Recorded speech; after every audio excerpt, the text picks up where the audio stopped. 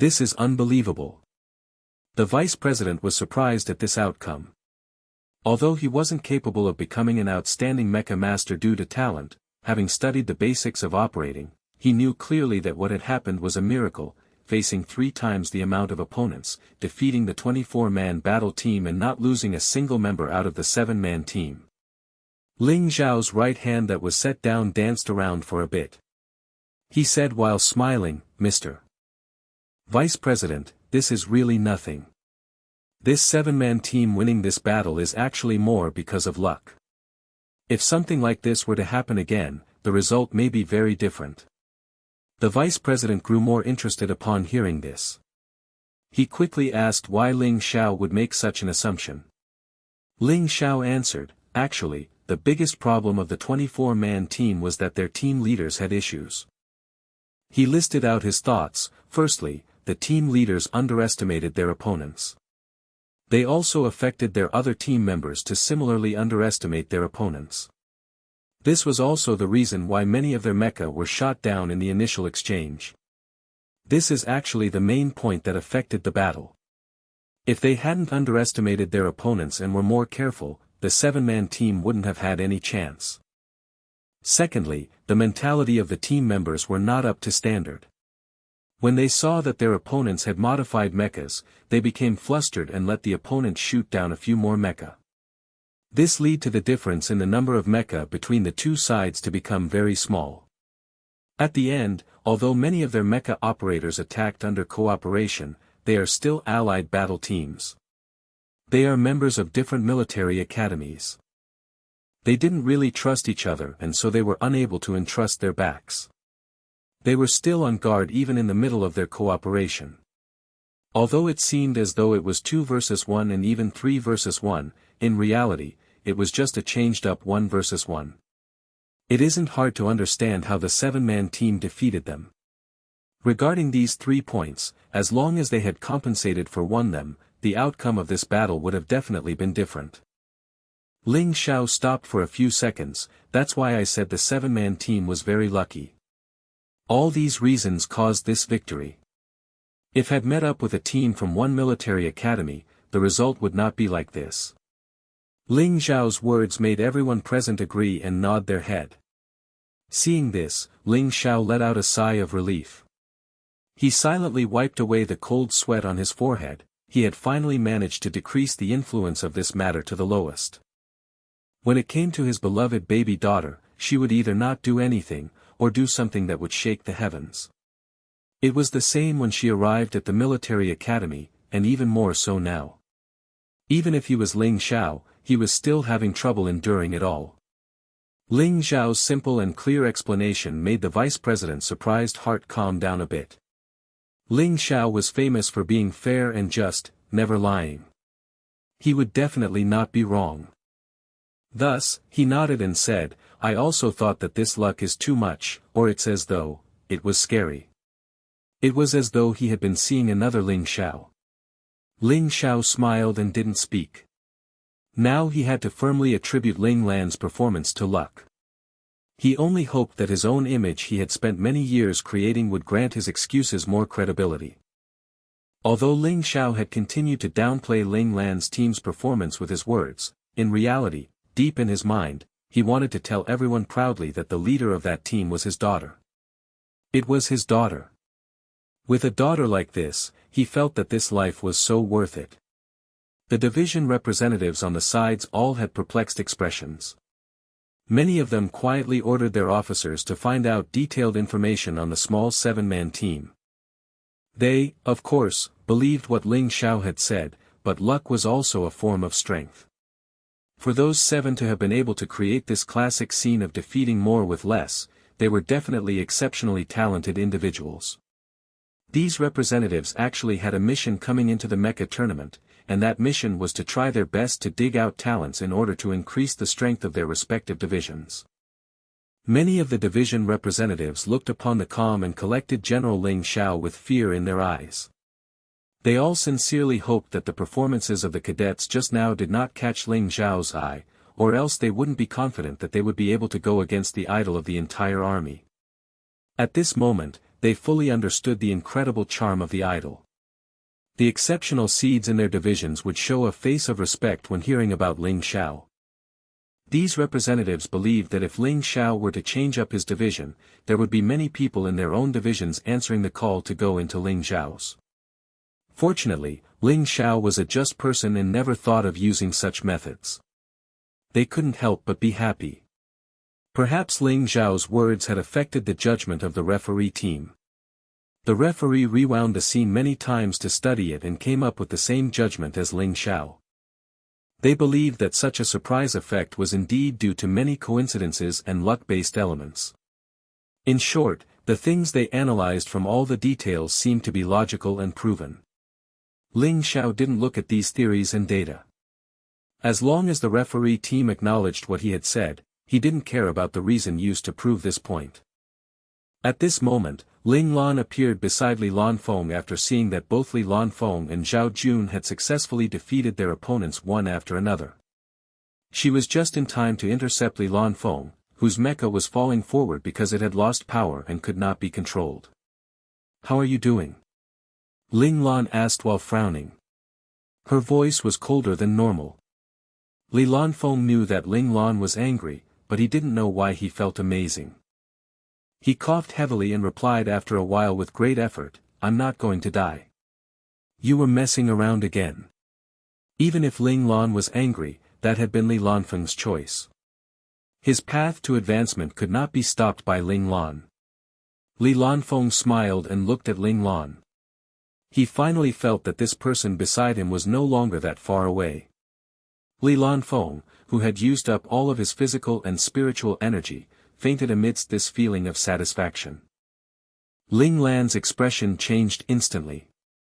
She quickly discovered this situation since she was using her spiritual power to monitor Li Lanfeng's condition. She quickly yelled, "Come over here quick to save him, Li Shiyu." After saying this, Ling Lan operated her mecha and laid Li Lanfeng's mecha on the ground. She quickly opened the door of the cockpit and jumped right in. She got to Li Lanfeng's cockpit. She found the passcode lock on the side of the cockpit door and quickly inputted a long string of password combinations. After a sound of a lock opening, Li Lanfeng's cockpit was opened. Ling Lan didn't hesitate and went straight in. She first saw the bloodied control panel and her expression changed greatly. She turned her sights to Li Lanfeng in the seat. She found that Li Lanfeng's eyes were closed shut and his breathing was slowly becoming weaker. Ling Lan was mortified. She quickly unbuckled Li Lanfeng's safety belt and took Li Lanfeng out of the cockpit. Li Shiyu had already retrieved the first aid box and arrived. He saw Li Lanfeng's unconscious condition in Ling Lan's arms and was also mortified. He quickly walked up and held Li Lanfeng's right wrist to feel his pulse. He found that his pulse was becoming weaker and weaker and knew that the situation was dire. He quickly took out the emergency medicinal agent and pried open Li Lanfeng's mouth, wanting to pour it into his throat. However, it seemed as though Li Lanfeng was in too much pain as he was gritting his teeth very firmly. The medicine was unable to be administered by mouth in that instant. "Use a needle." Ling Lan saw this and calmly reminded. Li Shiyu quickly turned around, his fingers dancing about quickly as he immediately prepared an emergency shot.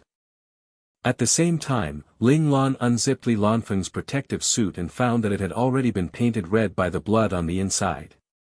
They couldn't see even one piece of muscle that wasn't damaged. The broken muscles and blood made for a motifying sight and made Ling Lan frown uncontrollably. Li Shiyu took the needle, his left index finger quickly pressed on Li Lanfeng's arm. After that, the needle had already accurately gone into the blood vessel and a dose of emergency medicine was shot into Li Lanfeng's body. Very quickly, the originally disappearing pulse and breathing began to become stronger. This made Li Shiyu and Ling Lan instantly let out a sigh of relief. Li Shiyu saw that Li Lanfeng's life was no longer in danger, so he took out the support analysis machine and began to analyze the condition of Li Lanfeng's body. He found that his condition was very bad. All of the motor functions of his body had broken down. He could only rest. In other words, Li Lanfeng no longer had the chance to keep fighting. After finding out everything about Li Lanfeng's injuries, Li Shiyu then systematically gave Li Lanfeng shots that could heal him. When Li Lanfeng became stable, he would then report this situation to Ling Lan. "With the medicine that we prepared, are you certain that you can cure Li Lanfeng?" After hearing about the situation, Ling Lan thought about it for a bit before asking Li Shiyu. "Yes, but during the recovery time, Li Lanfeng can't operate a mecha. Otherwise, the recoil from the mecha will destroy Li Lanfeng's muscles again. It will be hard to control if that happens." Li Shiyu was very confident in himself, but he spoke out his own worries. He then added, "Actually, the best choice would be to send Li Lanfeng to the area for those who are eliminated and let the medical team of the tournament treat him from all aspects. If they were to combine treatment pods with other treatment, then he would need only 2 to 3 days to fully recover." Ling Lan didn't say anything. After a few seconds passed, Ling Lan then asked, "You mean that if you were the one who treated him, it would take more than 2 to 3 days?" Li Shiyu smiled bitterly and said, "Without the treatment pod's vacuum-sealed antibacterial treatment, even if my medicines are amazing, the potency of the medicine would not be utilized to its full potential. If nothing went wrong, he would need a week's time to fully recover. However, with this kind of weather," he frowned and looked at how the snowy weather from hours before had now changed into midsummer. It was so hot that it felt that each breath could burn up. This kind of extreme change in weather was definitely not fit for the injured to nurse their injuries. Would there be any unchangeable after effects to Li Lanfeng's body if we delay the time of treatment? Ling Lan looked at Li Shiyu seriously. She had to know about this point very clearly. "That won't happen," Li Shiyu said firmly. Ling Lan got the answer she wanted. She then let Li Shiyu bandage up Li Lanfeng's injuries. Li Shiyu was very fast. A few minutes later, he had finished bandaging up Li Lanfeng's entire body.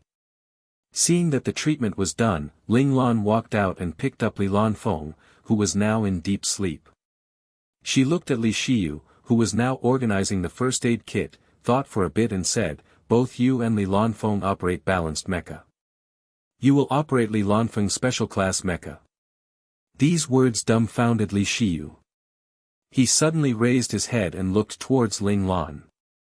However, because of the sun, he couldn't see Ling Lan's expression.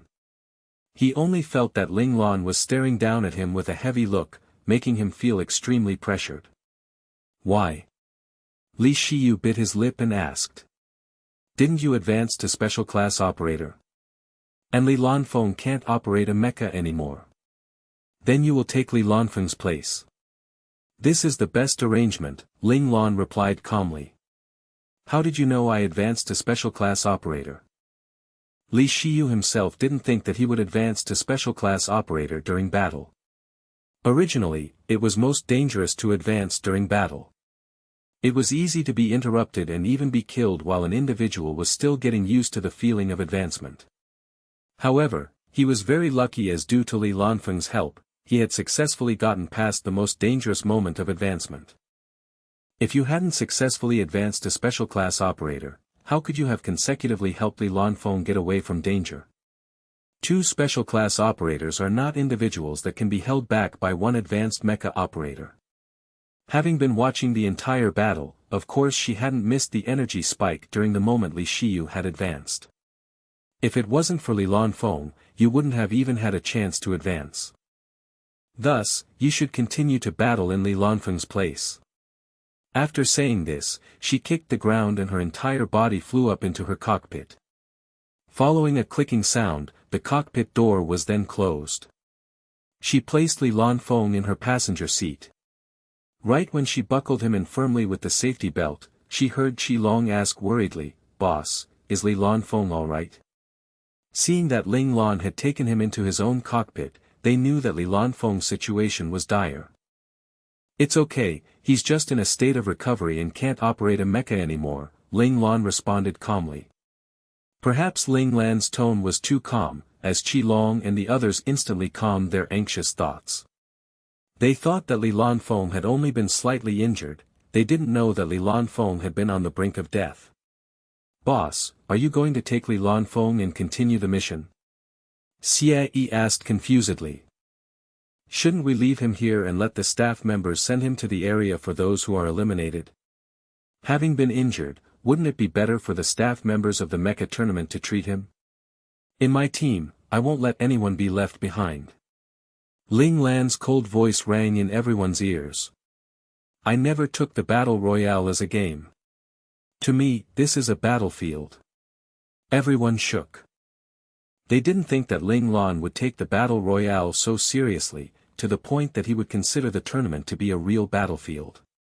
They felt ashamed of themselves. Compared to their boss, their thoughts were considered playing around. They always felt that this tournament was a tournament that didn't have any possible dangers. I will not give up on any member of my team. I also hope you guys remember that in any situation, you shouldn't abandon your teammates. I believe that Li Lanfeng wants to greet the victory of the battle royale together with us. Ling Lan's words shook everyone. Xie felt even more ashamed of himself. Wasn't what he suggested the same as leaving Li Lanfeng behind? After going to the elimination area, Li Lanfeng would be treated, but in reality, it would also mean that Li Lanfeng had been eliminated and sent out of the battle royale. Li Shiyu looked at Ling Lan's mecha that had already risen up into the air. Suddenly, he felt that he was really lucky to have joined Ling Lan's team. With a responsible leader like this, its team members would definitely achieve greater heights than others. He didn't hesitate any longer and jumped into Li Lanfeng's cockpit. When he saw the control panel that was painted red by Li Lanfeng's blood, he thought of Li Lanfeng's bloodied fingers when he was bandaging him up. Li Shiyu used his hand to wipe the control panel and his fingers immediately became stained by the thick blood. In order to save me, you injured yourself to this degree without care. Why would you do that? Li Lanfeng gave him a familiar feeling. Familiar to the point that he could almost believe it was that person. If he didn't clearly know that that person could never operate a mecha, he would have impulsively taken down Li Lanfeng's mask just now to see what his real face looked like. Is it really as you said? That by being with him for too long, I end up subtly sharing the same temperament as he? Li Shiyu began to wipe at the control panel and quickly returned it to its original silver-white color. However, why would you know my promise with him? Is it possible that you guys are so close that he would tell you about this? Li Shiyu tightly held the cloth in his hand. Or maybe, you are him. Li Shiyu closed his eyes. No, I can't guess randomly without evidence. He wouldn't lie to me, he wouldn't lie, he wouldn't. After feeling that he had calmed down, he then opened his eyes and smiled bitterly. Whenever I come across matter that involves him, I can't keep calm. Maybe I'll find Li Lanfeng and talk to him. Perhaps, there are some questions he will be able to give me an answer to. That'll be better than just thinking randomly. Li Shiyu took a deep breath and tossed Li Lanfeng's matter to the back of his mind. He went back to getting used Li Lanfeng's mecha. He had to thank the fact that he operated balanced mecha and that he talked to Li Lanfeng about operating every day. Also, he had entered Li Lanfeng's mecha and watched him operate it firsthand before. All of this allowed him to get used to it quickly. It should be said that in terms of mecha operating, the members of the Li family were very talented. After around 10 minutes, Li Shiyu had grasped around 70 to 80% of Li Lanfeng's mecha. He was already carrying out some of the basic operations smoothly. Right then, Ling Lan and the others were modifying their mecha. They had to thank Chang Xinyuan. He had invented a paint that could instantly cover up mecha. At this moment, Ling Lan and the others were comparing the logo on the Second Men's Military Academy's logo in order to recreate them. Actually, all of mecha used for all the military academies had all the same shapes and colors. The only difference was the logo on their chest, and Ling Lan was recreating said logo. Ling Lan's situation was constantly being shown on a small window on the screen in the monitoring room. The other people's attention was probably drawn towards the battles of other military academies. Ling Xiao, who was watching Ling Lan all along, seemed to not care on the outside, but in reality, he was constantly paying attention to what his own daughter was doing. When he saw that his daughter had picked up a boy like a princess, he almost lost control and crushed the teacup in his hand. Man, he dared to take advantage of his daughter. Ling Xiao definitely didn't see that it was his daughter that held the boy like a princess and not his daughter being held up like a princess. In short, in Ling Xiao's eyes, it was his daughter that was taken advantage of and not his daughter taking advantage of someone else. Forget the fact that Ling Xiao was really angry. The odd movements of Ling Lan's team were quickly noticed by the others. One of the division representatives yelled towards the staff member for the big screen, "Zoom and enhance the image of that 7-man battle team." The staff member quickly turned the image to Ling Lan and company. The big screen was instantly filled by Ling Lan's team. What are they doing climbing onto their mechas? Can you zoom towards the chest area? Because of the big screen, everyone saw Ling Lan's odd movements and instantly became curious.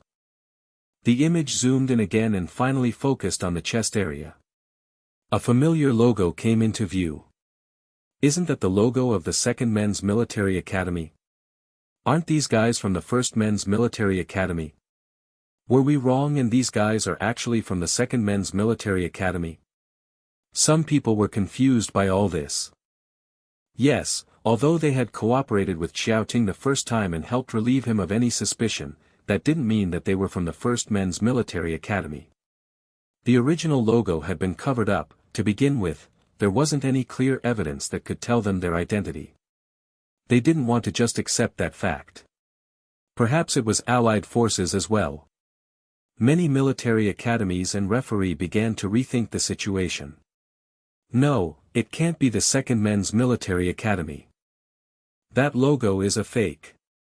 Although the imitation was very similar, the material was different. If they looked closely, there would be a difference. Some of the people who had sharp eyes were able to see this difference. Fake.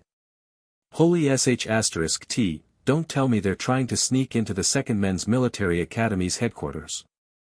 Who are these people? Isn't this a bit too brave? Many people were amazed at this fact, and even more people became more interested in this 7-man battle team. Without a doubt, they had an exceptional strategist with them. Upon seeing this scene, Ling Xiao instantly cheered up. However, in order to successfully sneak in, just having the logo wouldn't be enough. What else does my daughter have up her sleeve? Ling Xiao thought curiously. General, that 7-man battle team is led by young Master Lan, isn't it? He Shuyang saw that most of the crowd had been drawn towards the 7-man battle team. They didn't pay attention to them, thus he tilted his body to Ling Xiao and whispered in his ear. Ling Xiao frowned as though he was asking. How do you know? He Shuyang laughed silently and said, young Master Lan's way of operating actually has similarities to you. It wasn't clear as to why the people here hadn't discovered this point. Ling Xiao smiled and nodded lightly to confirm He Shuyang's guess. He Shuyang had received an answer that satisfied him. He sat up and thought, young Master Lan is really strong.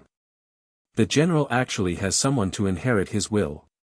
By the time Li Shiyu had pretty much grasped how to handle Li Lanfeng's mecha, Qi Long and the others had reached the end of the needed time for modifications. Ling Lan was now modifying the logo on Li Lanfeng's mecha because she was quick and had already finished the logo on her own mecha long ago. When Ling Lan finished, she knew that everyone was ready and quickly led the 5 mecha away from their position. Very quickly, the staff members moved to the scene. One of the staff members ran towards the advanced mecha that Ling Lan had left behind. He examined it carefully, but afterwards discouragingly reported to the monitoring room. They destroyed all the logos on their mecha. There's no way for us to determine which military academy they're from. The AI has been locked up and the data has been erased. There's no way to find anything regarding the 7-man battle team.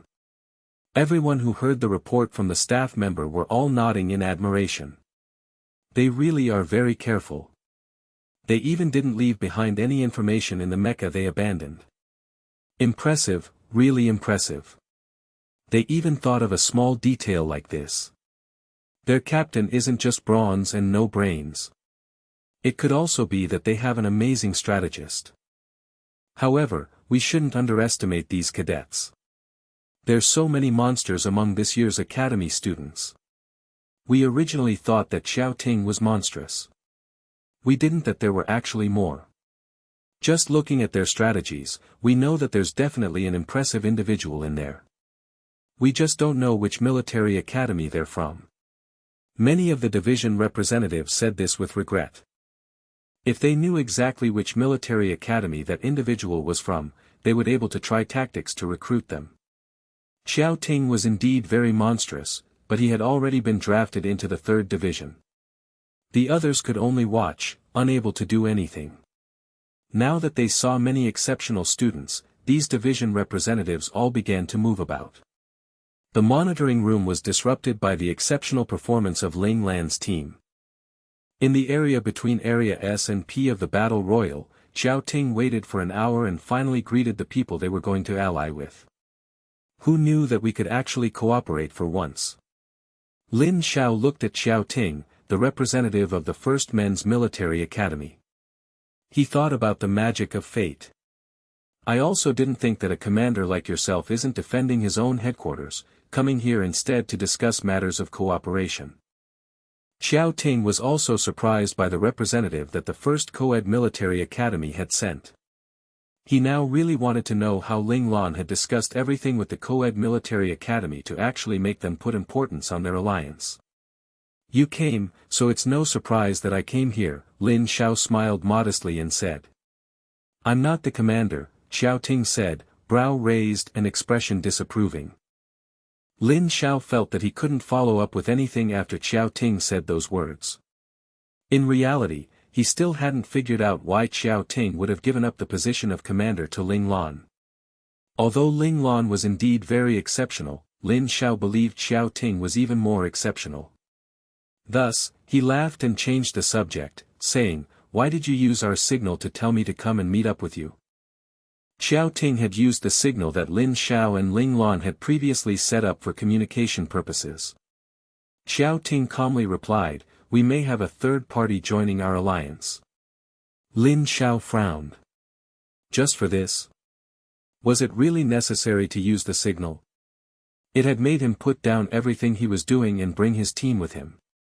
Lin Xiao felt discontent, but he didn't show it and only calmly asked, who is it? The 3rd Men's Military Academy. Lin Xiao was shaken. It's them. You're willing to cooperate with them?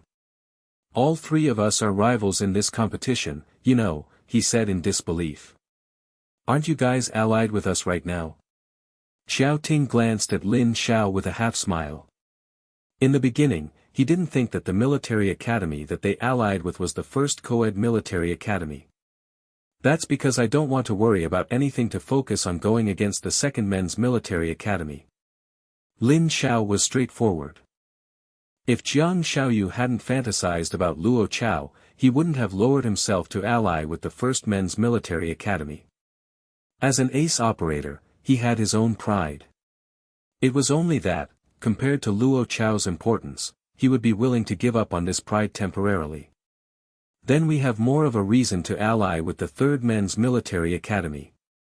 You wouldn't have to worry anymore and we will have what we want as well. Xiao Ting told Lin Xiao his plan, and the latter's eyes lit up. He discovered that Xiao Ting's idea was pretty good and the hope of success was very high. The 3rd Men's Military Academy had always wanted to get rid of their 10,000-year 4th place name.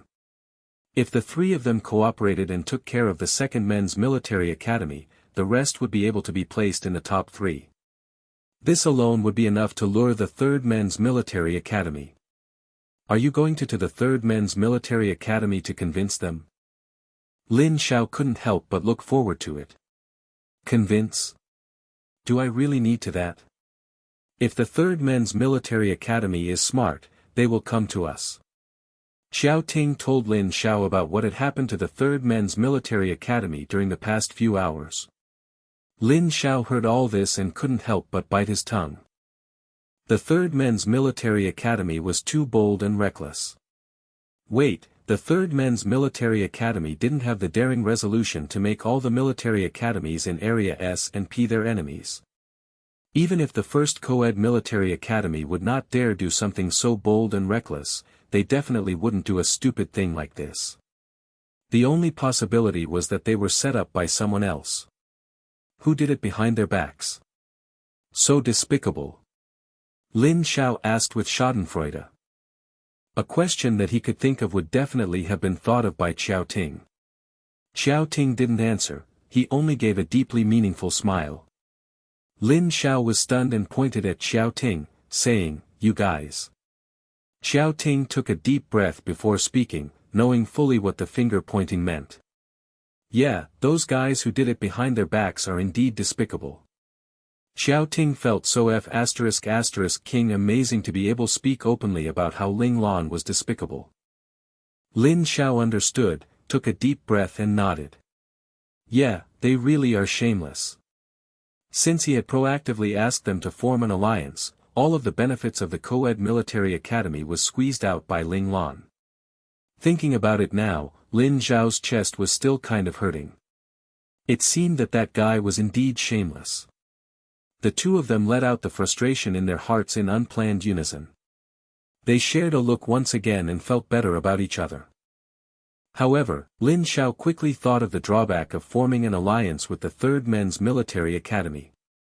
If we do ally with the 3rd Men's Military Academy, we will be making enemies of the allied battle team of both Area S and P. Is it really worth it? If we don't make them our enemies, then whose headquarters are we going to attack? Xiao Ting glanced at Lin Xiao proudly, his eyes full of confidence. The only reason he agreed to take his team and come out wasn't to carry out Ling Lan's orders, but to take the territories personally and prove his capabilities at the same time. It was also to make the 1st Men's Military Academy have the highest cumulative score and take the champion of this year's Battle Royale. Xiao Ting's words made Lin Xiao smile. If he wanted to swallow up all of Area S and P, the strength of their 2 academies would slightly off. However, when adding on the 3rd Men's Military Academy, it would be enough. Thus, Lin Xiao said, then we'll wait until the 3rd Men's Military Academy comes knocking on the door of their own accord. Hearing this, Xiao Ting's lips showed a slight smile. He looked towards the sky and thought to himself, Ling Lan, even when it comes to strategy, I will not lose to you. Xiao Ting had continued to warn himself that Ling Lan shouldn't be the rival that he should be paying attention to. However, the arrangements that Ling Lan had made that seemed to be messy yet contained deeper intents uncontrollably made Xiao Ting feel dreadful once again. He couldn't control it and made Ling Lan into his rival once again. Xiao Ting and Lin Xiao began waiting for the representative from the 3rd Men's Military Academy to come to them to talk about cooperation. At that moment, Ling Lan's team had passed Area S and was heading towards Area M.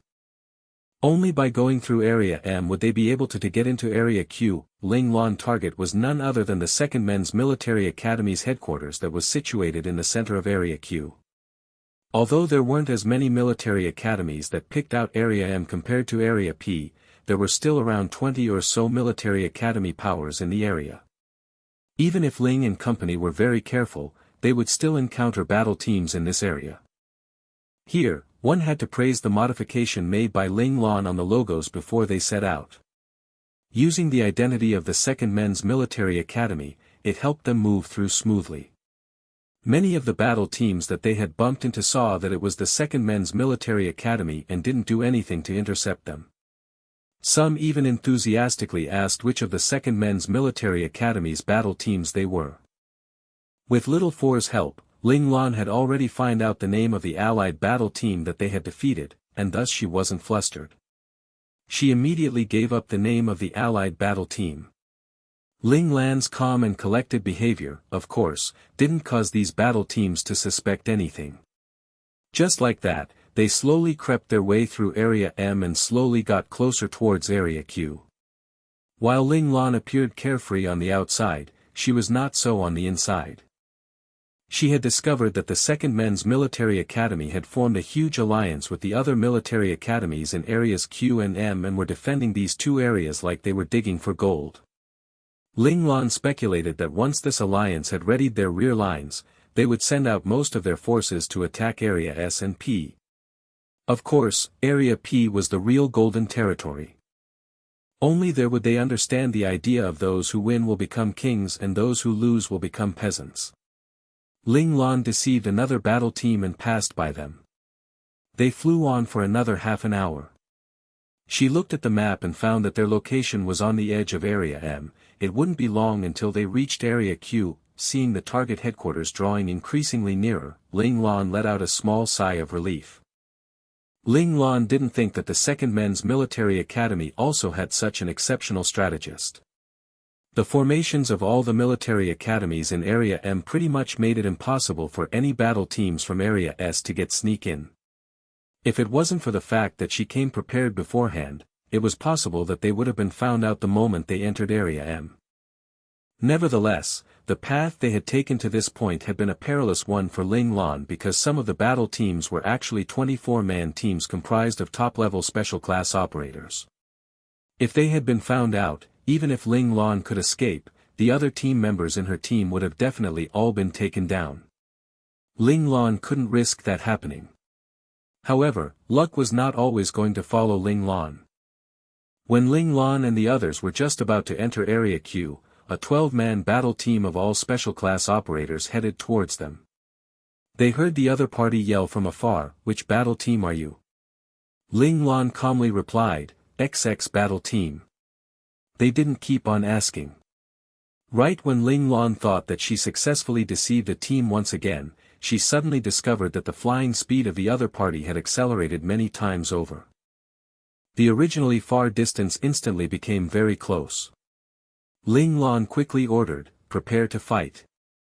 Ling Lan felt that they had definitely made a mistake, but Ling Lan couldn't figure it out right then. What made them slip up? Hadn't it been all unicorns and rainbows up until now? Hearing her order, Qi Long and the others quickly took out their respective beam guns and cold weapons from the mounts on their back, holding one in each hand. They waited for Ling Lan's final order. "Are we going to attack first or wait?" Ling Lan hadn't decided yet. He heard Little Four scream out, "Boss, look here." An image appeared on the mecha screen. Many mecha were hiding in the desert below. Ling Lan's expression changed slightly and she quickly asked, "Little Four, what are the coordinates for the image?" Little Four answered confusedly, "It's the desert below you." Ling Lan glanced at the radar area and discovered that aside from the battle team that was flying towards them, no other battle team had appeared. Ling Lan didn't need to think to know that the mecha hiding in the desert had definitely turned off their engines, only by doing this would the mecha be undetectable by the radar. This made Ling Lan terrified. She had almost fallen into a trap just now.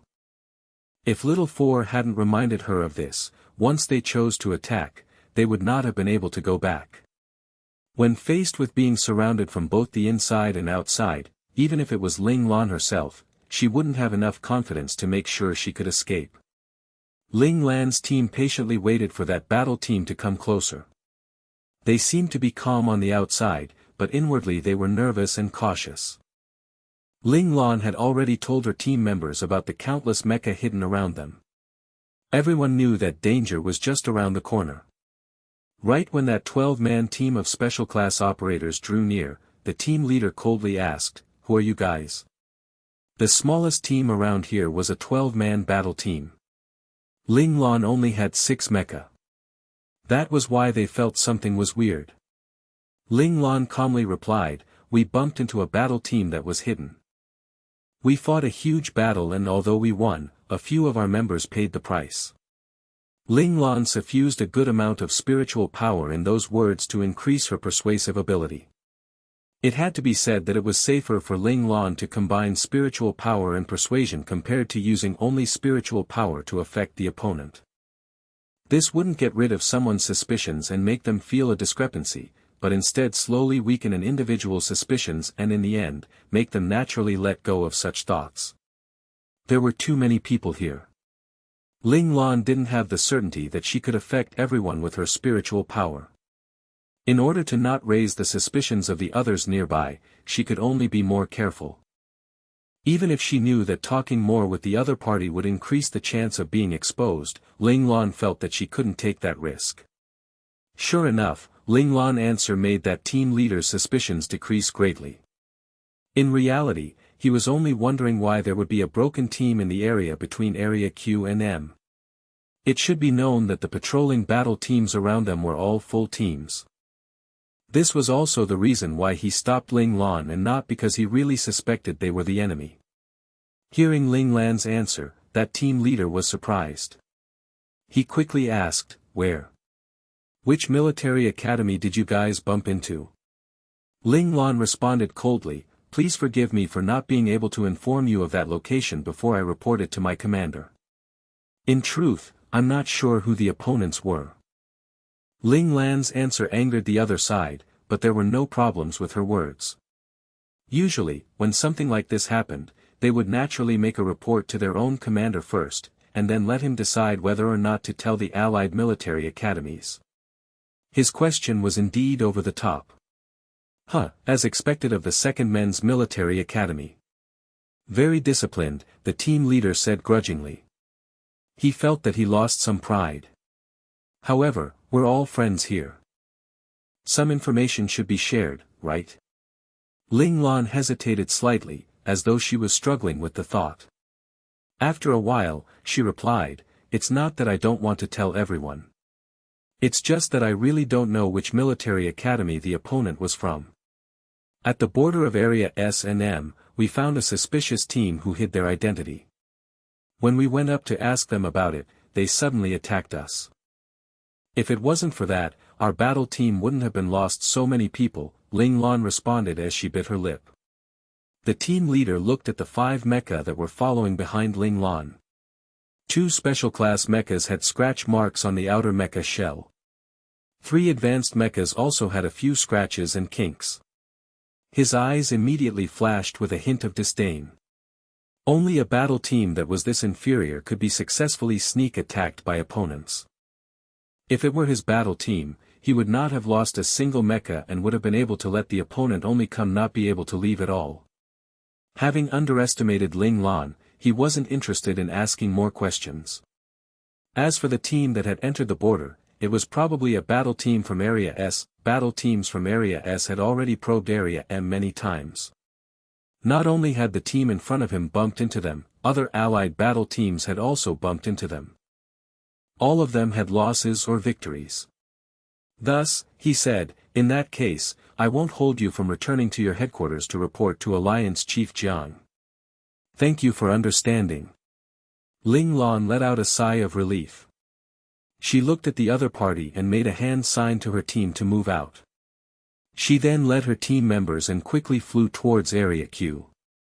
Since they were discovered by a battle team and passed open space at the same time, Ling Lan no longer hid. They proudly flew towards the Second Men's Military Academy's headquarters. Seeing the figures of Ling Lan's battle team disappearing into the distance, one of the members of that team leader's team asked, "Captain, are you not going to remind them? If they go back, they will definitely not have a good time. When they had come here, they received a new order. That order was that battle teams were restricted from getting close to the Second Men's Military Academy's headquarters. This matter is related to the Second Men's Military Academy." "What does it have to do with us?" the captain smiled coldly and said. "That beat-up battle team didn't show him any respect, so why should he remind them? Also, that guy Jiang Xiaoyu was delusional to think that he could control the entire alliance. That would depend on whether they agree or not." He was very happy to see instability within the Second Men's Military Academy. This would make it so Jiang Xiaoyu wouldn't have the energy to deal with them. The captain knew very well that even though they were allied forces, they still were cautious of each other. They were scared that they would be stabbed in the back by the allies.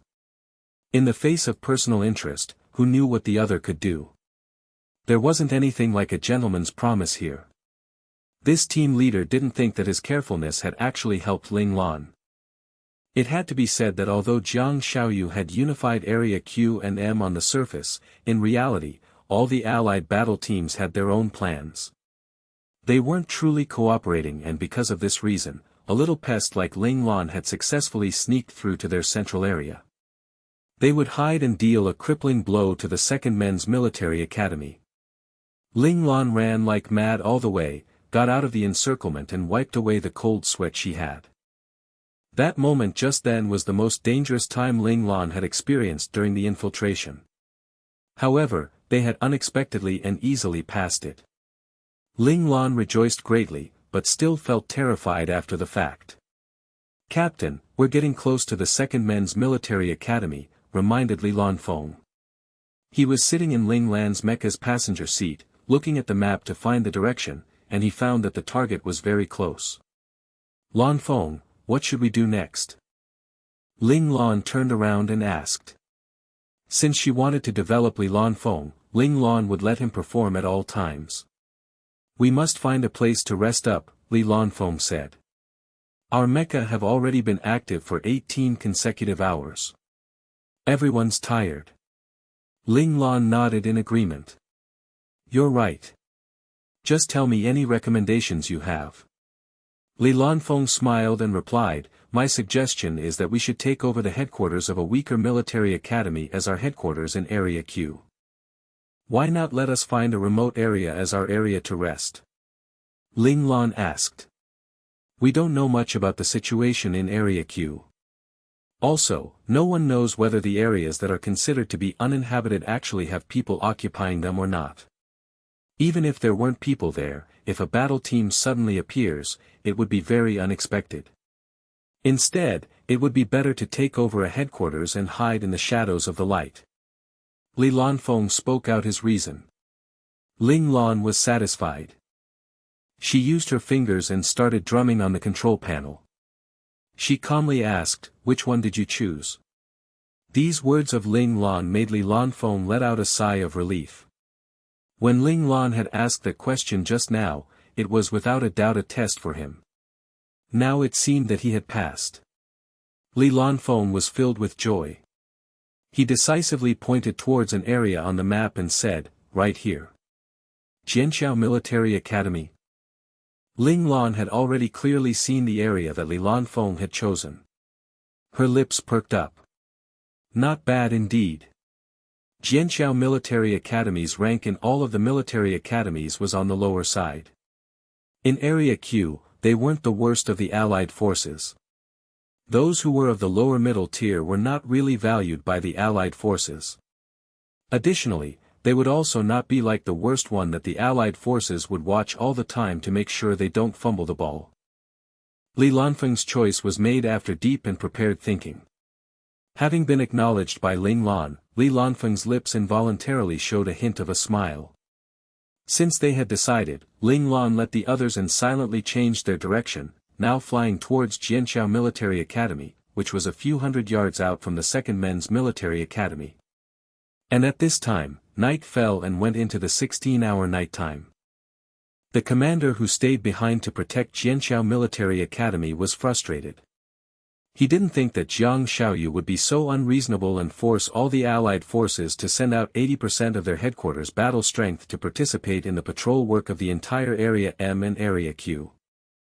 Looking at the two 12-man battle teams that were left in the headquarters, along with some logistics personnel, and comparing this to the second men's military academy's headquarters that had 5 layers of military strength defending it, along with Jiang Xiaoyu in the center, he became even more frustrated. Only the second men's military academy's headquarters is important. Are we, the other allied military academy's headquarters, unimportant and can be tossed aside whenever? The commander thought angrily. If a battle team were to infiltrate right now, even if it were a 12-man battle team, it would still be a destructive blow to Jianxiao Military Academy. Their academy wasn't greatly capable. They had barely assembled a 12-man special class operator battle team, but it was sent out by Jiang Xiaoyu, leaving only these 2 weak and broken teams. Each battle team only had 4 special class operators while the others were advanced mecha operators. The commander felt sadder and sadder as he looked at them. He believed that unless there were no enemy battle teams that would infiltrate their headquarters, they would definitely have no way of fighting back. Those assault battle teams were all merciless fellows. Just like that, the commander went through the daytime while being angry and frustrated. Seeing that night had fallen, the captain ordered the logistics personnel to turn on the light sources. In order to make sure they were safe, they made the headquarters light up as though it was daytime. However, it was because of this that the light sources were used up. There weren't enough light sources for the battle teams to move around to every corner of the headquarters. The two battle teams huddled up in the middle of the headquarters and didn't set up any patrols around the perimeter. Of course, looking at the strength they had left for defending their headquarters, they couldn't really spare too many people to do something like that. It's snowing again. Before the sun went down, it was still a hot summer climate. After sunset, it went into dark winter and snow began to fall. The commander could not help but sigh. This crazy weather was really making it hard for them. He looked at the logistics head and asked, "Do you think we should make some hot soup and let everyone drink some to warm their stomachs?" Although there were temperature controls in the mecha cockpit, people shouldn't stay in mecha for 24 hours.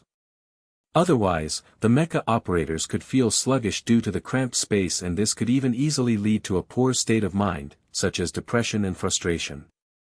Thus, during the course of the day, they would always set a time for the mecha operators to leave their mecha and rest up. The logistics head nodded his head and replied, "This idea is very good. We didn't hear anything odd from Area M during the day. Area Q has Area M guarding it, so we actually aren't in too much danger. We'll just let the two teams get off and eat one at a time. Nothing big will happen." "I know. This is also why Jiang Xiaoyu demanded us to send out 80% of our military strength to patrol the two areas. Although I'm really angry, I had a reason to not go against him. Compared to Area M, our Area Q is much safer," said the commander. Although it was largely because they couldn't defend against the overpowered Second Men's Military Academy, this reason was also part of it. A lower-ranked military academy like them would be satisfied as long as their own headquarters didn't get taken. Just like that, the two mecha teams were informed that they could eat a hot meal. They were all so happy. No one wanted to just chew on buns as they were tasteless. It was a disgusting nutrient solution. After entering the battle royale, they had been eating this for every meal. They had already gotten tired of it.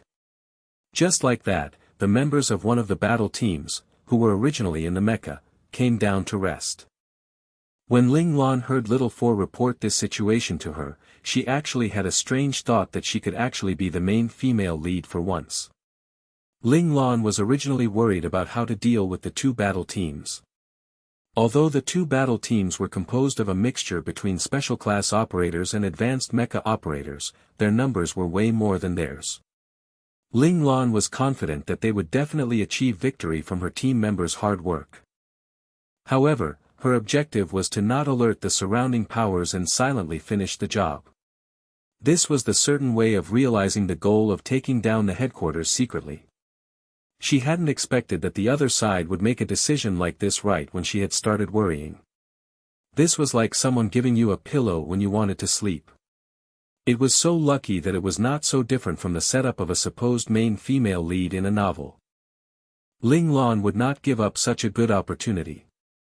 She quickly led her team members and infiltrated Jianxiao Military Academy's headquarters. Although Area Q's headquarters was considered to be easy to defend and hard to attack, this also required that the other party had more than enough strength to defend. Right now, the headquarters that had pretty much zero defensive power, which allowed them to easily infiltrate into the heart of headquarters. Of course, it was this easy only because Little Four had disrupted the radars of the opponent's mecha. This was also why Ling Lan dared to openly take her team members into the center of the headquarters. 12 mechas, 4 special class mechas and 8 advanced mechas. You guys all choose your own opponents. Ling Lan looked at the defended position up ahead and the mecha and informed her team members. Qi Long was the first to scream out, "That special class operator B1 is mine." Qi Long said this without holding anything back after setting his eyes on one special class operator. Ling Lan snorted coldly. "What I want is an instant kill. Change your target." This situation was different compared to the last time, they had to end it quickly. She couldn't let Qi Long be headstrong. Qi Long looked at that special class operator with regret, but had no choice but to choose the 2 advanced mechas that were closest to him. Then I'll take B2 and X1, these two advanced mecha. Ling Lan calmly said, I'll only give you 1 minute. If you pass that time limit, every second will equal 1 day of training in the secret room. Qi Long groaned instantly, boss, you're too cruel. You can choose to give up and only face one, Ling Lan said coldly. For someone like Qi Long, she had to pressure him. The more he was pressured, the more likely it was for him to be successful. Qi Long wasn't someone that would admit defeat. Hearing Ling Lan words, he immediately replied, okay, 1 minute. I don't believe that I won't be able to do it. After he said this, everyone else looked at Qi Long with sympathetic looks. This guy had fallen into boss trap. They could all foresee the miserable result Qi Long was going to face when he returned. However, they wouldn't be good Samaritans and remind Qi Long. They wanted to watch the scene of Qi Long's miserable experience. Li Shiyu wasn't cruel enough, however, he was afraid that Qi Long would say something more and result would be even more miserable. Thus, he said, give that B1 to me. Li Lanfeng could not help but cover his face. He glanced at Li Shiyu. His dumb little brother helping was worse than not helping. It was obviously pouring salt on Qi Long's wound. Seeing Qi Long looking at Li Shiyu resentfully and Li Shiyu with a baffled expression, Xie Yi held in his laughter and said, give D1, that advanced mecha, to me. Luo Lang also felt the odd atmosphere between Qi Long and Li Shiyu. He followed up after Xie Yi and said, I'll be responsible for F2, that advanced mecha. Since they needed to end the battle as quickly as possible, Luo Lang and the others didn't choose opponents whose strength was above their own. Zhao Jun thought it over and said, I'm confident that I can take down a special class mecha within 1 minute. His words meant that he didn't have the confidence that he would be able to defeat 2 mecha within a short amount of time. If he was operating an ace mecha, he would perhaps be willing to try. Everyone looked towards Ling Lan. There were still 2 special class mecha as well as 4 special class mecha. These numbers made up half a battle team. Even someone like Boss Lan would probably have a hard time defeating them. Li Lanfeng was frustrated. If he could operate a mecha, he could at least intercept 1 special class mecha or perhaps 1 the advanced mecha. That way, Ling Lan wouldn't need to be responsible for so much. Once again, Li Lanfeng felt his uselessness. He always felt that he was pulling Ling Lan's leg. Li Shiyu worriedly said, I think I can be responsible for another advanced mecha. Zhao Jun followed up, saying, then I'll be responsible for 2 more advanced mecha. How could an ace operator like him lose to Li Shiyu who had only just advanced to special class level? No need. Li Shiyu, you are still responsible for B1. Zhao Jun, you're responsible for the special class mecha, N1. At the same time, you will aid Li Shiyu. Leave all the other ones to me, said Ling Lan calmly as she clenched the firmament in her hand. Although there would be some difficulty involved, Ling Lan wasn't someone who would retreat from difficult situations. Yes, Captain. Zhao Jun heard Ling Lan's order and his eyes flashed. Was Boss Lan this strong? He suddenly thought of the proud and aloof Qiao Ting. If he knew Ling Lan's real potential, would he still remain as proud? Ling Lan made a signal and they quickly moved silently towards their targets. At that moment, the 12-man battle team that was defending in all directions were all looking forward to a bowl of hot soup. They didn't know that the time of their demise was upon them. Who knows when Little Shu and the others will finish eating and rotate shifts with us. One member licked his lips. Ever since they came into the battle royale, it was the first time he was going to have a hot meal. He had been about to puke from eating nutrient solutions. I don't know. That little Mo even provoked me earlier saying that we were going to eat cold food. Made me so angry, another member said angrily. Although they were of the same military academy, each battle team still had a rivalry relationship and would definitely have a little friction between the two of them. Captain Foam won't take too long. Don't worry guys. The captain heard the murmurs of the team members and spoke to comfort them. In reality, he also wanted to immediately go into the resting area and eat a hot meal. Unfortunately, he had lost a bet with Captain Fong just now. He could only let his team members endure it for the time being. At that moment, Ling Lan was staring at the mechas that guarded different directions. Although there were just about only short and thin trees in Area Q, it wasn't like there weren't any towering trees. There was a dense forest area in the center of Jianxiao Military Academy's headquarters. This allowed those mechas that were guarding the center point to safely hide within it. However, at the same time, this gave the attacker places to hide. Attackers like Ling Lan. Ling Lan discovered that these people weren't very alert, so much so that some of the mecha operators were just playing around and didn't actually pay attention to their surroundings. This made Ling Lan overjoyed. Their lack of attention undoubtedly brought about a huge convenience for Ling Lan. She was now more confident in instantly taking down 6 mecha. Right then, 2 mecha suddenly turned around and left the area within Ling Lan's line of sight. Ling Lan's eyes lit up and her fingers danced around quickly. Her mecha instantly pounced towards the 2 mecha from behind a towering tree. These were 2 advanced mecha. The distance between them was a bit close. Originally, Ling Lan was worried that when she was taking care of one mecha, the other mecha would discover her. Now, if they didn't see Ling Lan at the beginning, Ling Lan was certain that she could instantly kill these 2 mecha. Ling Lan's mecha's speed was very fast. In the blink of an eye, she appeared before one of the mecha. Firmament, held in her hand, slashed horizontally towards that mecha. Shing! The sharp edge of the firmament easily tore open the opponent mecha's neck. She didn't need to cut it fully, she only needed to damage the operating system of the mecha, then let the AI lock up and determine that the mecha was killed instantly. Now, because Ling Lan's speed was really fast and silent, adding on little for disrupting the radar, the teammate closest to this mecha actually didn't realize anything. After taking care of this mecha, Ling Lan used the tip of her feet to push against the ground. The mecha had already changed its direction and pounced towards that mecha that was closest to the one that was taken down. Shing, another advanced mecha was killed instantly before they realized what had happened. Ling Lan fixed her eyes on the 3rd mecha. Only using a few seconds, she silently took care of the 4 advanced mecha. There was no difficulty in going against advanced mecha for Ling Lan, whose finger speed had already reached the peak of ace operators. Ling Lan now changed her target to the 2 special class operators who were left. When she took care of the first special class mecha, the sounds made by Qi Long and the others alarmed another special class mecha. That special class mecha quickly called to the members of the team, but found that there wasn't anyone replying. Right then, he knew that something was wrong.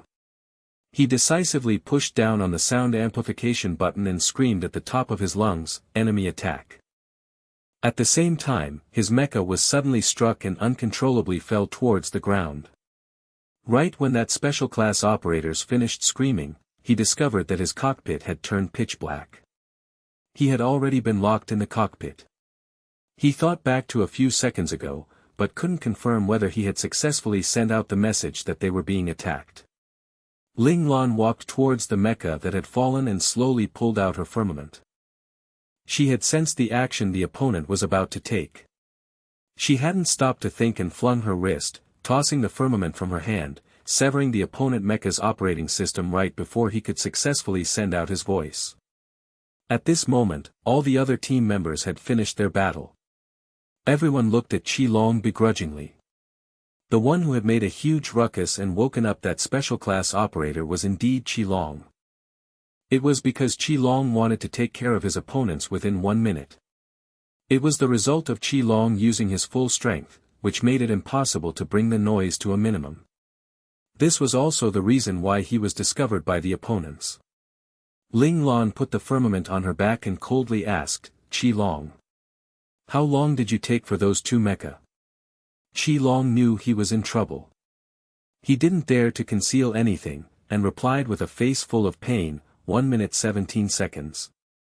"When we return, you're going into the secret room for a month," Ling Lan said determinedly. "Why, only 17 seconds? That's 17 days. Qi Long stomped his foot. "You alerted the opponent. You have to be punished, Ling Lan said coldly. He had almost caused the entire plan to fail. If she didn't punish Qi Long, she wouldn't be able to face her terrified little heart. Upon hearing this, Qi Long immediately lowered his head and dared not to speak again. He was afraid that if he spoke further, Boss would increase the punishment exponentially. He had already experienced this kind of result many times while growing up. Having learned his lesson, he would definitely not let the month become 2 months or even 3 months.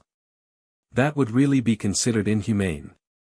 After taking care of this battle team, Ling Lan's team carefully and cautiously hid their mecha. They looked towards the temporary tent the Jianxiao Military Academy had set up for resting at the center of the headquarters. They originally thought that the noise that Qi Long had made would alert the people inside, but they discovered that the other side hadn't moved at all. It was probably because of the peace they had up until now, as well as the allied patrol pattern of the Second Men's Military Academy that made the Jianxiao Military Academy numb to danger. There's a total of 22 people in there. As the scout, Luo Lang didn't need Ling Lan to order him and immediately turned on the thermal detector and determined the exact number of people in the tent. Zhao Jun, you support. Everyone else, we're battling using physical skills. Ling Lan instantly came to a decision. She was the first to open her cockpit and jump out. Everyone was hot on her trail and all flew to the ground. Zhao Jun looked on as Ling Lan led Qi Long, Luo Lang, Xie Yi, and Li Shiyu into the tent like monkey demons. He felt really miserable. Why did he leave him here to support? He wanted to fight too. Li Lanfeng enviously looked at the silhouettes of Qi Long and the others. He really hoped that he was the one who was following Ling Lan, but he took a look at his own weak and entirely bandaged body and couldn't help but sigh. Going against 22 people who weren't really on guard didn't give Ling Lan and the others any pressure. It was just that Qi Long, Luo Lang, and Xie Yi were brutal enough. They defeated a bunch in just a few seconds. This made Li Shiyu, who was extremely nervous, discover that he had nothing to do after he had knocked out only one opponent and was getting ready to go on to the next. He deeply felt that this team that he was in, whether it was its captain or its members, was made up entirely of a bunch of brutal individuals. Ling Lan ordered her team members to lock the stunned opponents into their mecha, and then they searched around many times. After confirming that there weren't any more enemies, they all breathed a sigh of relief. Seeing the hot meals that the Jianxiao Military Academy had made, they were wild with joy. Although the nutrient solution's taste was pretty good thanks to boss modifications, they had already consumed it for many meals and couldn't take it anymore. Especially when it came to a glutton like Qi Long, his eyes were glowing green upon sighting the food. Ling Lan picked up Li Lanfeng, who was still in the mecha. Although Li Lanfeng wanted to walk himself, Ling Lan glanced at him and made him not dare to say anything that objected to her picking him up. Woo-woo, rabbit's cold eyes are so cruel. Of course, Zhao Jun was still miserably guarding the mechas cautiously. Zhao Jun hid in the mecha and bit on his little handkerchief. Woo-woo, is it really okay for you guys to bully the new guy? That's despicable, right? Now content with a full belly, Ling Lan made Qi Long switch places with Zhao Jun, asking him to come down from his mecha to rest up. When Zhao Jun finally ate the hot food he had been waiting for, he instantly cried tears of joy. He felt so happy and he finally felt alive again. Cough, Li Lanfeng coughed uncontrollably. Ling Lan looked at Li Shiyu. Li Shiyu felt his pulse and calmly said, "It's all right. It's just the temperature inside the tent is lower than the cockpit. Li Lanfeng's body can't get used to it quickly. Do you want to go back to your mecha to rest?" Ling Lan asked with care. Li Lanfeng's injuries were severe. Ling Lan had taken it to heart all along. She was afraid that his injuries would worsen. "No, it's all right. If I can't even get used to a temperature difference like this, how would I be able to go on the battlefield in the future? The conditions there won't have the same conditions we have here." Li Lanfeng raised the bowl of hot soup in his hand. Being able to drink a bowl of hot soup right now made his body and soul feel comfortable. Ling Lan didn't oppose Li Lanfeng. It was just as Li Lanfeng had said. Right now, they were in the Mecha Tournament's Battle Royale. It was only simulating some of the environments on the battlefield. In reality, it wasn't difficult because their supplies and everything were fully prepared. If it was something he couldn't handle now, Li Lanfeng would definitely not be able to go onto a real battlefield. Li Lanfeng drank a bowl of hot soup and felt much better. He then took out the map and spread it out on the ground. He pointed at the 2nd Men's Military Academy on the map and said, "Captain, the 2nd Men's Military Academy is here. They are around 147 kilometers away from us. It would take around 7 minutes to reach it with an advanced mecha's speed. There's only half the time left until the Battle Royale ends, and that is 36 hours. I suggest that we hide here and wait for the very end. We attack when the 2nd Men's Military Academy's defense is at its weakest." "How will that happen?" Ling Lan asked plainly. "When Jiang Xiaoyu leaves, that will be our opportunity to strike," Li Lanfeng said without hesitation. Ling Lan's lips perked up a bit and glanced towards Li Lanfeng. "You're that confident that Jiang Xiaoyu will leave the headquarters?" "I've carefully studied Jiang Xiaoyu before. He is a strong-headed person who likes to perform. How can he give up on attacking to sit calmly in his headquarters?" Li Lanfeng's mouth showed a smile with a hint of confidence. "He will definitely lead a team and move out." "What do you think he will do?" Ling Lan showed a hint of praise in her tone. Li Lanfeng's prediction was the same as her own. Now full of expectations, Ling Lan couldn't help but increase the difficulty for Li Lanfeng. She wanted to know whether or not Li Lanfeng could predict the timing at which Jiang Xiaoyu would move out. "After 12 hours, I believe, Jiang Xiaoyu will use the last hours of daytime, which is the last 24 hours, to attack Area S and P," Li Lanfeng said decisively. Ling Lan went silent for 1 second. Jiang Xiaoyu was a rash person. When he found out that something had happened in Area S and P, could he really be patient enough to wait until the last 24 hours? However, moving out after 12 hours would not bring about any danger to them if anything happened during that time. Li Lanfeng's judgment was very accurate. Thinking to this point, Ling Lan nodded and said, "Then we move out after 12 hours. Luo Lang saw that Ling Lan and Li Lanfeng had decided on the time to move out. Knowing that they had 12 hours to rest up, he was instantly overjoyed. He looked at the receiver in the tent and smilingly took out a transmitter from his pocket. "Then I'll make this headquarters into ours first." Right when he moved, he heard the sound of a hidden weapon flying towards him. Luo Lang promptly dodged and caught the hidden weapon. It actually turned out to be a large metal pot.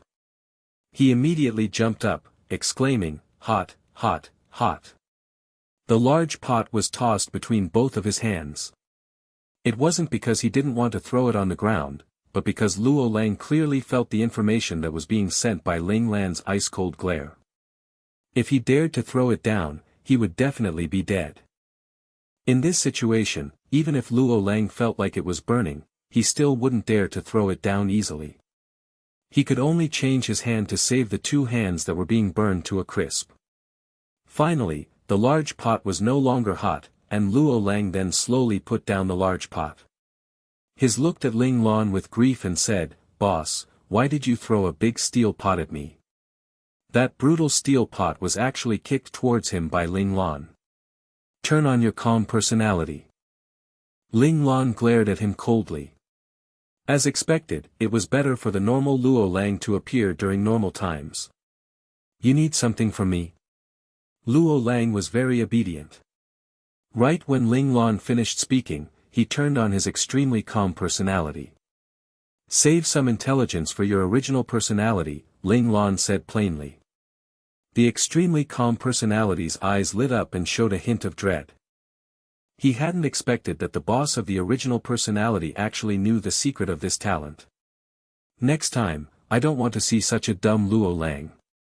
Ling Lan pointed her finger at the extremely calm personality. "Don't try to provoke me. When I defeated you guys, it was to increase Luo Lang's strength.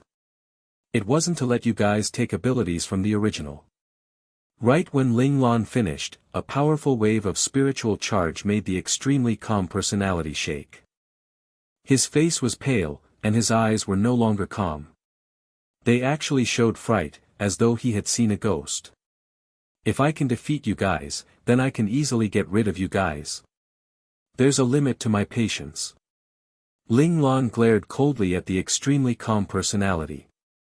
The killing intent that was held up in her body was released. The thick killing intent made the extremely calm personality become even paler. He even felt that Ling Lan's expression that was full of killing intent was enough to swallow up this personality of his. What was this power that made the extremely calm personality be this surprised and frightened? I understand, replied the extremely calm personality as he bit his lip. Call me boss. Ling Lan's eyes coldly glared at him, her aura increasing once again. It pressured the extremely calm personality, making him unable to stand and uncontrollably kneel down. Yes, boss. Replied the extremely calm personality with a pale expression. You understand what to do, right? Ling Lan stared at him and continued. Yes, I know. I will discuss this with the other personalities. Discuss. Ling Lan's eyes narrowed and her killing intent flashed by in an instant. The extremely calm personality suddenly felt his heart become cold as ice. He discovered that the original's boss really wanted to get rid of them, the personalities, and was not just saying it to scare him. I will notify them. We will definitely be able to do it. As expected, the extremely calm personality was extremely calm. He instantly made a decision and decided to completely submit to Ling Lan. Ling Lan's eyes sparkled, the look in them switching between killing intent and hesitation. Luo Lang's talent was a double-edged sword. Although it could increase Luo Lang's capabilities, the original could easily be controlled by those other personalities. Perhaps getting rid of Luo Lang's talent was the safest choice for him. How could the extremely calm personality not notice Ling Lan's hesitation and killing intent? He immediately said, "Give me another chance. We will crown the original as king." Ling Lan's sudden pressure on Luo Lang's different personalities made everyone at the scene nervous. They knew that what Ling Lan was doing had meaning, and thus they just watched silently on the side.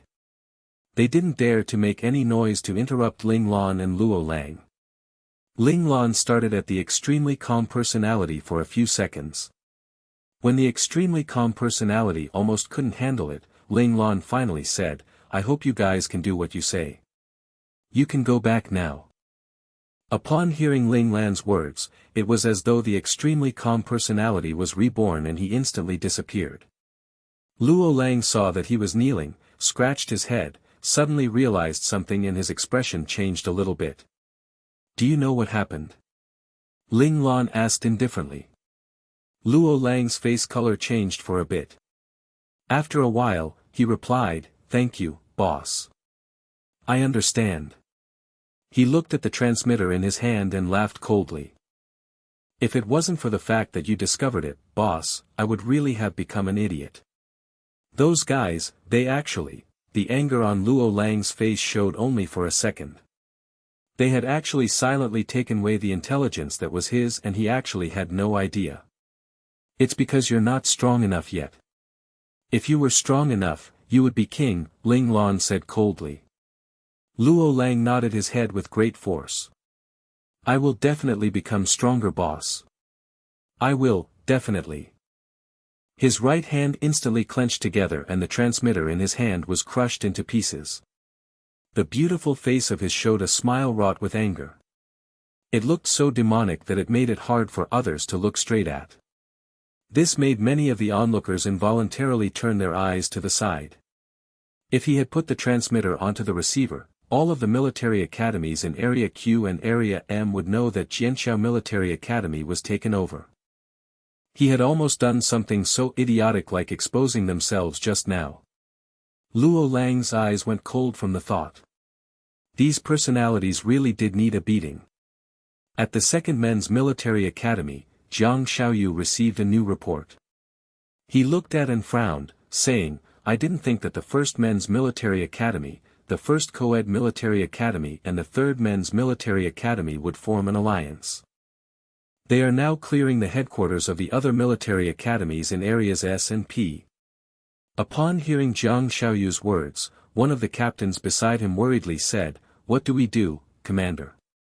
Are we going to give up on Area P?" Give up?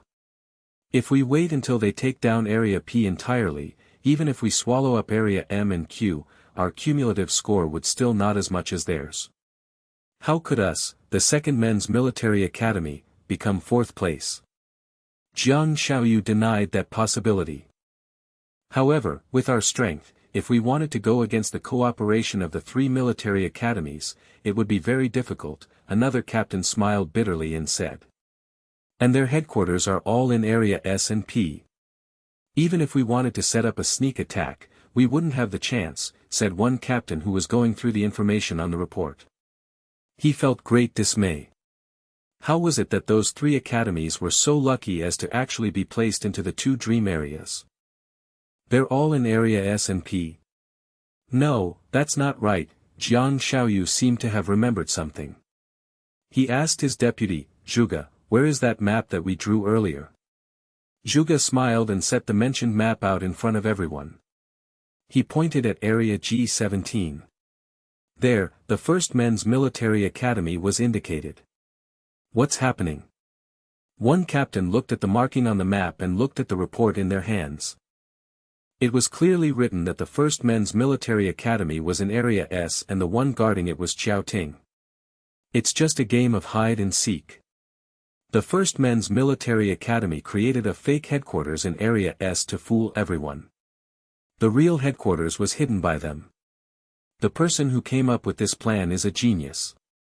If it wasn't for the fact that we remembered the real location of the 1st Men's Military Academy, I would perhaps have been fooled as well. Zhuge's eyes showed some surprise. He was very curious as to whom had created this plan. It was definitely an insanely good move. Even he hadn't thought of this. Jiang Xiaoyu looked at Area G17 and immediately laughed out loud, saying, "A divine blessing from the heavens. I didn't think that Qiao Ting would be so daring and actually leave his headquarters." Zhuge was not surprised. He smiled and asked, "Commander, are we preparing to attack G17?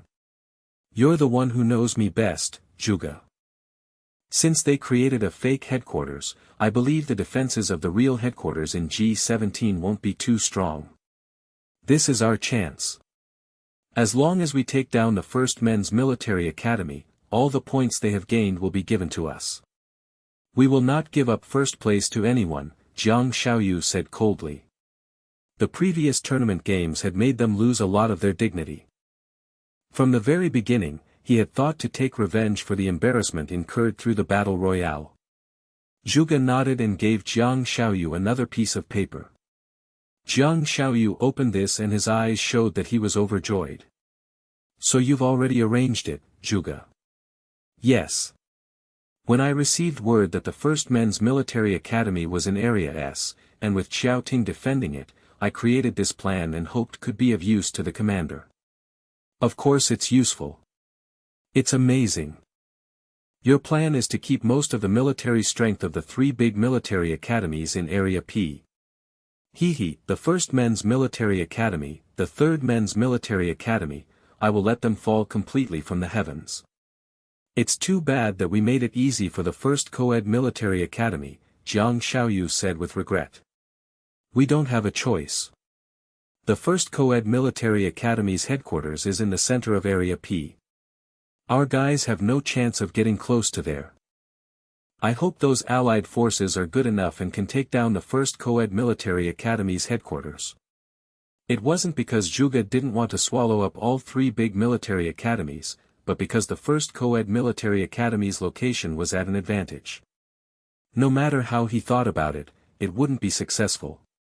It would even affect the other 2 plans. In the end, he had no choice but to give it up. However, although he said this, he still didn't think that the allied battle teams would succeed. "We can only do it this way. However, having the 1st Men's Military Academy and the 3rd Men's Military Academy as trophies will be more than enough." Jiang Xiaoyu wasn't too greedy. Immediately moving out was better than just thinking about it. Jiang Xiaoyu couldn't wait any longer. He quickly gathered up the battle teams, splitting them into going towards two directions. One direction was on the surface, composed of 10 or more battle teams who would move towards Area S. Their target was the 3rd Men's Military Academy's headquarters. The other half of battle teams was led by himself to quietly sneak into Area S. They prepared to go around Area P at the border and move into Area G. It is indeed a good plan. The real headquarters of the 1st Men's Military Academy has been exposed. It looks like the 1st Men's Military Academy and the 3rd Men's Military Academy will face the most difficult time in this battle royale. Those in the monitoring room who had discovered Jiang Xiaoyu's movements began to worry for these two military academies. "I think that I'm more worried about the 2nd Men's Military Academy," said one officer. He pointed at the headquarters of the Jianxiao Military Academy.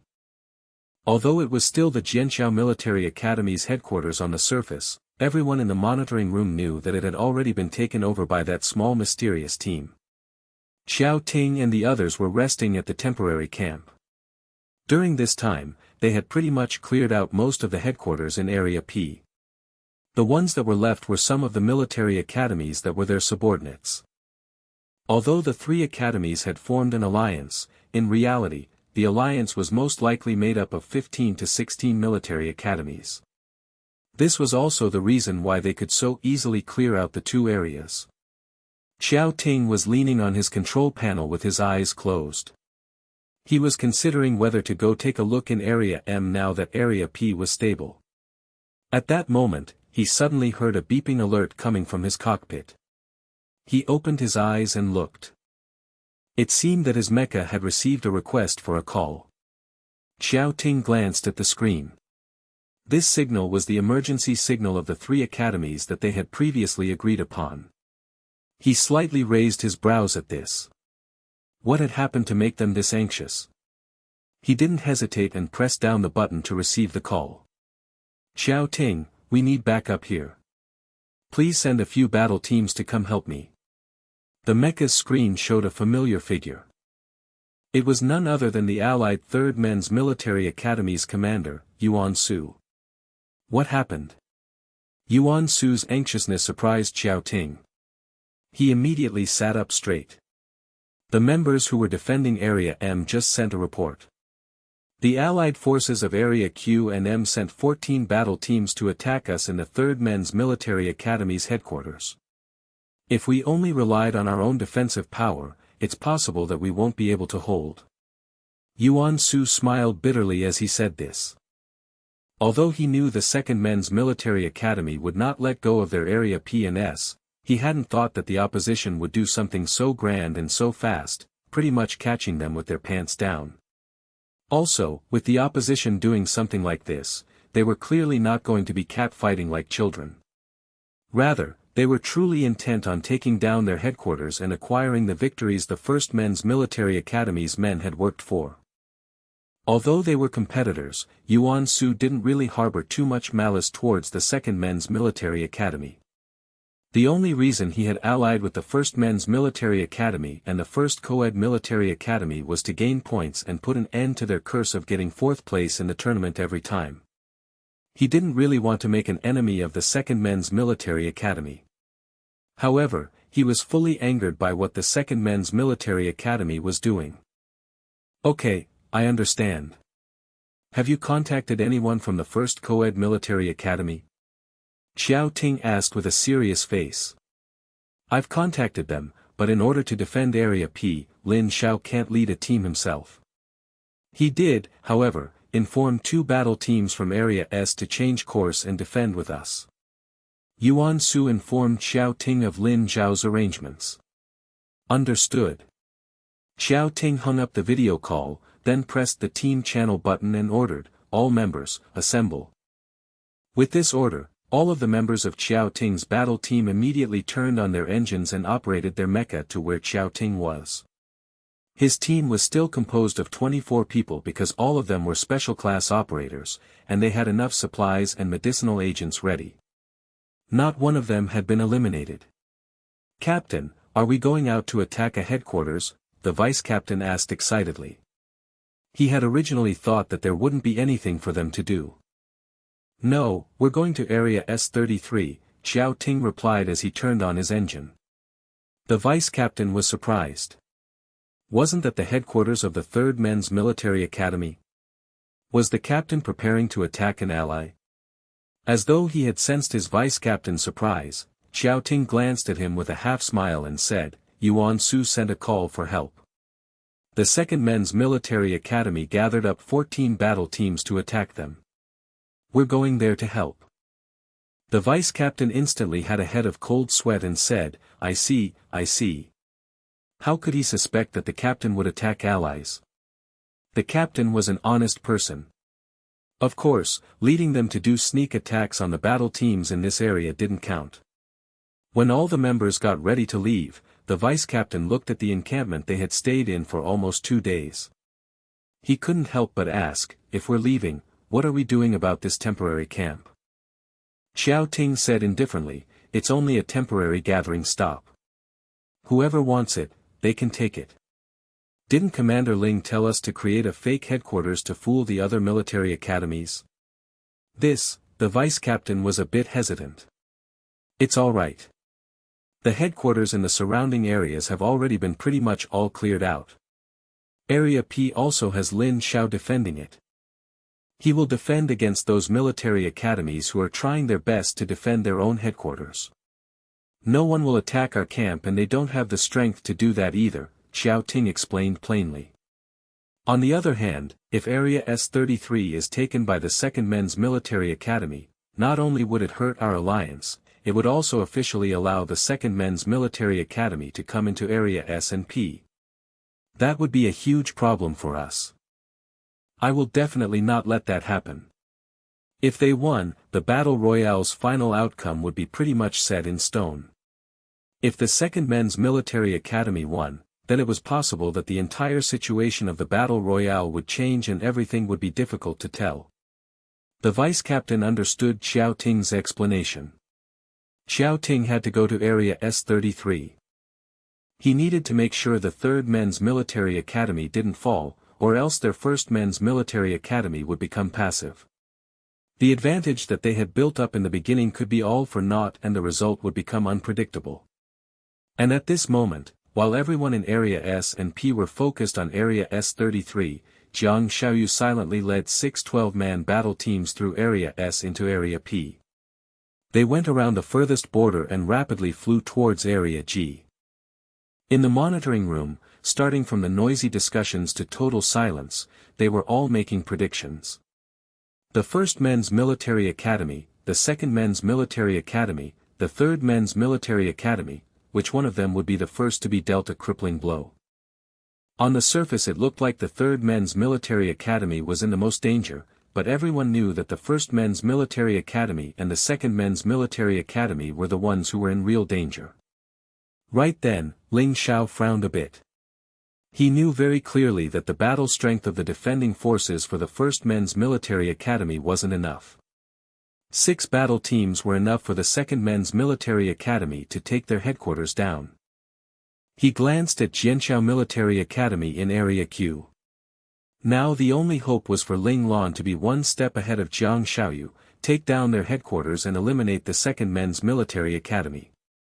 Perhaps this was the way to avert this crisis. Of course, they had to hope that Jiang Xiaoyu's battle team didn't have allied forces, or everything would be unpredictable. Xiao Ting has moved out. The direction he's heading towards is the 3rd Men's Military Academy. Not good. Looks like the 1st Men's Military Academy is in danger. The people in the monitoring room had all been waiting for Xiao Ting to make a move. They wanted to see if he was going to return to the 1st Men's Military Academy. When they saw that the direction Xiao Ting was moving towards was Area S-33, their expressions all changed instantly. At this moment, the people in the monitoring room was no longer able to predict the final outcome. The future of the 1st Men's Military Academy, who were originally leading and looking to be in great shape, became murky and unknown because of the sneak attack plan of the Second Men's Military Academy that had come out of nowhere. It was possible that if they were unlucky, they would be eliminated before the end. This time, the First Men's Military Academy made a mistake. How are they so confident that their headquarters wouldn't be known by anyone? There was a huge possibility of exposing the territory of their real headquarters during the 1-minute memorization time on the day of drawing lots, someone said regrettably. The First Men's Military Academy was too confident and reckless. Their commander is still too young and naive. If Xiao Ting had taken up that mantle, something like this wouldn't have happened. Many were criticizing Ling Lan as the commander and believed that her arrangements had many flaws. Ling Zhao's finger drummed on the table. He didn't believe that his daughter would be so daring and not think that someone may have memorized the real location of their headquarters. Nevertheless, his daughter had still done she did. What was the reason that made her so daring? Was there a secret in that headquarters and was impossible to break through? That was the only thing that could explain his daughter's arrangements. For the first time, Ling Xiao felt that he actually couldn't see through what Ling Lan was thinking. He Shuyang's expression was very serious. He thought about all the details, but still felt that the First Men's Military Academy was fraught with grim possibilities. A battle has begun in Area S-33. While they were worrying about the outcome of the First Men's Military Academy, on the other side of things, the 14 battle teams of the Area Q and M Alliance had gone against the border defenders of Area S-33. They pulled up the screen of the battle. Yuan Su was angry and frustrated after seeing the border defense battle team being pushed back one by one. The opposition was slowly closing in on the center location of their headquarters. Although he had found many helpers, they were still a little far away and wouldn't be able to arrive in a short time. He knew that he couldn't let them just do what they want, thus, he led all the battle teams that were defending the headquarters to meet with the opposition. With that, the sky above Area S-33 had engines sputtering, countless beams of light flying around. Mecha were being hit one by one, falling down from the sky. There were ones from the 3rd Men's Military Academy and also the Area Q and M Alliance. Yuan Su took care of one mecha. Before he could take a breather, 2 more mecha pounced on him. The number of mecha in the Area Q and M Alliance's battle team was 1/3 more than the defending mecha of 3rd Men's Military Academy. This made the 3rd Men's Military Academy instantly fall into a hard battle. If it wasn't for the fact that offensive battle teams who were on the offensive joining in one by one, it was possible their situation would have been worse. Another mecha team is here. The 3rd Men's Military Academy discovered countless mecha approaching their position on the radar. It's a battle team from the QM Alliance. Seeing that it wasn't their own reinforcements, the faces of everyone in the 3rd Men's Military Academy turned pale. Another 5 to 6 battle teams were more than enough to fully break the thought of fighting back for the 3rd Men's Military Academy's mecha operators. Our reinforcements are almost here. Everyone, don't give up, Yuan Su yelled and woke up his shaken teammates. Attack faster. Take down the 3rd Men's Military Academy's headquarters before their reinforcements arrive. The Q and M Alliance commander gave a new order. Although the 3rd Men's Military Academy used all their strength to fight back, they were still short on half the number of people compared to their enemy. This made them slowly retreat. With the reinforcements of the opposition joining in, the mecha operators from the 3rd Men's Military Academy had more and more die. The capabilities of the mecha operators in the 3rd Men's Military Academy were solid. Even if they died, they would also take one foe with them, or they would cause extreme harm to an opponent, making the QM Alliance's battle team lose many mecha operators as well. However, these losses were worth it for the QM Alliance's battle team. It was because they saw the hope of victory. Right when they were preparing to continue attacking, 5 beams of light suddenly shot towards them from afar. These beams came to them without a sound. Other than one missing, the other 4 accurately hit 4 mecha. The mecha were instantly hit and fell towards the ground. And at this time, a sparkling mecha appeared in front of everyone. The mecha operators from the 3rd Men's Military Academy, who were still alive, instantly changed from their originally low and stagnant states to excitement after seeing this mecha. It's Xiao Ting. Captain Xiao Ting is here, the 3rd Men's Military Academy's men yelled out happily. Hope suddenly emerged in their hearts, making their strength increase tenfold. Fighting back in this state, they injured and destroyed some of the mecha from the QM Alliance that weren't prepared. I'm sorry, Commander Yuan, I'm late. The air was filled with Xiao Ting's deep voice, and closely following his words was the uniform sound of mecha engines roaring from afar. 23 mecha were quickly flying towards them. This was probably the reinforcement battle team Xiao Ting had brought. No, you're right on time. Yuan Su smiled coolly. He hadn't thought that Xiao Ting would personally lead the team to come aid them. He couldn't help but be very grateful. Xiao Ting's 24 mecha joined in. Although the defending mecha still had a disadvantage, the only ace mecha in the entire battle was more than enough to compensate for that disadvantage. Right when the commander of the QM Alliance was hesitating whether to keep on attacking or not, the roaring of mecha engines sounded from afar. It was another 24-man battle team that appeared before everyone. The leader saw the confrontation between the two sides and said, "Commander Yuan. After receiving our commander's order, I, AI Song, have led my team here to report in." "That's great. Please thank Commander Lin for me." Yuan Su immediately smiled upon seeing that their battle strength was increased again. At this moment, he felt that allying with the 1st Men's Military Academy and the 1st Co-ed Military Academy had been a great choice. They were friends who were worth trusting. In their most dire time, they didn't abandon them. Furthermore, Xiao Ting had left the 1st Men's Military Academy's headquarters and personally led a team here. He would remember this act of kindness in his heart. The QM Alliance saw that the 1st Co-ed Military Academy had also sent a battle team here, and knew that they had lost their opportunity. He quickly yelled, "Retreat! You want to leave? No way! How could Yuan Su be someone that was willing to be taken advantage of?" Seeing that the QM Alliance wanted to escape, he immediately ordered every member to chase them. Seeing this, Xiao Ting and AI Song followed as well. After chasing for a few kilometers, Xiao Ting stopped Yuan Su. They were too far away from the headquarters. It wouldn't be good if the QM Alliance went past their defenses. Having already let out his anger and frustration, Yuan Su calmed down as well. He knew that Xiao Ting's worry was correct, and thus he led his members and the allied battle teams and returned to his headquarters.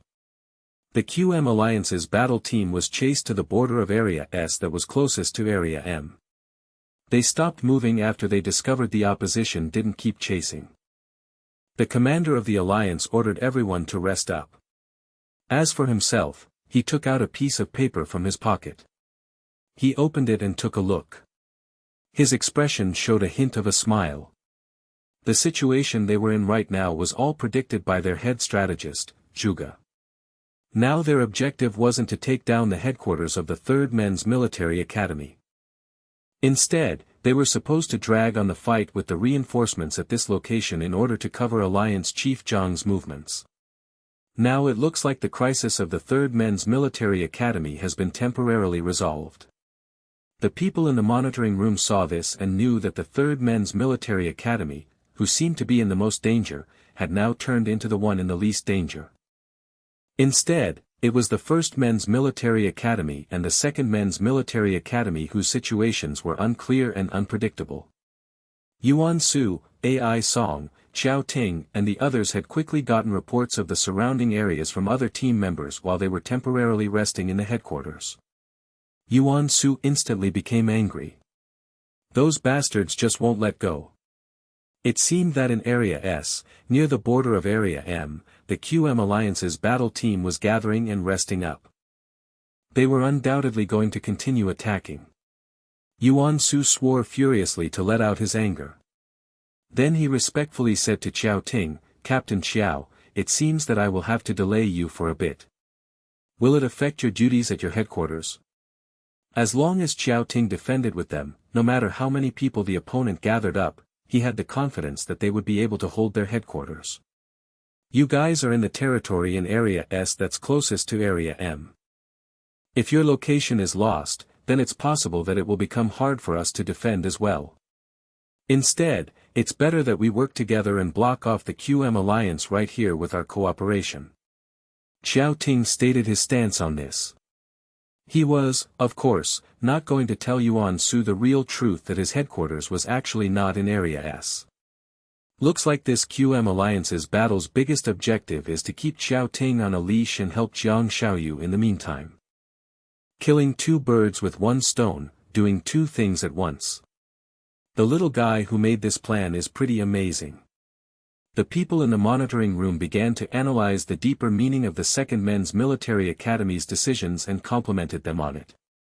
They were gradually come to look down upon the First Men's Military Academy, even though their performance in the beginning was very outstanding. Now, however, they had already forgotten that they had also praised the surprising strategy used by the First Men's Military Academy. Time was slowly running out. By the time Jiang Xiaoyu had led his team to appear in Area G, Jianxiao Military Academy's headquarters was still oddly silent. It was as though that mysterious team didn't have the interest in continuing to battle and was waiting for the end of the battle royale.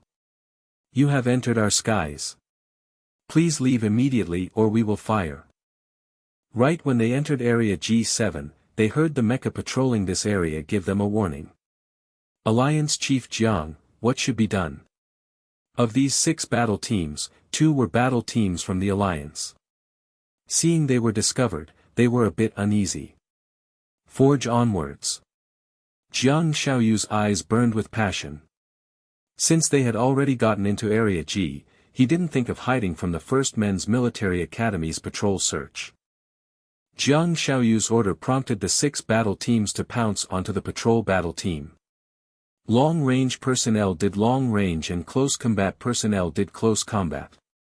The patrol team discovered that the people who were coming towards them were not friendly. Additionally, their number of mecha was far greater than their own. They quickly turned around to run, but because the opponent had so much firepower, they instantly lost 3 to 4 mecha. However, the captain wasn't bad. At the same time as he was dodging the beam attacks, he was sending out the information about being under attack to the rear lines. Beep, beep, beep. Wu Jiong was in his mecha, monitoring the whole situation of Area G17. Suddenly, he received a message. He opened it and his expression instantly changed.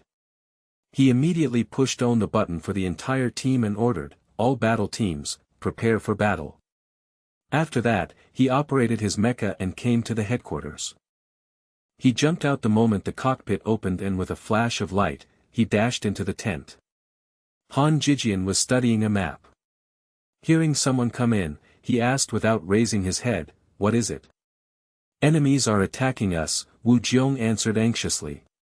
"They're finally here. I've been waiting for so long already."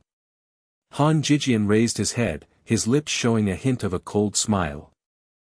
In reality, Ling Lan didn't naively believe that they could conceal the real location of their headquarters from everyone.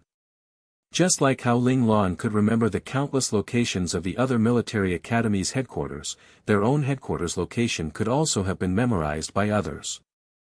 Thus, even though Ling Lan had arranged many plans at the beginning that were capable of fooling others, the defenses of the headquarters in Area G17 was definitely not as weak as people had thought. Jiang Xiaoyu was very happy to see that with one round of attacks from his side, they had sent the patrol battle team from the First Men's Military Academy crying home to their mothers. He happily and proudly said, "Move in." Right then, whooshing sound suddenly came from in front of them. It was the sound of missiles being shot out. Hearing this, Jiang Xiaoyu looked towards that direction. He saw missiles coming straight at them covering both the earth and sky. That missile was what mecha operators feared and dreaded the most. He said in surprise, "Armor-piercing missiles? Why did the First Men's Military Academy have this type of missile?" From what he had seen, the First Men's Military Academy had clearly chosen only mecha weapons, equipment and other necessary supplies. They hadn't applied for any of these armor-piercing missiles that were specifically meant for dealing with mecha. The power of armor-piercing missiles was very strong.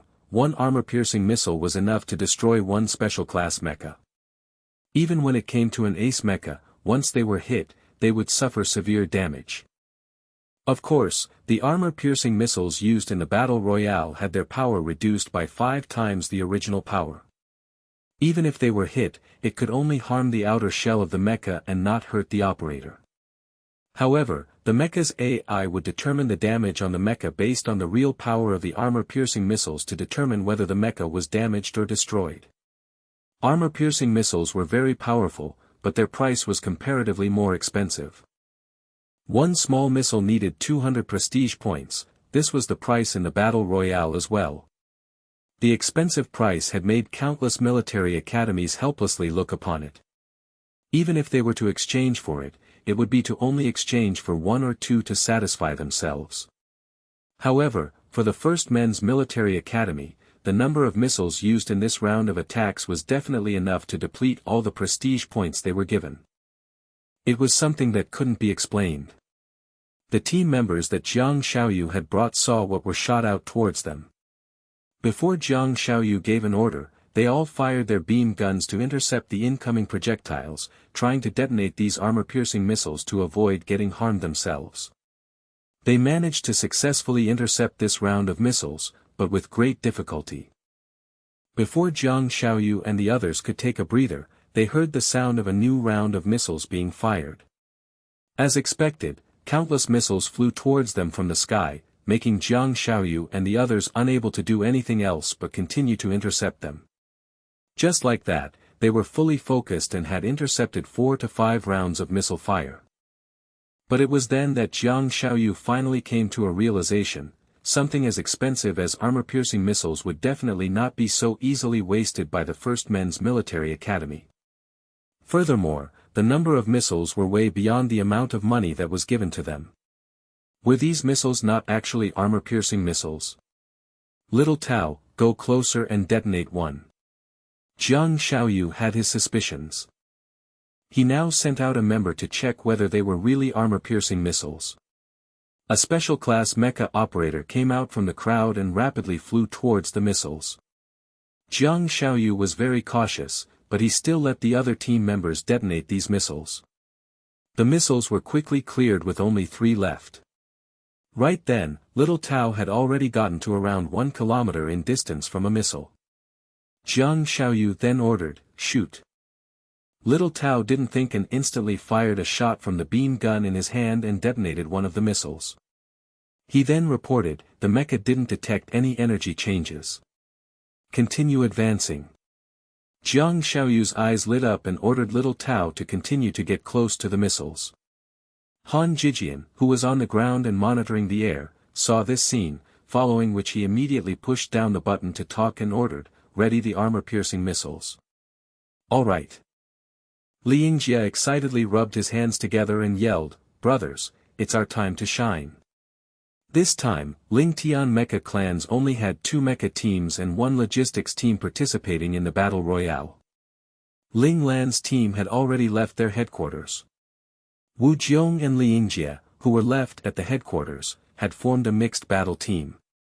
They were a battle team entirely composed of advanced mecha operators.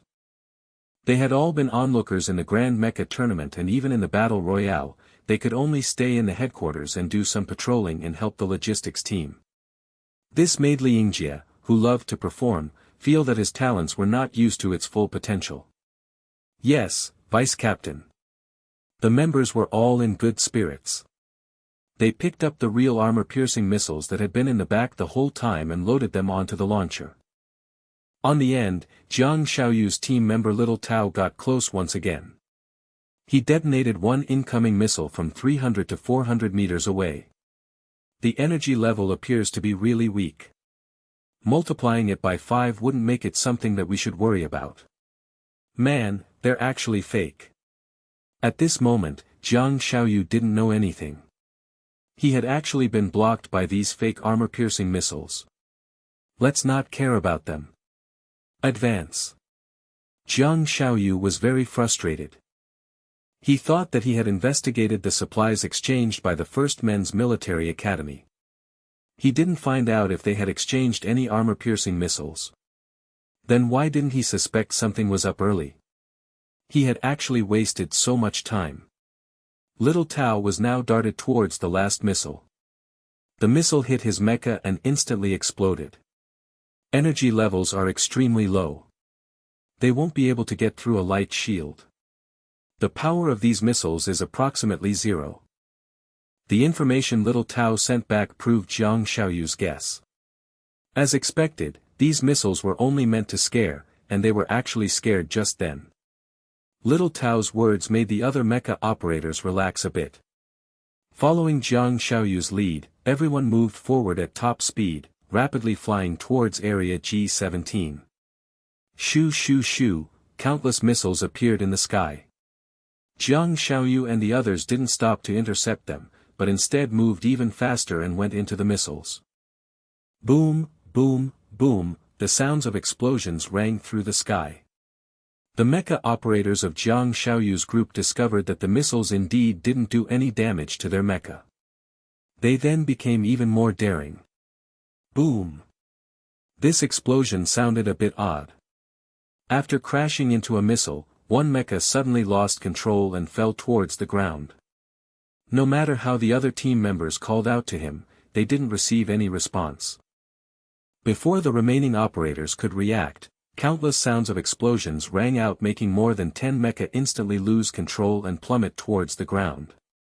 Seeing this, Jiang Xiaoyu's expression changed instantly, and it was at that moment that one missile headed towards him. He fired straight forward and detonated the missile before it hit him.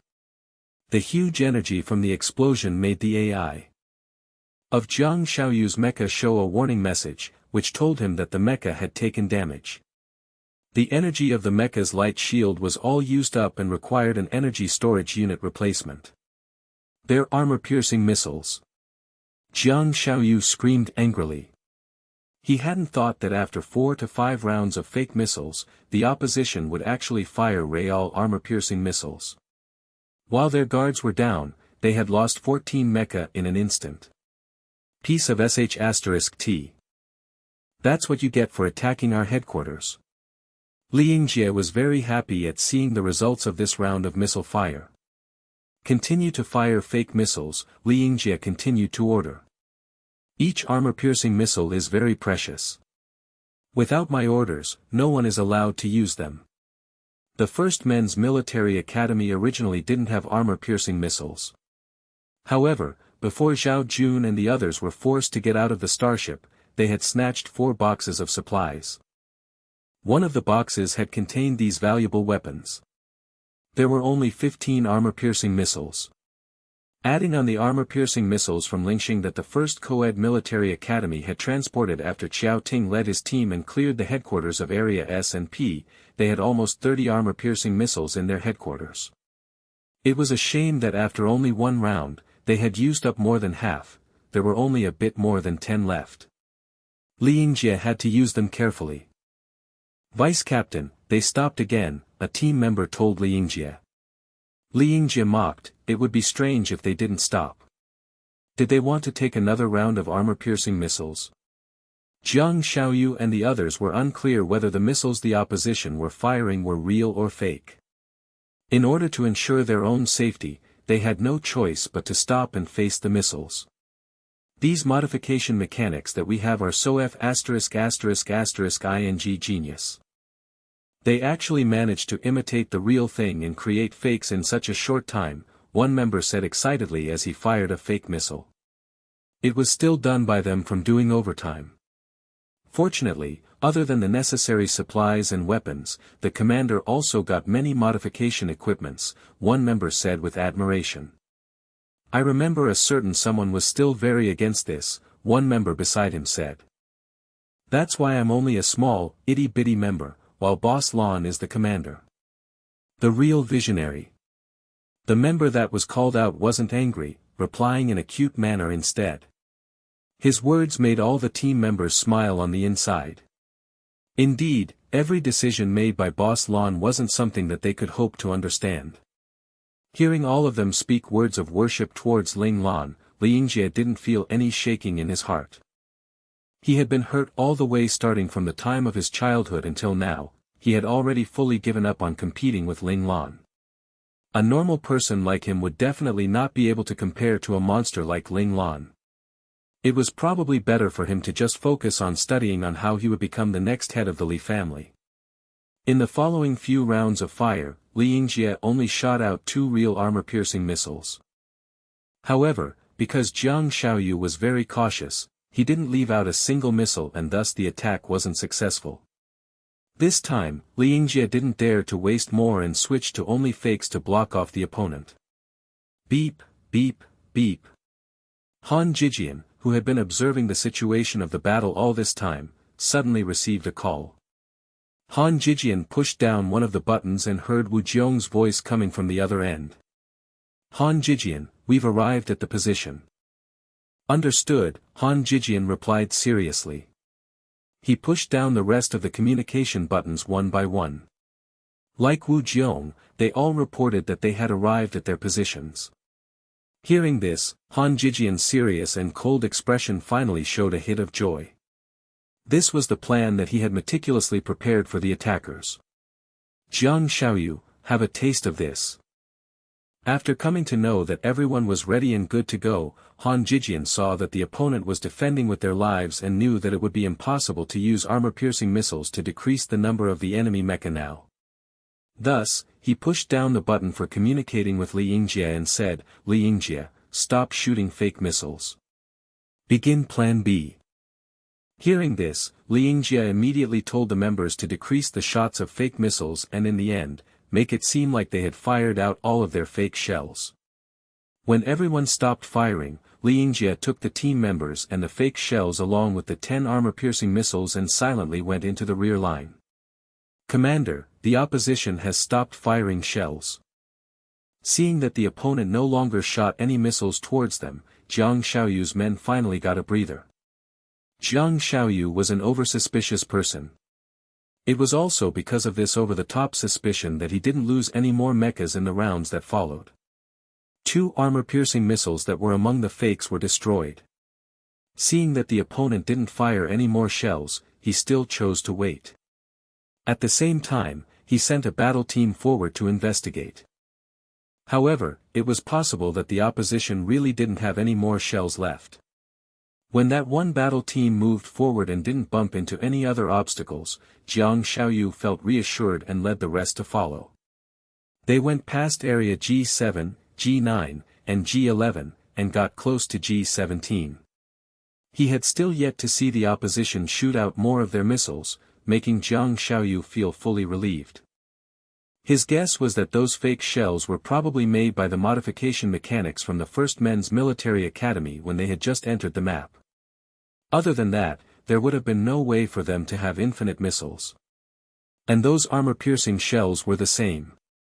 17 to 18 were probably the First Men's Military Academy's limit. However, not long after, Jiang Xiaoyu was in a crisis once again. While they were flying about, suddenly all of their mecha blared a warning, "Mecha has been locked on, please take evasive maneuvers." Jiang Xiaoyu was surprised. He glanced at the radar and discovered that the area that showed an empty space, suddenly had countless spots appear from all sides. They had actually fallen into an encirclement. Jiang Xiaoyu wasn't an idiot. He instantly understood that these mecha that were lying in ambush had probably turned off their engines, which was why there hadn't been any energy signatures enabling them to go undetected by the radar. He had also done something similar in Area Q and M. He didn't expect that he would get a taste of his own medicine at this moment. Bang, bang, bang, countless beams of light were shot over from all sides. Surrounded, many members of Jiang Xiaoyu's battle team were hit and dropped towards the ground. In front of them, Liangjie had used fake and real shell to intercept them, giving the mecha operators in the surrounding areas enough time to reach the ambush positions. In other words, this was all of the battle strength of the forces defending the headquarters. Han Jijian wanted to let them have a taste of their own medicine and at the same time destroy any chance they had of getting away. Who'd have known that the first men's military academy left such an amazing strategist back in their headquarters? This series of strategies are enough to cause the second men's military academy to lose many mecha operators. Those in the monitoring room had originally thought that those who were left defending the first men's military academy would not be able to defend against the 6 battle teams of second men's military academy. Now it looked like that wasn't the case. The fake and real armor-piercing shells in the beginning had made Jiang Xiaoyu lose a bit more than a single battle team. Also, they were now surrounded, so they were now left with a lot less mecha operators than they had in the beginning. It was hard to determine the outcome. If Qiao Ting had been there to defend the headquarters, Jiang Xiaoyu would have had no chance at all. Looks like we were still underestimating the first men's military academy. They aren't as blind and egotistical as we thought. These arrangements that they made all were made with much thought, said an officer who favored the first men's military academy. Well, now it's up to Jiang Xiaoyu. An ace operator won't be taken down by a small ambush like this. The people who were on the second men's military academy side, of course, stated an opposing opinion. Even if they can't take down Jiang Xiaoyu in the meantime, they can still take down those people that he brought.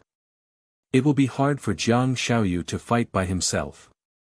As long as there's one battle team left, with Jiang Xiaoyu's capabilities, it would be enough to take down these defending battle teams. Then, the first men's military academy's headquarters would be in Jiang Xiaoyu's pocket.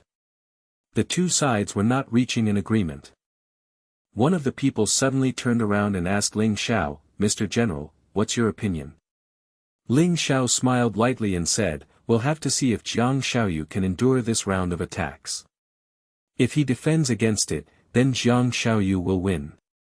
If he can't, then the first men's military academy will win." Ling Xiao's words were right on point. The critical point was the battle after the sneak attack. Jiang Xiaoyu was indeed Jiang Xiaoyu, an ace operator wasn't something to be taken down by a sneak attack. He didn't hesitate and dove head first into the battle. He couldn't hesitate now. He would only have a chance if he broke through the encirclement. The battle team that Jiang Xiaoyu had brought with him were their strongest mecha operators, including the 2 allied battle teams who were also carefully selected. It seemed that Jiang Xiaoyu had thought that the first men's military academy's headquarters was determined to be theirs. Thus, even though the beams coming from all sides made them bewildered them, causing them to lose many mechas, the mecha operators who calmed themselves down saw Jiang Xiaoyu's movements and immediately followed suit. This showed that they had a strong mutual understanding of each other. Just like that, with Jiang Xiaoyu as an arrowhead, the rest of the mecha operators darted to that direction as they intercepted the beam attacks. In that instant, they lost many mecha again, but because of this decisive move, it allowed them to successfully open up a hole and get out of the encirclement. Han Jijian calmly pressed down on the button to talk and said, "Li Yingjie, fire the armor-piercing missiles." Following that, Li Yingjie and the others, who had fallen back towards area G17, fired out the last 10 armor-piercing missiles and countless fake shells. Whoosh, the sound of countless missiles roared in the sky once again. Before they could get a breather after just breaking through the encirclement, missiles came shooting towards Jiang Xiaoyu and the others from all directions. This time, Jiang Xiaoyu faced 2 difficult choices. If he was to intercept the real and fake shells, he wouldn't be able to intercept the countless mecha chasing them from behind and their beam attacks. If he was to fully defend against the forces who were chasing them, they would have to take the shells in front of them head-on. It was just that he didn't know how many real armor-piercing shells were among the missiles. He couldn't hesitate anymore. Jiang Xiaoyu bit his lip and ordered, "Fully block the forces chasing us." This also meant that he had chosen to face the missiles head-on. Boom, boom, boom, following the exploding sounds of countless shells hitting mecha, 10 mecha were again destroyed in this barrage. Seeing that he had lost 10 more members, Jiang Xiaoyu almost spat out blood. When he chose to not intercept the missiles in front of them, he was gambling that the opposition didn't have that many armor-piercing missiles, but it was too bad, he lost the bet. One round of shells had just exploded, yet another round of whooshing of countless missiles were heard once again. This time, Jiang Xiaoyu didn't want to bet on it and told his team members to clear these shells. Although the members were performing unorthodox movements to dodge the countless beam attacks from behind them while they were clearing the shells in front, a few mecha still didn't manage to dodge the attacks and were destroyed. However, after analyzing the energy signature of the explosions, they were fooled again. There weren't any real armor-piercing shells. Jiang Xiaoyu was going to be driven insane by the real and fake missiles. He roared, "We don't care anymore, we're going ahead."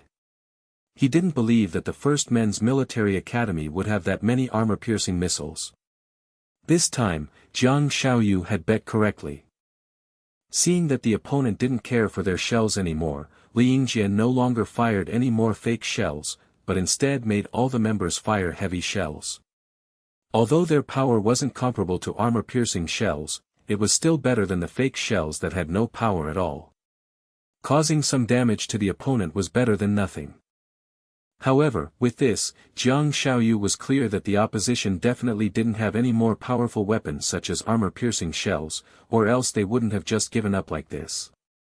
Jiang Xiaoyu finally managed to escape the situation of being under a pincer attack, and the situation instantly improved for him. However, at this moment, his 6 battle teams had been reduced to 33 people. 2 of the allied battle teams were practically disabled.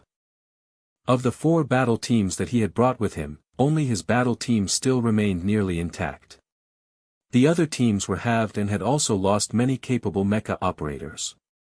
However, bad luck finally changed to good luck. Jiang Xiaoyu had actually discovered a location that was most suitable to use a choke point. He decisively led the rest of the remaining mecha operators to rush towards that location and set up a formation to intercept the forces chasing them from behind. Just like that, the forces that were chasing after them didn't dare to make a move. The firepower of more than 30 people was still very strong. The two sides were at a stalemate once again. We can't keep going like this. We can't be held back here anymore. Jiang Xiaoyu knew clearly that he had to be fast and ruthless after leading his team to attack the first men's military academy this time. Otherwise, if Xiao Ting realized that his own headquarters was under attack and came back, it would be difficult to take down their headquarters. "Captain, you take a portion of people and leave this place to me," Jiang Xiaoyu's vice-captain said to him decisively. Jiang Xiaoyu bit his lip and said, "Then I'll leave this place to you." In order to make sure they blocked off the forces chasing them from behind, Jiang Xiaoyu didn't take his own battle team. He instead took the 10-man battle team that was pieced together from the broken battle teams. They abruptly turned around and rapidly flew towards area G17. Jiang Xiaoyu split up his forces. Seeing Jiang Xiaoyu's movements, Wu Jiong immediately contacted Han Jijian. After Han Jijian received this information, he couldn't help but sigh and think, the people left to defend the headquarters was still not enough. If we had another 2 battle teams joining the ambush, the second men's military academy wouldn't have had so many people escape the encirclement. As Han Jijian looked towards the southeast, his eyes showed a hint of anxiety. Mu Xiaoyu and Han Yu, who had participated in the ambush with Wu Jiong, saw that Jiang Xiaoyu had split his forces, and they were greatly surprised. Han Yu quickly said, "How about Mu Xiaoyu and I both take 2 teams and go around the 2 sides to intercept them?" The ambush ring's temporary commander was Wu Jiong, that was why Han Yu told his idea to Wu Jiong. "No need. We will deal with these people first." Wu Jiong immediately stopped him from doing what he was going to do. But back at headquarters, other than the logistics and patrol teams, there aren't any more official battle teams. "They will definitely not be able to go against Jiang Xiaoyu," Han Yu said anxiously. "If Jiang Xiaoyu broke through to their headquarters, they would lose outright." "It's okay, Boss Lan has already made preparations. We just need to take care of these wings of Jiang Xiaoyu," Wu Jiong said calmly. Wu Jiong's calmness made Han Yu quickly calm down, while Mu Xiaoyu's eyes lit up upon hearing those words. As if he were onto something, he asked, "Did Commander Ling have a plan?" Wu Jiong didn't answer, but merely pointed at the 22 people that were left by the opposition and said, "Our mission is to deal with these people. This time, we cannot let them escape our clutches again." He continued to tell Han Yu and Mu Xiaoyu his plan. The two of them nodded, took their battle teams and each chose a direction and quickly left.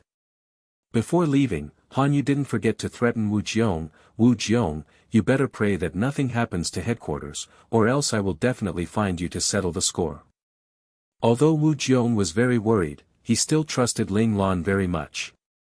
He said without hesitation, Captain Han, you won't have that kind of chance.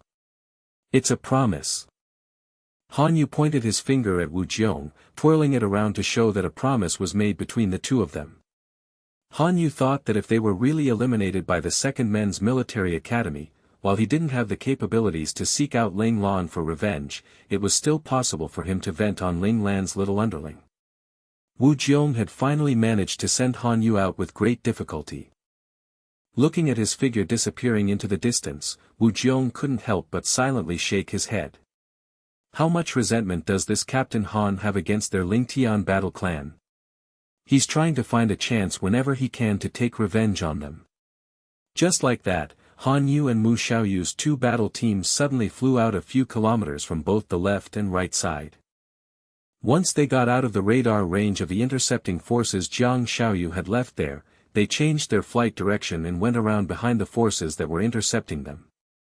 The vice captain, who was left to intercept the enemy, couldn't help but be surprised at the fact that the two battle teams of the First Men's Military Academy had suddenly left. He silently thought about what they were up to. Were they going to chase down the captain? At this thought, he couldn't help but become anxious. It was a shame that the three battle teams that the opposition had left there had crazy firepower, making them unable to move for the time being. With no other choice, he could only contact Jiang Xiaoyu and told him about the two teams that were chasing them. Jiang Xiaoyu did not worry like the vice-captain upon hearing this information, however, he even believed that it was more beneficial for them that the opposition had split up their forces. Since the other side had sent out two battle teams to chase after them, the number of opponents at the vice-captain's location was likely to only be around 30 mecha. Undoubtedly, this would lessen the pressure on the vice-captain, who was left behind to defend that spot. When Jiang Xiaoyu heard that there were 5 or 6 advanced mecha among the 30 mecha that were left to go against the vice-captain, he believed even more that this was an opportunity for the vice-captain and the others. Jiang Xiaoyu shared his thoughts with the vice-captain and told him to find a chance to take care of the 30 mecha and then regroup with him. Jiang Xiaoyu was very confident in his battle team's capabilities. The mecha operators that he had brought were all special class operators who were carefully selected and at their peak. The number of special class operators on both sides did not have much of a difference, it was possible that they could win due to the levels of the mecha. In order for his team members to catch up, Jiang Xiaoyu instantly slowed down his speed. Additionally, he wanted to use this chance to take down the two mecha teams that were chasing them. Before attacking Area G17, if he could deplete most of the defending strength of their headquarters, it would be very beneficial for them, the attacking side. Around 10 minutes later, Area G17 came into sight, however, they still didn't see the two battle teams appear. Right then, Jiang Xiaoyu suddenly received an emergency voice call from the vice-captain. Right when he hit the receive button, he heard the scream of the vice-captain from the other end, "Captain, we've fallen into a trap." Along with his voice, there were also countless sounds of explosions and the clashing of cold weapons. Jiang Xiaoyu instantly felt his heart dropping to his stomach. He yelled, "Vice-captain, what happened? Those two battle teams went behind us and surrounded us." "Bastards," Jiang Xiaoyu heard the vice-captain speak half a sentence, but then heard a scream right afterwards. No sound was heard after that. Jiang Xiaoyu still didn't really understand at the time. It was possible that the 22 mecha he had left behind to intercept the enemy had all been lost. He hadn't thought that the First Men's Military Academy would be this daring. They actually didn't care that they were closing in on their headquarters and only wanted to take down the 22 mecha that he left to intercept the forces that would chase. It was also his own poor judgment that let the opponent catch them with their pants down. F***K. Jiang Xiaoyu angrily swung the large sword in his hand, which sent out a large shockwave and cut down a small tree 10 meters away from him. Jiang Xiaoyu couldn't help but be angry. He had brought 72 people with him, and everything had been going smoothly until they entered Area G, but they consecutively suffered setbacks outside of Area G17. In the end, he only had 11 mecha left including himself. Jiang Xiaoyu felt that this was a humiliation like never before. If he lost to Qiao Ting, he would perhaps be able to find some excuse. Right now, however, the enemy's headquarters didn't have Qiao Ting, only some ordinary special class and advanced mecha operators. Yet it was these ordinary mecha operators that had caused him to suffer great losses. Commander, what should we do now? Maybe we should return to Area P and rest up. Out of the 10 mecha that were left, 7 were from the 2nd Men's Military Academy, while the other 3 were part of the Allied battle team. At that moment, the 3 from the Allied battle team had thoughts of retreating. Since we're already here, we should go see the headquarters of the 1st Men's Military Academy for ourselves. I am not willing to stop here. Jiang Xiaoyu held down his anger and told them his decision with a solemn face.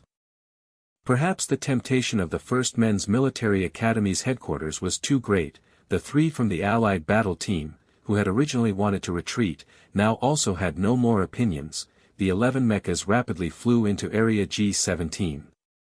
Area G17 was very quiet, showing no signs of a headquarters. If it wasn't for the fact that Jiang Xiaoyu was very confident in his map, he would have likely started to have suspicions as to whether the reports were accurate.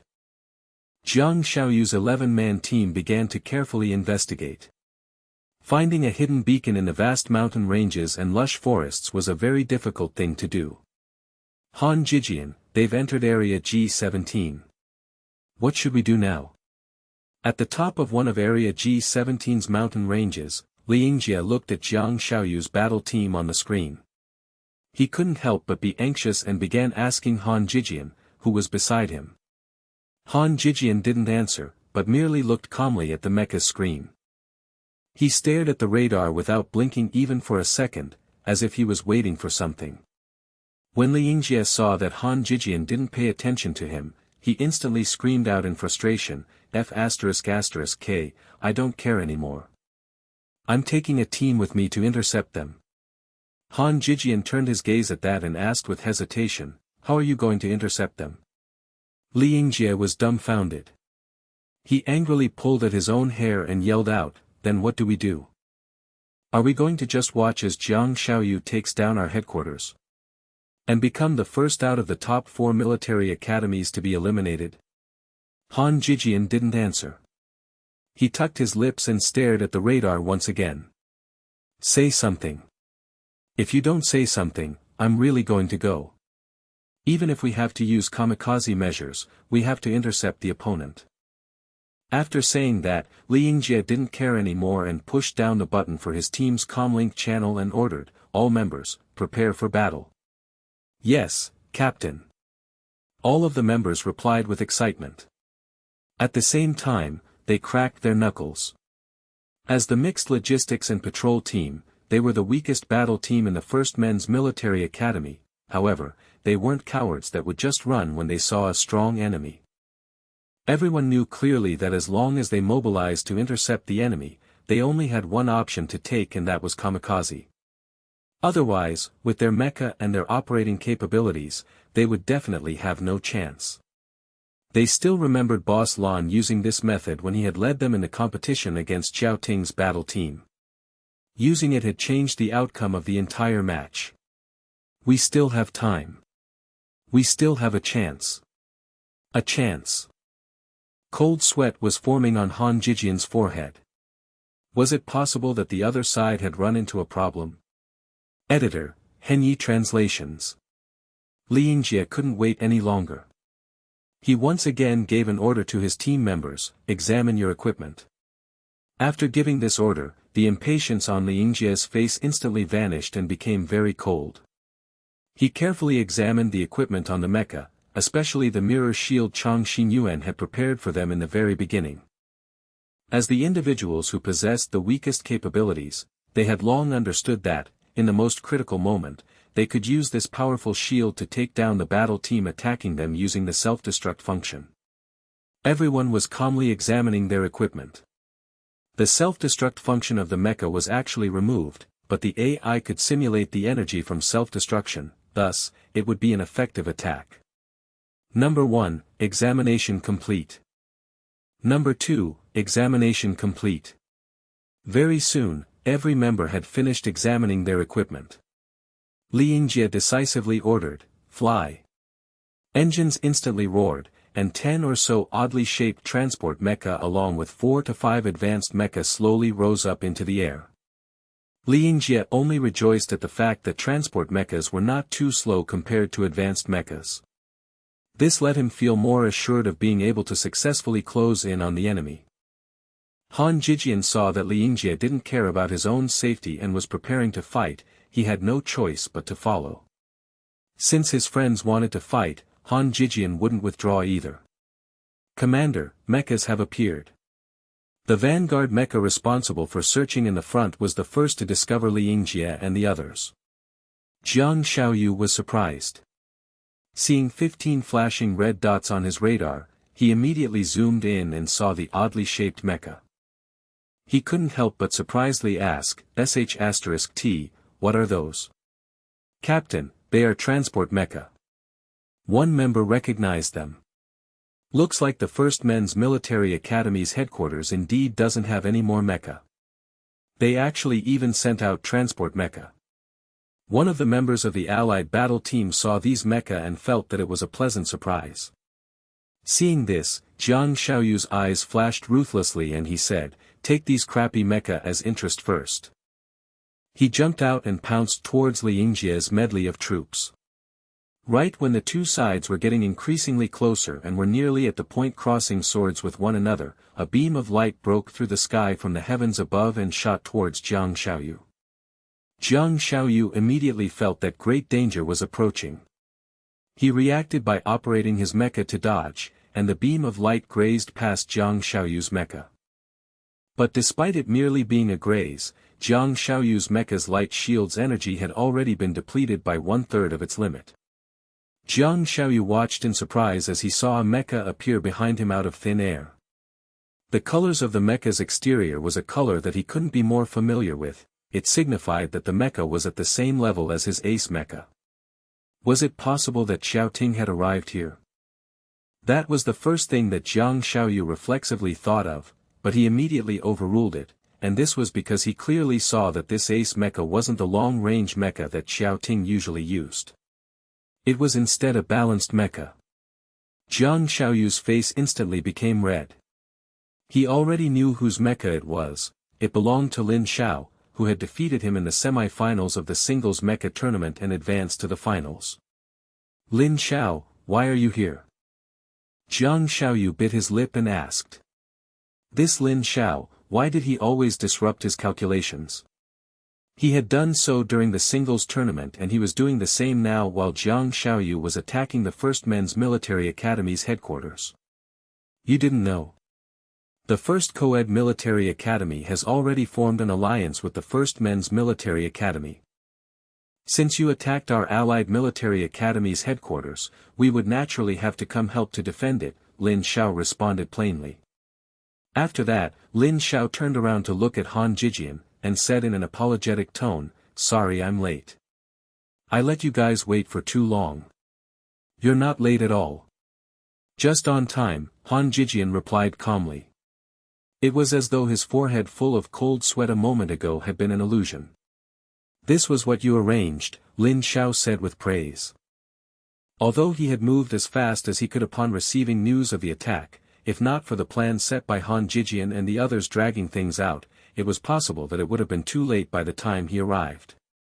At this moment, Lin Xiao couldn't help but silently admire Ling Lan.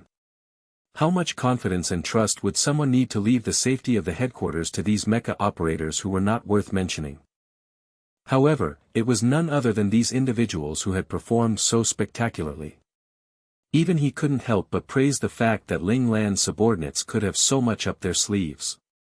Jiang Xiaoyu was thoroughly angered by Lin Xiao and Han Jijian conversing as if no one was around. Jiang Xiaoyu screamed out, "You bastard!" The next second, he held up his sword and swung it towards Lin Xiao. Seeing this, Lin Xiao showed a hint of a smile. The reason he had ignored Jiang Xiaoyu was actually to make him mad. Truth be told, Jiang Xiaoyu's close combat abilities were in fact very strong. Although Lin Xiao was confident in his own close combat abilities, close combat mecha held an advantage in itself. If he allowed Jiang Xiaoyu to remain calm, Lin Xiao couldn't be certain of being able to take down his opponent. Lin Xiao was someone who was good at playing mind games, so he set a trap from the very start and naturally, Jiang Xiaoyu fell into it without realizing it. Lin Xiao quickly drew his large sword and battled fiercely against Jiang Xiaoyu. Both of them were ace operators. It wasn't possible to decide victory within a short period of time as they both possessed very high operating skills. The 10 mecha that were following Jiang Xiaoyu saw that Lin Xiao had only come by himself, and got the idea of helping Jiang Xiaoyu. But right when they were about to silently fire beam shots and perform a sneak attack to interfere, a large group of mecha appeared on the radar. It seemed that Lin Xiao wasn't the only one that came, he had also brought a large force with him at the same time, which was comprised of battle teams from the First Co-ed Military Academy and from the Allied military academies as well. This made them not dare to move carelessly.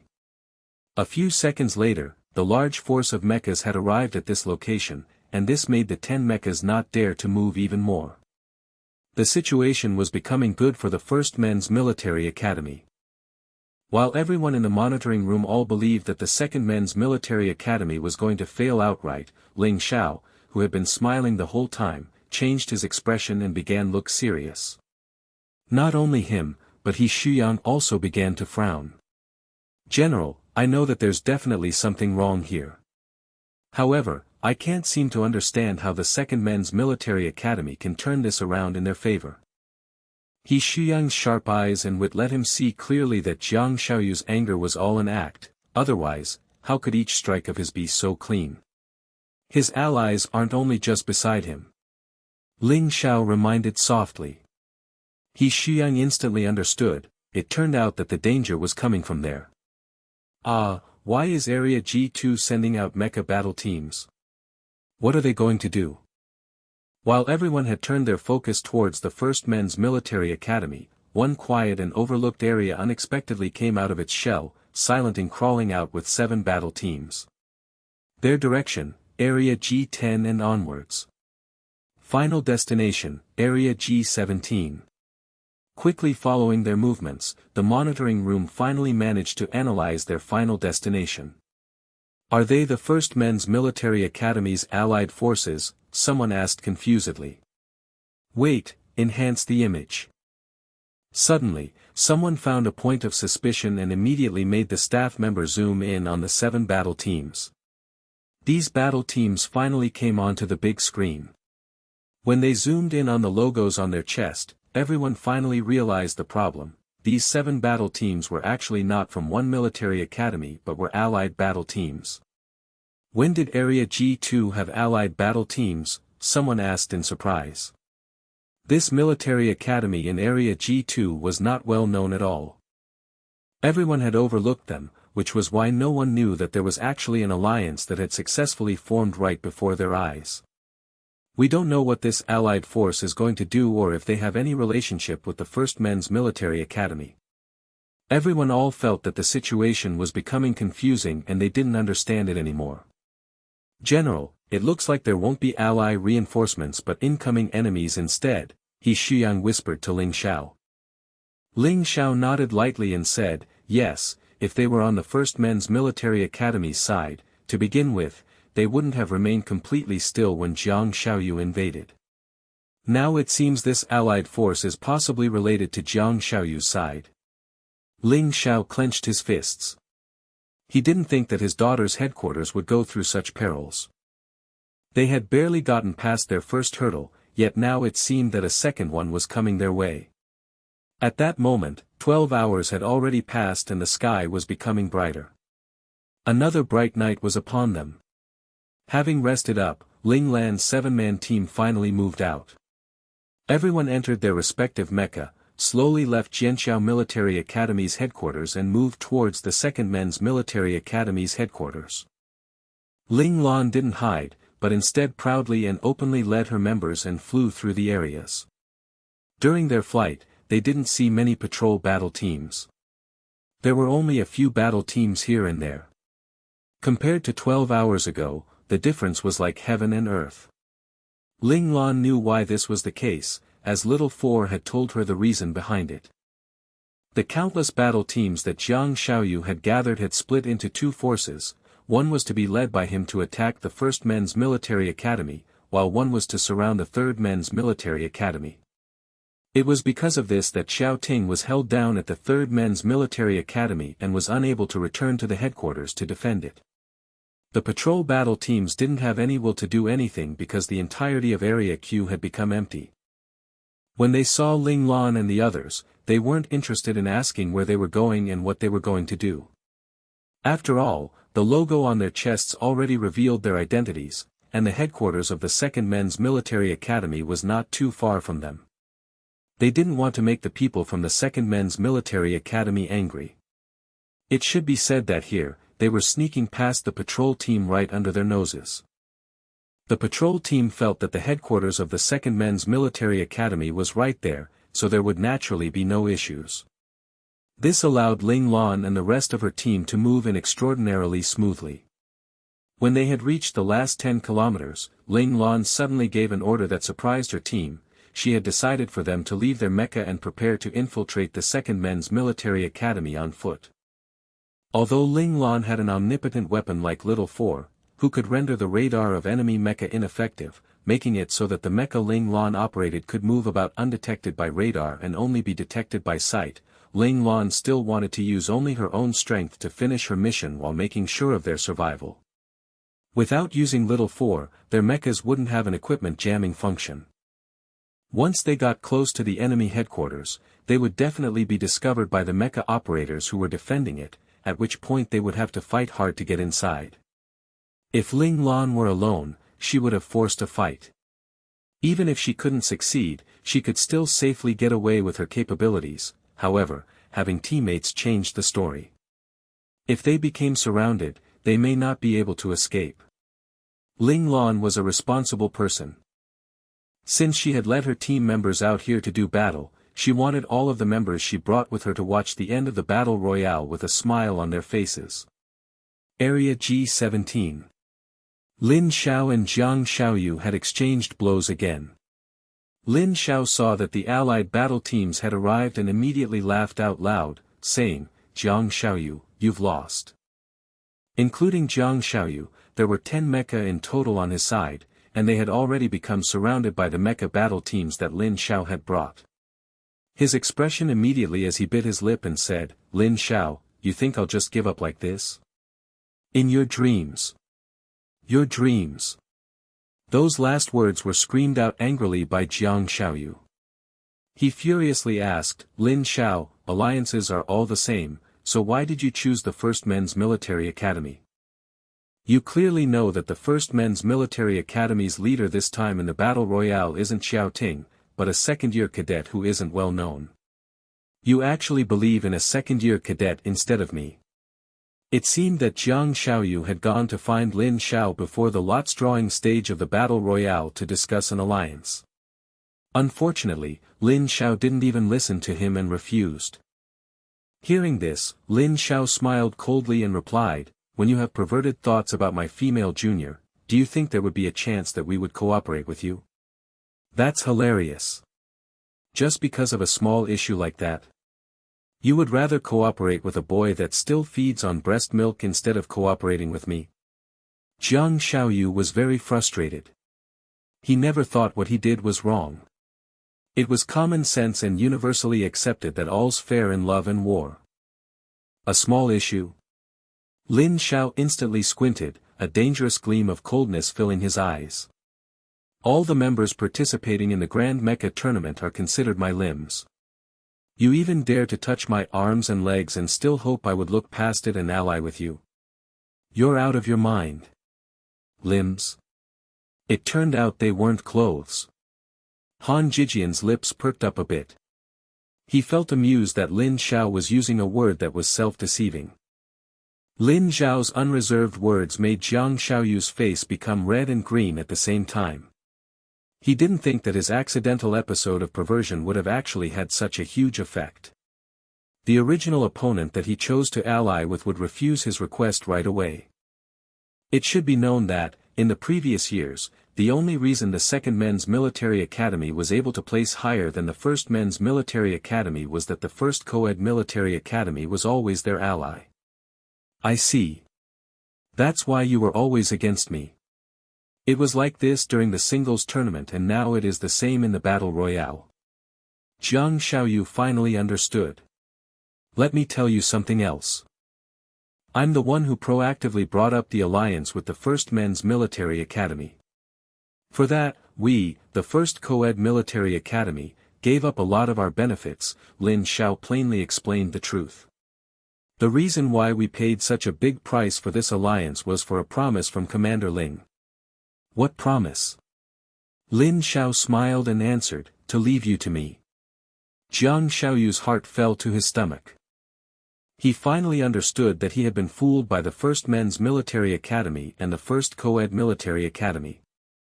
So you guys deliberately allowed Xiao Ting to go to Area S, weakening the defensive strength of the First Men's Military Academy's headquarters. Jiang Xiaoyu was so angry that he bit his lip. Yes. Otherwise, a turtle like you wouldn't have come out of your turtle shell Area Q and come here, Lin Xiao said with a smile. Even now, he still feel admiration for Ling Lan's decisiveness and ruthlessness when devising this plan. Ling Lan dared to use her own headquarters as bait. However, it should be known that if something had gone wrong in one part of the plan, the First Men's Military Academy's headquarters would have become the trophy of the Second Men's Military Academy.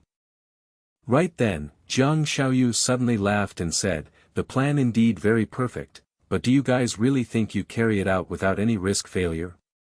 Hearing this, Lin Xiao stared blankly and asked, what do you mean? What I mean is, King attack. Jiang Xiaoyu suddenly gave an order to attack. The 10 mecha operators he had brought with him didn't react. Among the allied battle teams Lin Xiao had brought, 2 battle teams suddenly turned on them. They took up their weapons and attacked the mecha beside them. This scene of them fighting each other caused the expressions of Han Jijian and the others to instantly change, while it made the 10 mecha operators from Jiang Xiaoyu's side become surprised and happy.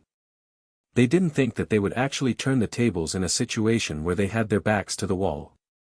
They were so excited that they wanted to raise their hands and scream towards Jiang Xiaoyu, long live the commander. However, the next second, their hearts were ice cold once again. They thought this surprise attack was going to be 100% effective, but it wasn't effective at all. It seemed that the people in Lin Zhao's battle team were prepared beforehand, they actually attacked the opponents at the same time. Not only did they get nothing out of the surprise attack, but they were also counter-attacked by the opposition and lost many mecha in that instant. The battle that originally could have been turned was now once again under the control of Lin Zhao's men. Jiang Xiaoyu screamed out in disbelief, how did you know that there are people? Before, I didn't really notice since they had been cooperating with us, the First Co-ed Military Academy, for a very long time and could be considered as a brother academy. However, people can change, especially after cooperating with you guys for many years. These 2 military academies that I had brought along were always moving out with you guys in previous years, Lin Xiao smiled coldly as he spoke. After the passing of those years, I didn't know whether or not you guys had made any private arrangements, so we had to make assumptions. It was a good thing that Commander Ling reminded me before the battle royale. In the end, it seemed that I was defending my headquarters before, but in reality, I was digging through these military academies. I wanted to see which of these military academies had betrayed us and allied with you guys. Good thing the situation wasn't too serious. There weren't too many military academies that betrayed us. Other than these 2 that were confirmed, there was also one that was suspicious. We sent them to where the 3rd Men's Military Academy was and let Xiao Ting watch over them. Even if they really were your men, they wouldn't have been able to do anything sneaky under his watchful eye. Hearing Lin Zhao's words, Han Jijian and those from Ling Tian Mecha clan couldn't help but feel proud and pleased. It seemed that their commander had actually arranged so much without their knowledge. Jiang Xiaoyu almost exploded with anger. It turned out that all of his actions was seen through by the opponent, while he was still proudly announcing his plans, thinking that everything went according to his calculations. Right when Han Jijian and the rest of the First Men's Military Academy thought everything was in their control, Han Jijian received a new report. His expression changed instantly, and he immediately relayed it to Lin Xiao. Commander Lin, I have just received information that 7 battle teams have appeared in Area G13. Lin Xiao frowned and asked, do you know which military academies they belong to? Fei Military Academy, Hengguang Military Academy, Hessen Military Academy. Han Jijian read out the names of 4 to 5 military academies. These military academies were ranked towards the end and were very invisible. Lin Xiao and the others would definitely have not given them any notice. However, it was none other than these unnoticed military academies who gathered up 7 allied battle teams and gave heavy pressure to Lin Xiao. Jiang Xiaoyu mind flashed upon hearing this. He remembered that strategist Zhuge's words before he set out. Zhuge said that in case he was blocked during his attack on the First Men's Military Academy, there would be some help coming to aid him. He hadn't cared for those words as he was proud and thought that he would be able to successfully take down the First Men's Military Academy's headquarters with only the 6 battle teams he had brought along, but now it looked like the help was pointing to the guys that were now coming. Commander, sometimes even small insignificant pests and random soldiers can become the key chips in determining a win or loss. Don't look down on them. Strategist Zhuge's words rang by his ear at that moment, and Jiang Xiaoyu felt very grateful to his strategist. It was possible that this help would turn the whole battle around. Jiang Xiaoyu burned with confidence once again. He faced the sky and laughed, saying, Lin Xiao, you guys aren't the only ones who can be calculating and strategical. We can be as well. Lin Xiao's expression became cold. He decisively ordered, attack. If Jiang Xiaoyu lost right here and now and got eliminated, whether or not those 7 battle teams were Jiang Xiaoyu's reinforcements wouldn't matter because they would only be able to come and not leave once they arrived. Everyone knew this clearly, including Jiang Xiaoyu. He, of course, hoped that he wouldn't be defeated when there was hope to get out of this dangerous situation, thus, he screamed out, hold out until the end. Reinforcements are on their way. Victory will be ours. Glory will be ours. Jiang Xiaoyu's men all held up their weapons and begun fighting to the death with the opponents who were beside them. No one was going to give up. No one was willing to give up victory to the other side. The battle became more intense and brutal. A mecha would drop down every other minute, eliminated. Area G13. Wu Jiong, Han Yu, Mu Xiaoyu and 2 other mecha teams had forced a mixed battle team and had already begun their fight with the 7 battle teams that had moved towards them. However, the situation wasn't in their favor. After fighting repeatedly, although they had swallowed up the mecha operators that Jiang Xiaoyu had left to defend the area, Wu Jiong and his team had also paid a hefty price. Every battle team was missing members here and there. Thus, while it seemed as though they had a difference of 2 battle teams, in reality, they had a difference of 3 battle teams. This gave them immense pressure. Many of the mecha operators even had 2 opponents. The situation in Area G13 was dire. In Area G17, Lin Xiao and the others were at an advantage. Han Jijian knew that the battle at Area G13 was tough, thus he sent Li Yingjie and his team, who couldn't join the battle, to go help them. Everyone watching the situation from the monitoring room found it very interesting to see the First Men's Military Academy going through hardships one by one. They all kept saying that they shouldn't underestimate cadets in this day and age. The series of calculations and plans shown by the cadets made these old veterans, who had real battle experience, have a hard time keeping up. There were many plans that they couldn't even understand. Even if they had participated in the battle royale themselves, it was possible that they would have fallen into a trap as well. Ling Xiao leaned back on his chair at an angle, looking as though he wasn't worried about the first men's military academy at all. Only He Shuyang knew that General Ling Xiao was worried. His right hand that was on the chair's armrest was silently tapping against it. This was General Ling Xiao's habitual movement when he was in deep thought. "General, it's all right. Young Master Lan is successfully progressing." He Shuyang comforted softly. Ling Xiao glared at He Shuyang, who was suddenly surprised by this. He didn't think that the warm-hearted General Ling Xiao could wear such a cold and sharp expression. "Chief of Staff He, in battle, we can't use emotions. We must consider everything realistically," Ling Xiao said, pointing out his thoughts indifferently. This made He Shuyang regret saying something pointlessly without evidence, afraid that General Ling Xiao was worried. His action indeed put a bad reputation on the seat of the Chief of Staff. "I'm sorry, General." He Shuyang took a deep breath, lowered his head and apologized.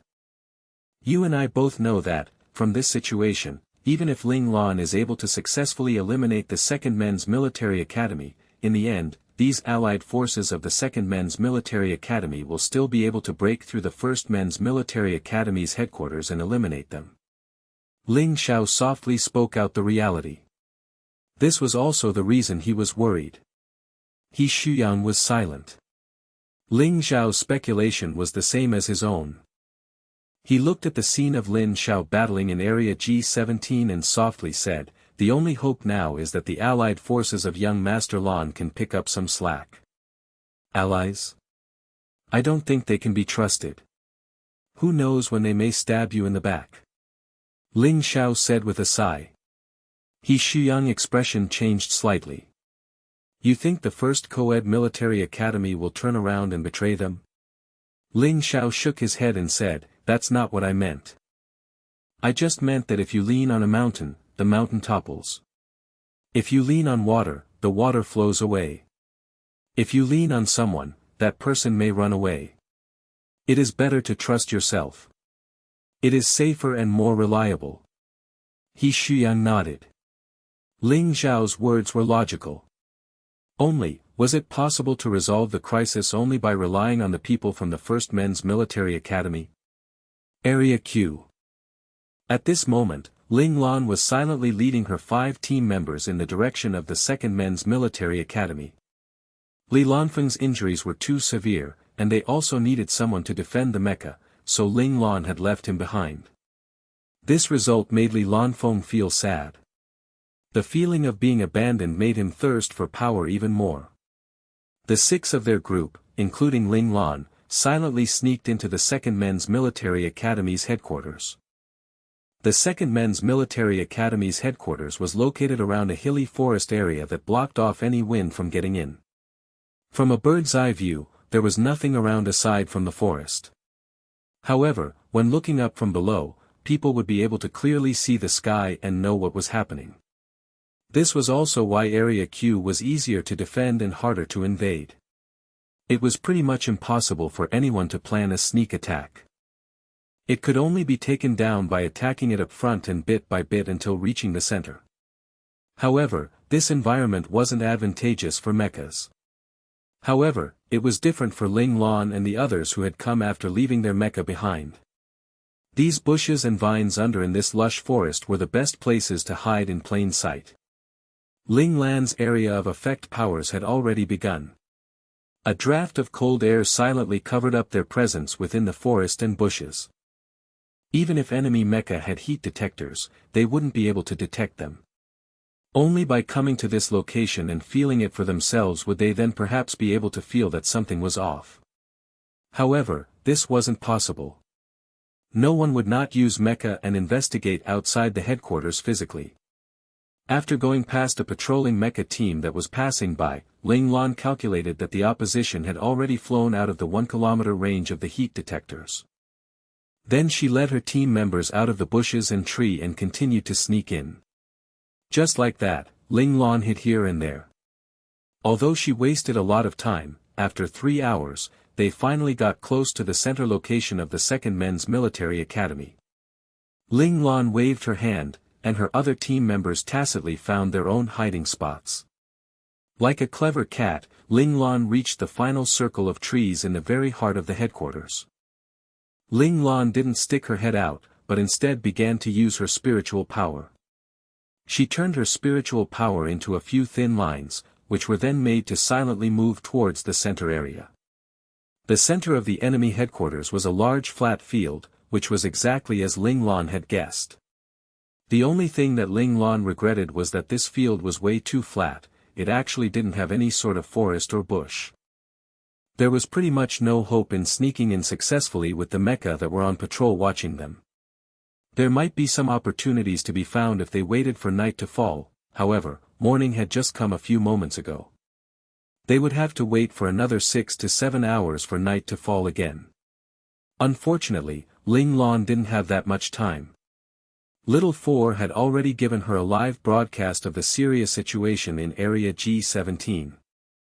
If she wanted to get out of this situation, she had to take down the Second Men's Military Academy's headquarters as soon as possible. Once the opposition was eliminated, the pressure in Area G17 would decrease. Area G2. I still made a mistake. Ling Lan silently sighed. The lesser opponents that she had ignored at the beginning had now become the most important piece in turning around the entire battle. As expected, she shouldn't underestimate any opponent that could bring about problems for her. Ling Lan put her frustration into the back of her head. This was a lesson for her, a lesson that might even make Ling Lan pay a hefty price. However, because of the mistake that she made today, Ling Lan would no longer underestimate any weak and unrelated individuals and passers-by in the future. After understanding the whole geography of the headquarters, Ling Lan quickly backed up to where her team members were. There isn't any place to hide, and there are still 6 mecha patrolling the center area. We can't get close to the tent on the inside. Ling Lan used hand signals to tell her team members the current situation. What do we do now? Wait for night? Zhao Jun asked using hand signals. They didn't have a cheating machine like Little 4, so they naturally didn't know about the danger their own headquarters in Area G17 was. We can't wait. I've received information that Jiang Xiaoyu has led the Second Men's Military Academy to attack Area G17. Ling Lan told this information to her team members, whose expressions changed instantly. They didn't think that something big had actually happened without them knowing.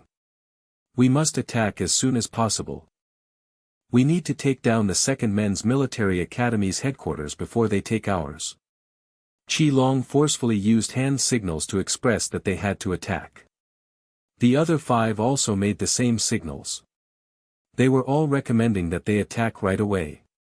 Ling Lan went silent. If they were in mecha, she wouldn't care about attacking up front since they would have the mecha to protect them. Even if they were hit, they wouldn't be in any danger.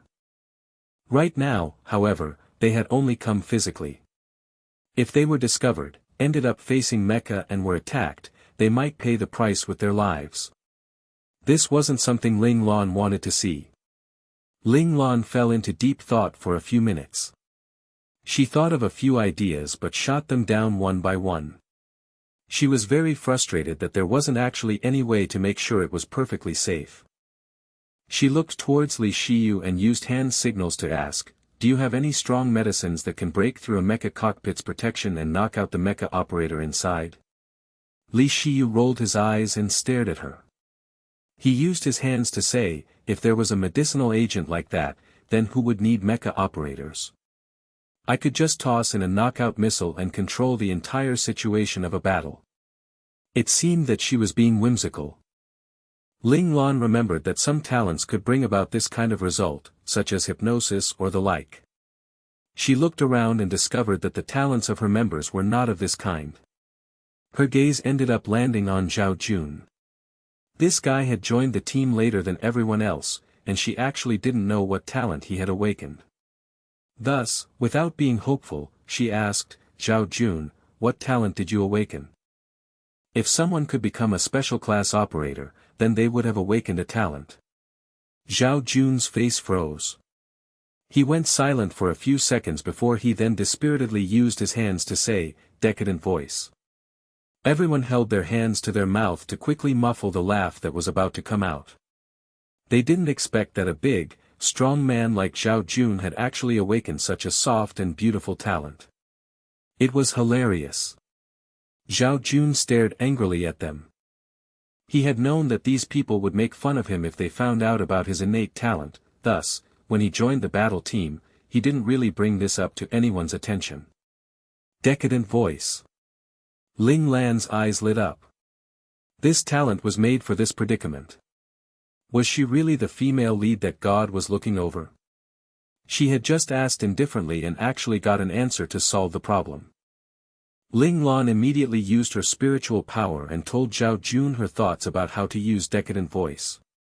By using spiritual power to communicate, even if someone was close by, they wouldn't be able to hear the sound of them communicating.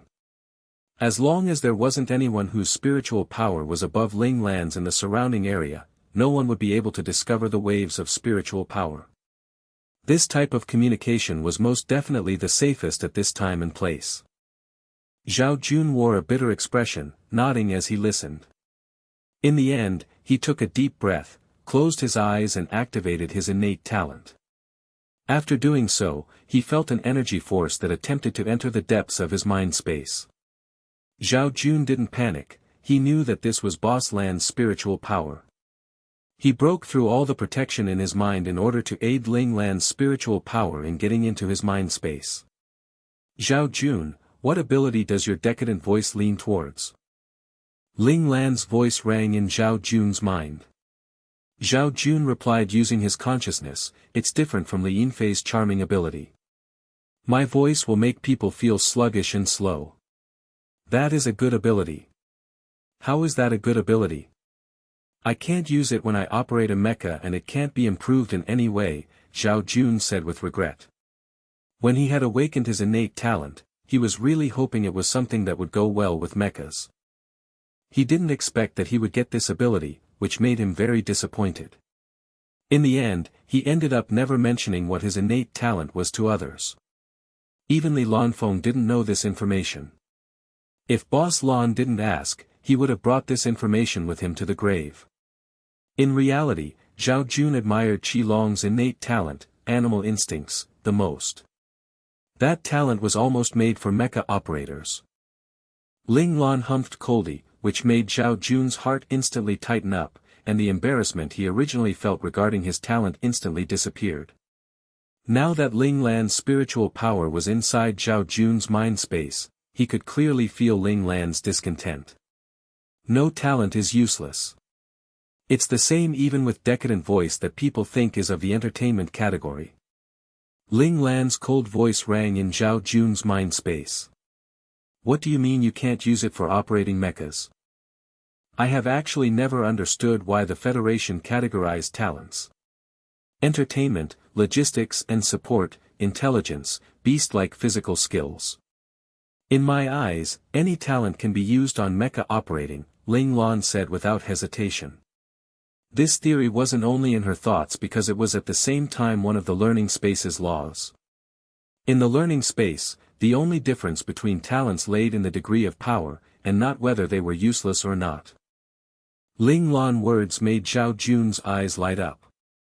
He asked excitedly, Boss Lan, you mean that my decadent voice can be used in operating mecha? Why not? Ling Lan retorted. How do I use it? Boss Lan, tell me quickly, Zhao Jun said hurriedly. When operating your mecha, you can activate your talent and let your voice affect the opponent, causing them to feel tired. You didn't think of this possibility? Ling Lan responded with another question. Zhao Jun's excitement instantly turned cold. Then I would have to do two things at once. I can't operate the mecha and sing at the same time. Zhao Jun's face fell after saying this. He couldn't imagine that other than being a tone-deaf man, he would also have to sing at the top of his lungs and lose all his pride in the process. Why do you have to sing?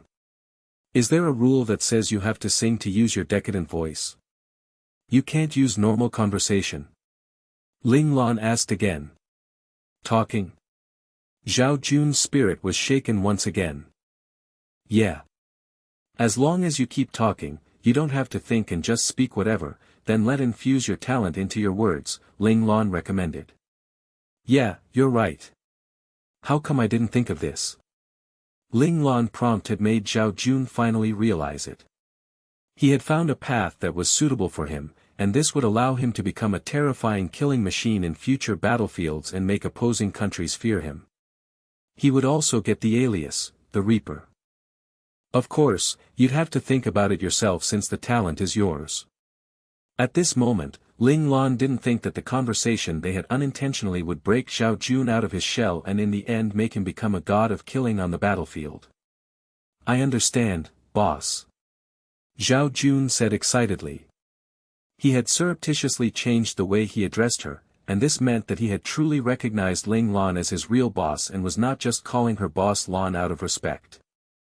It seemed like the two of them had conversed for some time, but because they were in the mind space, in the eyes of Qi Long and the others, boss Lan and Zhao Jun had only gone silent for a few seconds, following which they heard Zhao Jun sing softly with his eyes closed.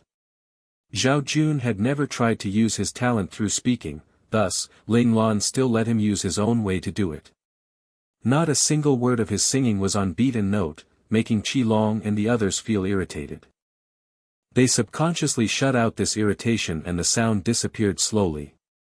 As they stared blankly into space, their cognitive reaction actually becoming sluggish, they suddenly felt as if their minds were given a prod and they woke up. It turned out that Ling Lan saw that they were being affected as well, so she used her spiritual charge to wake them up. Zhao Jun had hardly ever used the ability of his innate talent and hadn't learnt to control it, which led to his decadent voice being unable to differentiate between friend and foe, affecting everyone. Ling Lan carefully used her spiritual power to make the energy from his decadent voice expand towards a certain direction. It had covered almost the entire center location. The movements of the mecha that were originally patrolling around suddenly grew slowed and in the end, they made a pose towards one direction and stopped moving. This is a good opportunity. Being able to multitask, Ling Lan instantly waved her hand upon seeing the situation, telling her team members to begin the operation. She first dragged Zhao Jun along and jumped out from the bushes and forest. They landed on the ground and darted into a tent. Qi Long and the others followed them inside. Their luck wasn't bad because the tent Ling Lan had chosen was the tent for supplies. There was only one person responsible for the distribution of supplies, and he was currently leaning on a box with his eyes closed due to Zhao Jun's ability. Ling Lan took a miniature tranquilizer dart and shot it towards him, instantly knocking the other party out cold. After discovering the power and convenience of the tranquilizer darts, everyone in Ling Lan's team had enough of them in their bags. In addition, Li Shiyu was very obsessed with making these tranquilizer darts. In short, these weapons would never go out of stock. Ling Lan had naturally chosen this tent for a reason. It was close to 10 other tents and it had only one person inside along with countless boxes which made for good hiding places. Right then, Zhao Jun took a deep breath. Singing was really something that was difficult for him. In order to achieve the maximum effect, he held his breath and sang with a single breath. Zhao Jun's singing had stopped, and the mecha operators outside seemed like they had awoken as they continued their original movements. Since Ling Lan and the rest of her team were quick and took only a few seconds moving into the tent, the mecha operators ignored this delay in time. Right then, one team of people were walking towards this tent. Hearing the sounds, Ling Lan waved her hands. Out of the 6 of them, Xie was the one whose physique was most similar to the person who was responsible for distributing supplies. He quickly took of that person's clothes and put them on himself. The others all hid in the back, with Qi Long holding on to that person that they took the clothes off from. He darted behind a box in the corner and hid. A few seconds later, the curtain at the entrance of the tent was lifted up, and 7 or 8 people immediately entered. One of them mumbled, "This weather is really unpredictable. It was so hot I was dying just a moment ago and now it's so cold that I can't take it anymore." "It's already day 3, and you're still not used to it?" a companion asked in surprise. "You know that I come from planet Flame. No matter how hot it is, I will be able to endure it. However, once it gets cold, my body will automatically reject it, the first speaker replied with a bitter smile. I guess that's right. Actually, if you said that earlier, you could have just stayed in the resting area and not come out here. These supplies can actually be taken just by the rest of us, his companion said with concern. It's all right. The more I stay still the colder it gets. It's better if I move a bit. It'll feel better, the first speaker said indifferently. At this moment, Xie had his head down and was leaning towards a box as though he was very tired and had fallen asleep. The person leading the group saw this and was not happy. He said, this guy Zhou Jiyun used his connections to get himself an easy job and actually decided to just be lazy. One person beside him said with a hint of jealousy, it can't help that he's someone from the Zhou family, a top-class elite family. The commander had to give it to him for their sake. His words made the other people show an expression of envy and jealousy. The Second Men's Military Academy and the top-class elite family had an agreement. Although they would supply much battle strength for the Second Men's Military Academy, their special privileges were still there. The leader of these people let go of his discontent and walked forward. He bent down to nudge Xie Yi's shoulder and yelled, Zhou Jiyun, wake up. Not all those who were from the Zhou family were exceptional and outstanding. For example, this person that was in front them was useless beyond the scope of useless. He had gotten this close to him yet he could actually still be fast asleep and not wake up. He was really slow in reacting. Just as this thought crossed through his mind, he saw a silver flash in front of his eyes. He felt a slight sting on his forehead and then he instantly went unconscious. Xie used his right hand to push against that person's chest to make sure he didn't fall over, while he used his left to show he wasn't happy being woken up, immediately pushing away the hand that the other party had placed on his shoulder. He mumbled, who is it?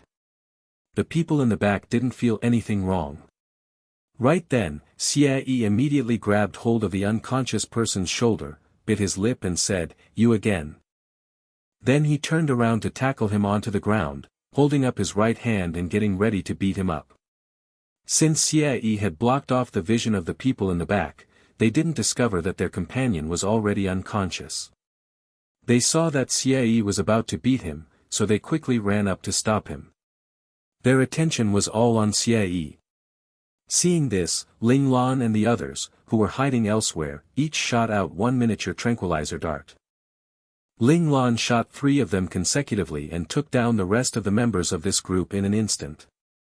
Seeing that his team had taken down all them, Xie stood up. Ling Lan waved her hand, signaling for everyone to change their clothes, and they immediately found the most suitable clothes that fit for themselves and changed into them. Everyone quickly changed. Although Ling Lan was leaning towards a more slim and small body figure and if she chose a small size to wear, it would be still too big for her. However, Ling Lan didn't think that this was an issue because there was someone who had a bigger issue. The clothes didn't fit Luo Lang when he wore it, and this immediately made him make a face. He wore a seemingly bullied expression which made everyone laugh. Ling Lan didn't know how to feel. She didn't whether she should be grateful or hateful regarding Luo Lang's existence. While helping her hide her gender, he had also simultaneously reminded her that she didn't really have the beauty and tenderness of a young teenage girl. In the end, everyone decided that Luo Lang would walk in their middle, in case someone found out that their clothes didn't fit. Everyone also took some things from the tent and walked out towards the other tents, brash and forthright. They even conversed amongst themselves as they went. This extremely normal scene made the patrol mecha operators in the entire area glance at them before looking elsewhere in the next second. The mecha operators definitely didn't imagine the possibility of others successfully sneaking in when they had surveillance in the entire area. They also didn't think that such intruders would be so daring and change into their uniforms right under their noses. Every time they went past a tent, Ling Lan would use her spiritual power to investigate it. When she discovered that the tent didn't contain the beacon, she would then turn towards another tent. After continuing to walk like this, they finally found their objective and Ling Lan was delighted. She was about to lead her team members in that direction and had yet to get close, when suddenly the curtain of a tent beside them was opened. One person peeked out, saw their backs towards them and yelled, "Why are you guys going to the commander's quarters? We're waiting for you to bring the ingredients to make some food." Ling Lan's hand shook slightly and one tranquilizer dart was surreptitiously shot out. Qi Long, who was in the rear line, tacitly jumped towards the door and held up the person who was falling out of the tent. He softly said, "Why are you yelling? There's a situation in the supplies area. We're afraid that it'll be leaked and wanted to surreptitiously report it. If you want to know, then come with us." "It's that Zhou Jiyun," Qi Long deliberately said this in a lowered voice. Amidst his mumbling, he clearly disclosed this part. The conversation they heard at the supply area revealed that it seemed this Zhou Jiyun wasn't very liked by his team. As expected, the other people in the tent, who had looked towards the guy who had yelled at the tent entrance, heard Qi Long's indistinct words and understood. It was possible that Zhou Jiyun had offended someone again. However, in the past, people were still willing to endure it. Now that the commander had left, without the commander's pressure, some couldn't take it anymore. These people instantly looked away, but their ears perked up. They were trying to clearly hear Qi Long and the others' conversation. They wanted to know how they were going to take revenge on Zhou Jiyun. When they looked away, Qi Long dragged that guy out of the tent entrance and drew down the curtain as he left in order to block off their line of sight. Xie walked beside Qi Long without making a sound, and then the two of them held the unconscious person, one on each side, and dragged him towards the commander's tent. Qi Long continued to softly speak, "The situations like this." Afterwards, Qi Long's voice became even softer and only a few words of bribery and corruption could be heard, making those in the tents want to go out and listen to what was being said clearly. However, after thinking that strategist Zhuge was in the commander's quarters, they instantly put that thought behind their head. They didn't want to see that smiley face of his. In a friendly atmosphere, he could make someone homeless and bankrupt without that person seeing through his calculations. Ling Lan saw there were only 3 people inside. She didn't pause to think, simply lifting up the curtain and walking in. The one closest to the door was a guard of some sort. Ling Lan quickly glanced towards him. Her Qi Jin had just reached the primary stage of activation. The other party saw that someone actually walked in without reporting first. He immediately became angry and said, "Who is it? Being so disrespectful to the rules." Ling Lan was very calm.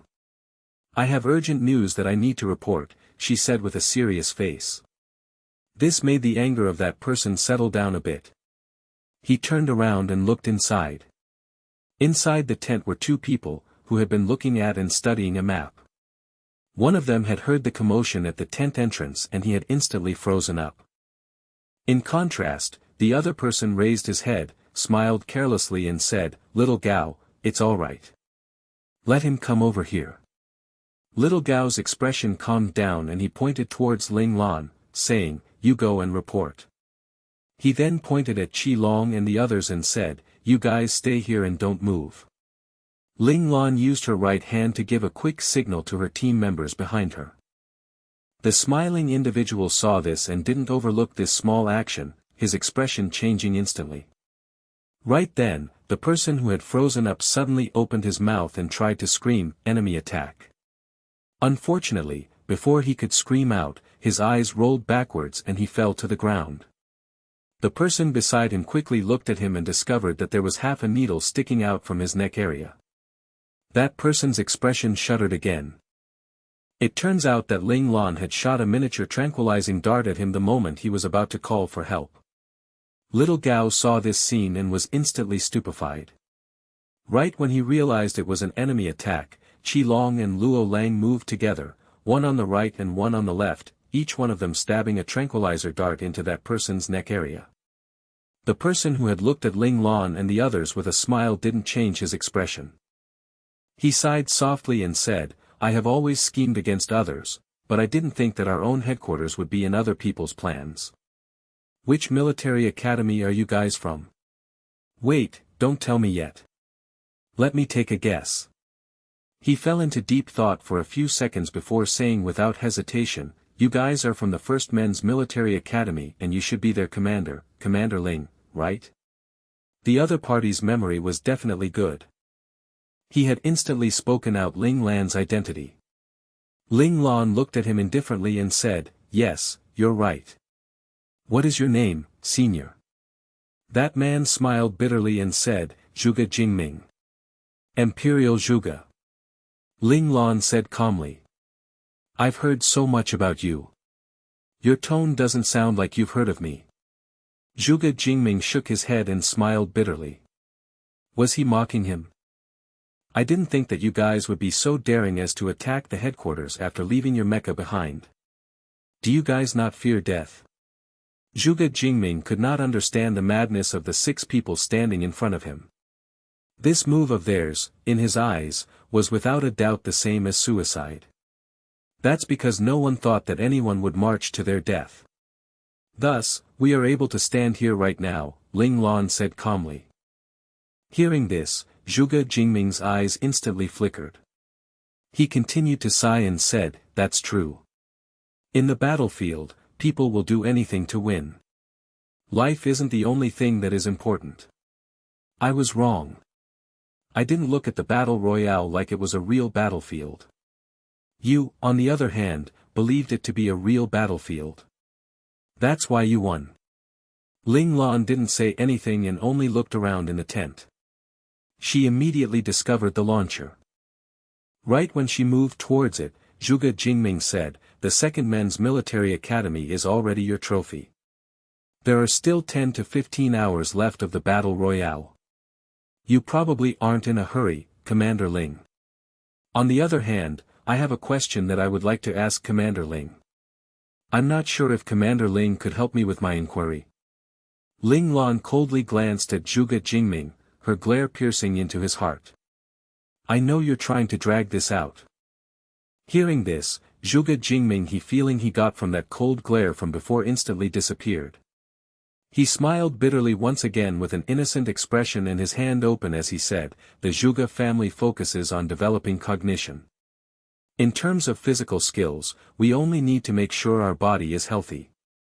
You guys are all strong individuals and should clearly be aware of the real level of my physical skills. I can't compare to any of you guys since I'm only at the manifestation level. Even if I wanted to turn the situation around, I wouldn't have that capability." Zhuge Jingming's expression and words were all sincere, making people involuntarily want to trust him. At that moment, Ling Lan had already walked up to the launcher. She took out the launcher that belonged to the Second Men's Military Academy's commander and looked at it in detail. She then asked, "This is Jiang Xiaoyu's launcher, right?" Zhuge Jingming knew that he couldn't deceive Ling Lan, so he nodded and said, "Of course, Commander Ling. You know very well that the headquarters requires the commander's launcher to be activated." Hearing this, Ling Lan's lips perked up. She slowly exerted some power from her finger and that launcher was instantly crushed into dust. In the end, Ling Lan flicked her finger softly, removing the residue from her finger onto the floor and leaving no traces. This scene made Zhuge Jingming's eyelids jump. He didn't know what the other's action meant. Was it done to scare him? Ling Lan then turned around towards Zhuge Jingming. Wearing a half smile, she said, "There's still some time.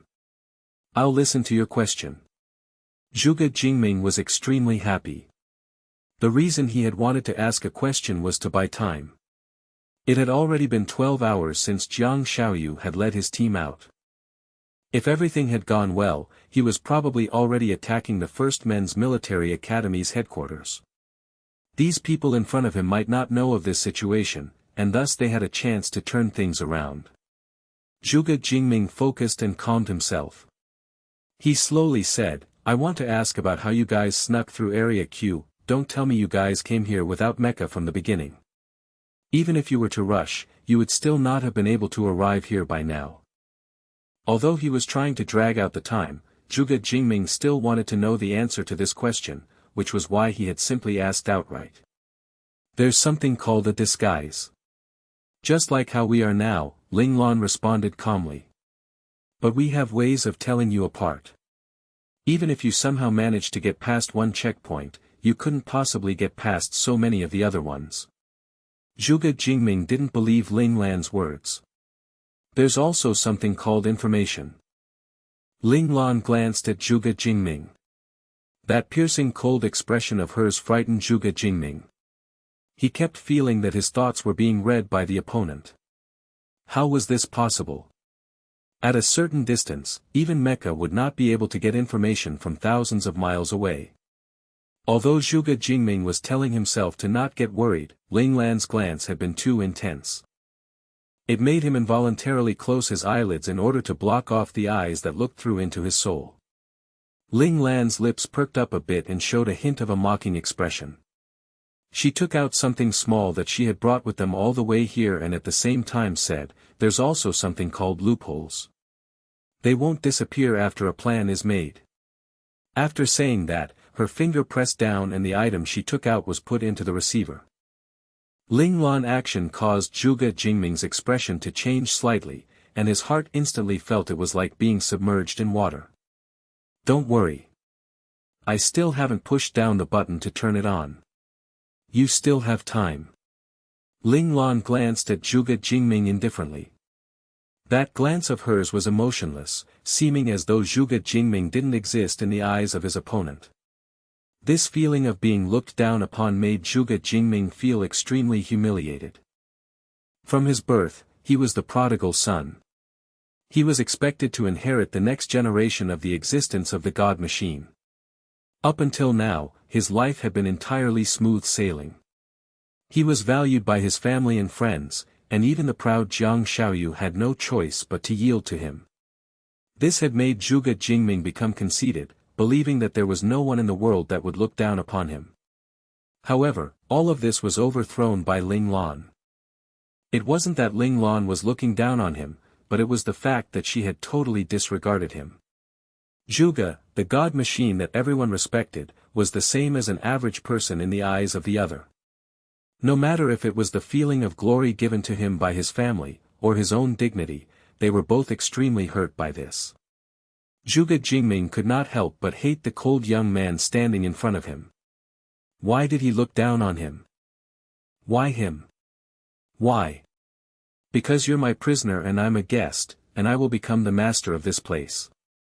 Ling Lan's cold voice pierced Zhuge Jingming's heart, which caused his originally chaotic expression to instantly clear up, and he started to have cold sweats.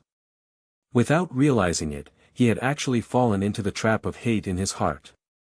Zhuge Jingming looked at Ling Lan with a complicated expression. He didn't know whether to hate the other for letting him fall into the trap of hate in his own heart, or be grateful that he helped him out of the trap. Ask your question. You have one last chance. Ling Lan didn't look at Zhuge Jingming. She stared at the receiver, took out her right hand and pushed down the button that had lit up. The corner of her lips showed a hint of a smile, but it vanished instantly. Don't waste any more time. Think carefully on what you really want to ask. Zhuge Jingming took a deep breath and cleared all the chaotic emotions out of his head. Now he was still the amazing strategist Zhuge. He calmly asked, "I just want to know, why didn't you send out Xiaoting? You should know clearly that without an ace operator defending it, your headquarters won't be safe and can possibly be lost." Ling Lan looked at Zhuge Jingming with interest upon hearing his question. She slowly said, "If I didn't send out Xiaoting, would Jiang Xiaoyu have dared to lead battle teams himself to attack the headquarters of the First Men's Military Academy?" These words surprised Zhuge Jingming. He sprang up, his expression changed, and he said, "You knew that Commander Jiang would attack the First Men's Military Academy's headquarters. I also know that the reason you were trying to drag things out was to wait for Jiang Xiaoyu to successfully take down our headquarters and eliminate us invaders. This way, not only does it eliminate us, but it also saves your own headquarters." Ling Lan spoke out Zhuge Jingming's plan with one statement. Zhuge Jingming could no longer keep his calm expression. He discovered that he had been stripped fully naked to stand before his opponent. All of his motives were completely transparent without anything covering them. "Well, if that's the case, then why would you put on an act with me? Since he already knew, why would he waste her time with him?" Was it because he knew that Jiang Xiaoyu wouldn't be able to take down his headquarters? What kind of trump card did the other have in order to be this calm? Zhuge Jingming thought long and hard. A thought flashed through his head and he yelled, "Lin Xiao! It's Lin Xiao!" Yes, they could send allied forces to attack the opposition, then the First Men's Military Academy would also be able to ask for reinforcements from allied forces. He had actually forgotten about the other ace operator, Lin Xiao. Zhuge Jingming was very frustrated. However, he quickly thought about the plan he made afterwards, the plan that even Jiang Xiaoyu didn't know about. It was only meant as a safety precaution or a way to turn around the situation. As long as Jiang Xiaoyu stopped Lin Xiao, they would definitely still have a chance. Zhuge Jingming's confidence returned a bit. "You're waiting for Area G2, right?" Ling Lan's words made Zhuge Jingming's heart, which had managed to calm down, once again shake violently. He looked at Ling Lan dumbfounded with an expression of disbelief. Why would he know about the plan he made as a precaution? Area G2 was clearly hidden very well. It was a good plan, Ling Lan praised him softly. Zhuge Jingming was indeed a great strategist. This time, both sides hadn't planned for their respective opponents' hidden killing move, so it counted as a tie. Ling Lan thought to herself that perhaps Li Lanfeng and Han Jijian should go against Zhuge Jingming more in the future. With an opponent as strong as this, they would improve even quicker. "You guys also planned something to go against Area G2 as well?" Zhuge Jingming asked, unwilling to give up. If it was like that, he would have lost more than he could lose. "No, not really," Ling Lan replied honestly. A mistake was a mistake. Ling Lan wouldn't make excuses in order to hide it. Zhuge Jingming was surprised. He quickly looked towards Ling Lan with a frown. He began to think what the opponent had actually used to go against his plan. "Don't waste your time. I didn't do anything. The battle teams you arranged in Area G2 have indeed made a big mess out of my headquarters. My men are fighting a hard battle and practically half the members at headquarters are eliminated." Ling Lan told Zhuge Jingming the situation at her headquarters. Her tone sounded as though they were two very calm people who knew each very well, having a conversation about something that had nothing to do with them. Ling Lan's demeanor made Zhuge Jingming feel extremely confused. If the situation was as he said, why was this person not the least bit worried? Now, things have reached the point where the members at headquarters have to fight a losing battle. Only under the pressure of life and death will they have an opportunity to evolve. No matter if it's the ones who are eliminated or the ones who are left, they all have a chance to grow stronger. Ling Lan spoke calmly, telling the other why she was cooperating with him to drag out the time. "You actually used our men as sharpening stones for the First Men's Military Academy." Zhuge Jingming suddenly understood. What kind of commander would do this? This was so crazy. In order to have a chance to become stronger, he wouldn't care to bet the safety of his headquarters on the line. Did the first place of the Grand Mecha tournament not attract him? "I naturally want first place, but that isn't my only goal. I hope that those following me can all become stronger. This is what I can give them in return for their trust in me. And for me, this is the only thing I can give in return." Ling Lan's expression was sincere. As more and more people placed their trust in her, she was also trying her best to repay for this trust. Ling Lan couldn't just take and not give back.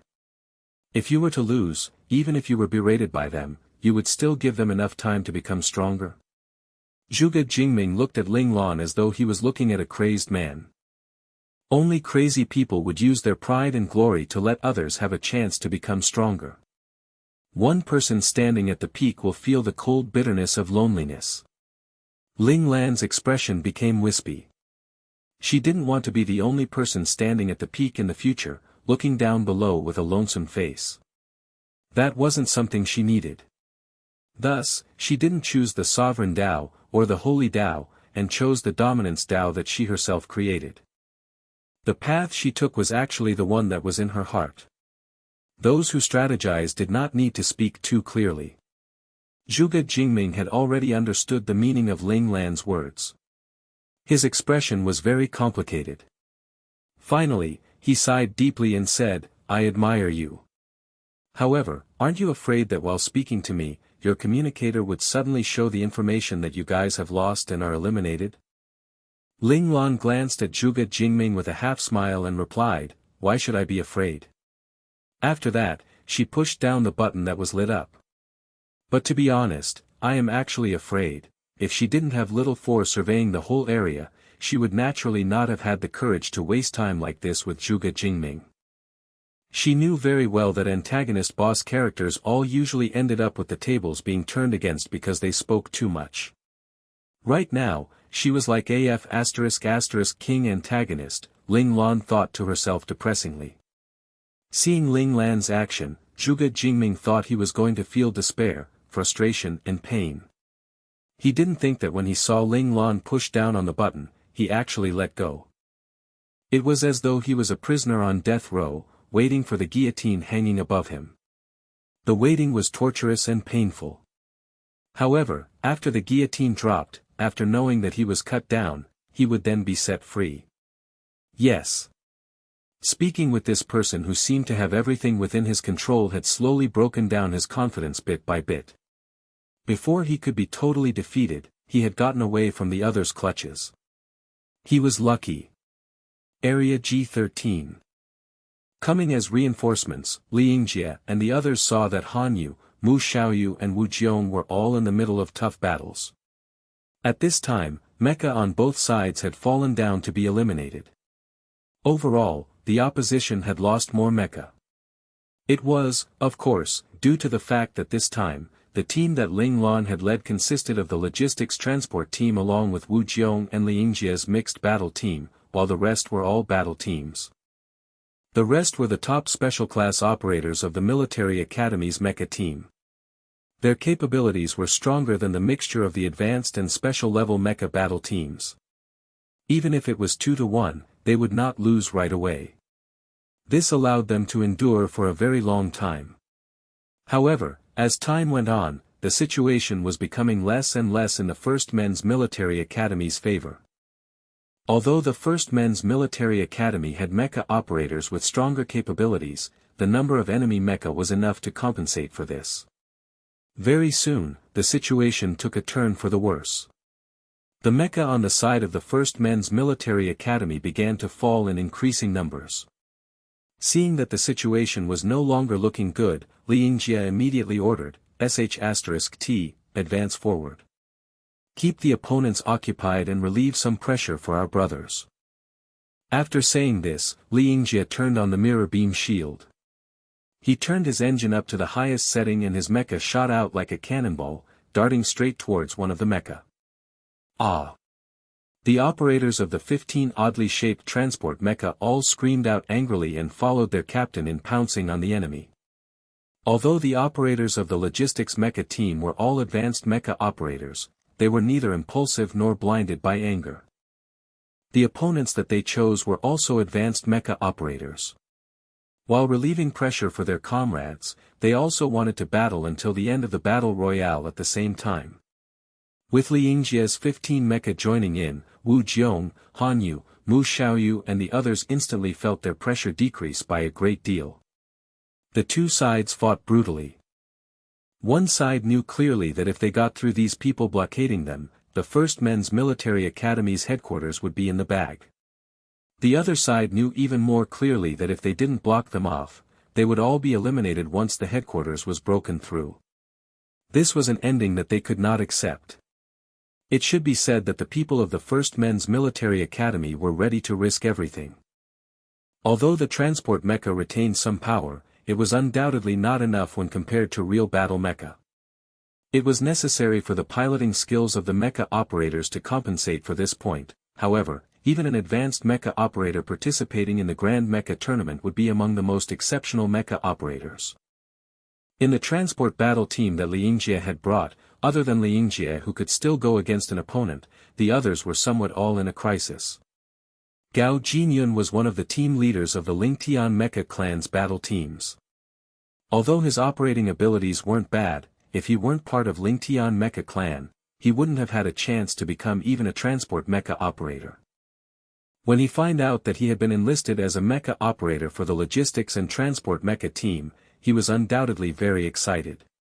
He was very grateful to Ling Lan and rejoiced at the fact that before getting admitted to the academy, he had decisively followed Ling Lan on the battleship to take it down. That was the proudest and smartest decision he had made in his life. It had given him the opportunity he was having right now, which everyone admired.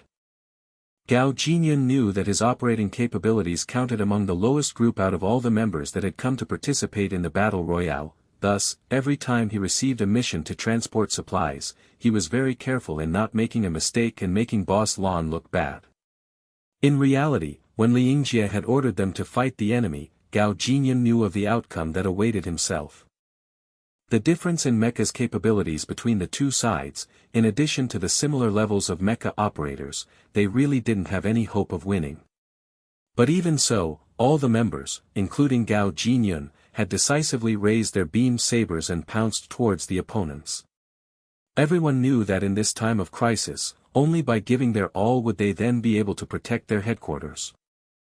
Once Gao Jinyan came face to face with his opponent, he knew the situation wasn't looking good for him.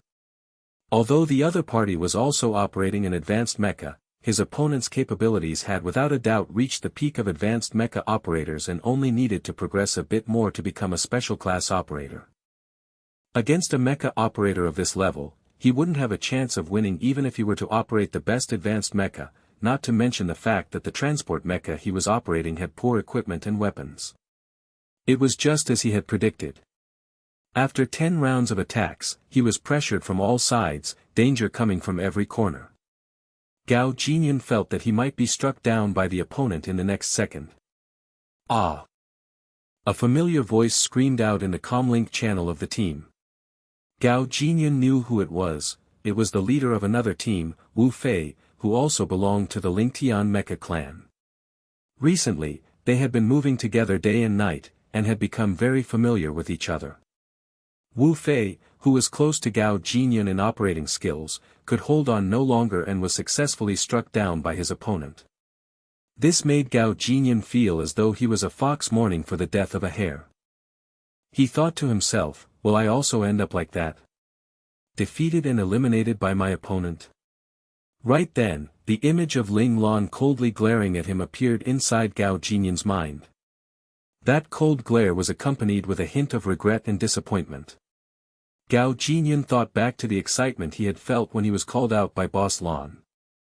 The members of his team had prepared a special celebratory party to send him off after hearing this news, and at that time, he had told his team members that he would definitely return the kindness that Boss Lan had shown him.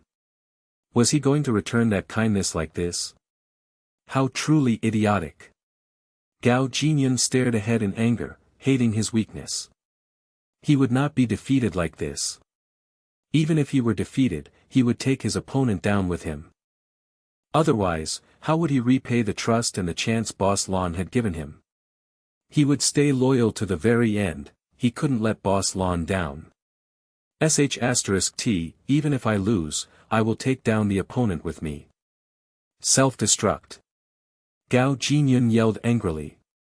He pulled on the mecha's engine throttle and using the fastest speed possible, he operated his mecha to ruthlessly crash into his foe. Although transport mecha could not be compared with actual battle mecha in all aspects, they were stronger than battle mechas in one aspect: they could carry more supplies. These transport mecha were modified to resemble heavy tanks, which meant that the weight of these mecha was heavier by 2 to 3 times compared to battle mecha. Once they accelerated and crashed into something, the powerful force would make battle mecha back up and not dare to face them head-on. As expected, Gao Jinyan's rushing movement made his opponent back off and dodge to the side. He was preparing for Gao Jinyan to use all of his strength and then attack. Seeing this, Gao Jinyan's eyes lit up and knew this was his chance. He followed through and attacked the opponent furiously because Gao Jinyan knew clearly that once this chance passed, he wouldn't have any more. The time passed by quickly. One decision could be a fate-changing decision. Gao Jinyan's opponent suddenly discovered that after he dodged backwards, he no longer held the advantage he had from the start. The one being pressured now was actually himself. However, this mecha operator was an individual with plenty of experience. His emotions kept in check, he didn't worry but instead, he calmed himself and defended with all his might. Even though Gao Jinyan's attack was insane, he still managed to block it and didn't give Gao Jinyan any chances. As expected, those participating in the Grand Mecha tournament weren't there just for show. Gao Jinyan silently praised and admired the opponent's performance. He didn't realize that his operating speed had advanced beyond his original limit and entered the next level. This made him jump straight from middle level in the advanced class to the peak. If he could successfully stabilize his advancement, he would definitely have a chance to break through into the level of special class operator after 1 year. If he was lucky, he too would be able to join the ranks of special class operators. Gao Jinyan put all of his efforts into the fight. He only had one thought and that was to crash into the opponent. This was the only chance he had to win this battle. Bang! A loud collision could be heard. Gao Jinyan had finally crashed into his opponent. After Gao Jinyan crashed into him, the opponent's expression changed slightly. Although he had throttled his mecha's engine to its limit, he discovered that the full force from the opposition's crash made his mecha unable to fully take on such a large impact. Finally, after holding on for a few seconds, his mecha lost control and was knocked back with a great force. *T. What's happening? The mecha operator who lost control couldn't help but swear under his breath. It had seemed that the opposition's speed was clearly slow enough for him to dodge. Why did he make a mistake just now and fail to dodge the attack? This mecha operator didn't expect that Gao Jinyan would improve during the battle. The latter's finger speed had broken through into a new level. This also made the mecha operator have a bad judgment call and was also the reason why he could dodge many times before but not this time. Seeing that his opponent's mecha had lost control and was sent flying, Gao Jinyan was overjoyed. He didn't hesitate to lift up his beam saber and stab ruthlessly in his opponent's direction. The beam saber struck the chest area of the opponent. Bzzz. The beam saber and the beam shield's violent collision created a slew of sparks, and the energy of the shield and saber began to deplete rapidly. The mecha whose energy was depleted last would be the victor. The two mecha created a beam of light in the sky.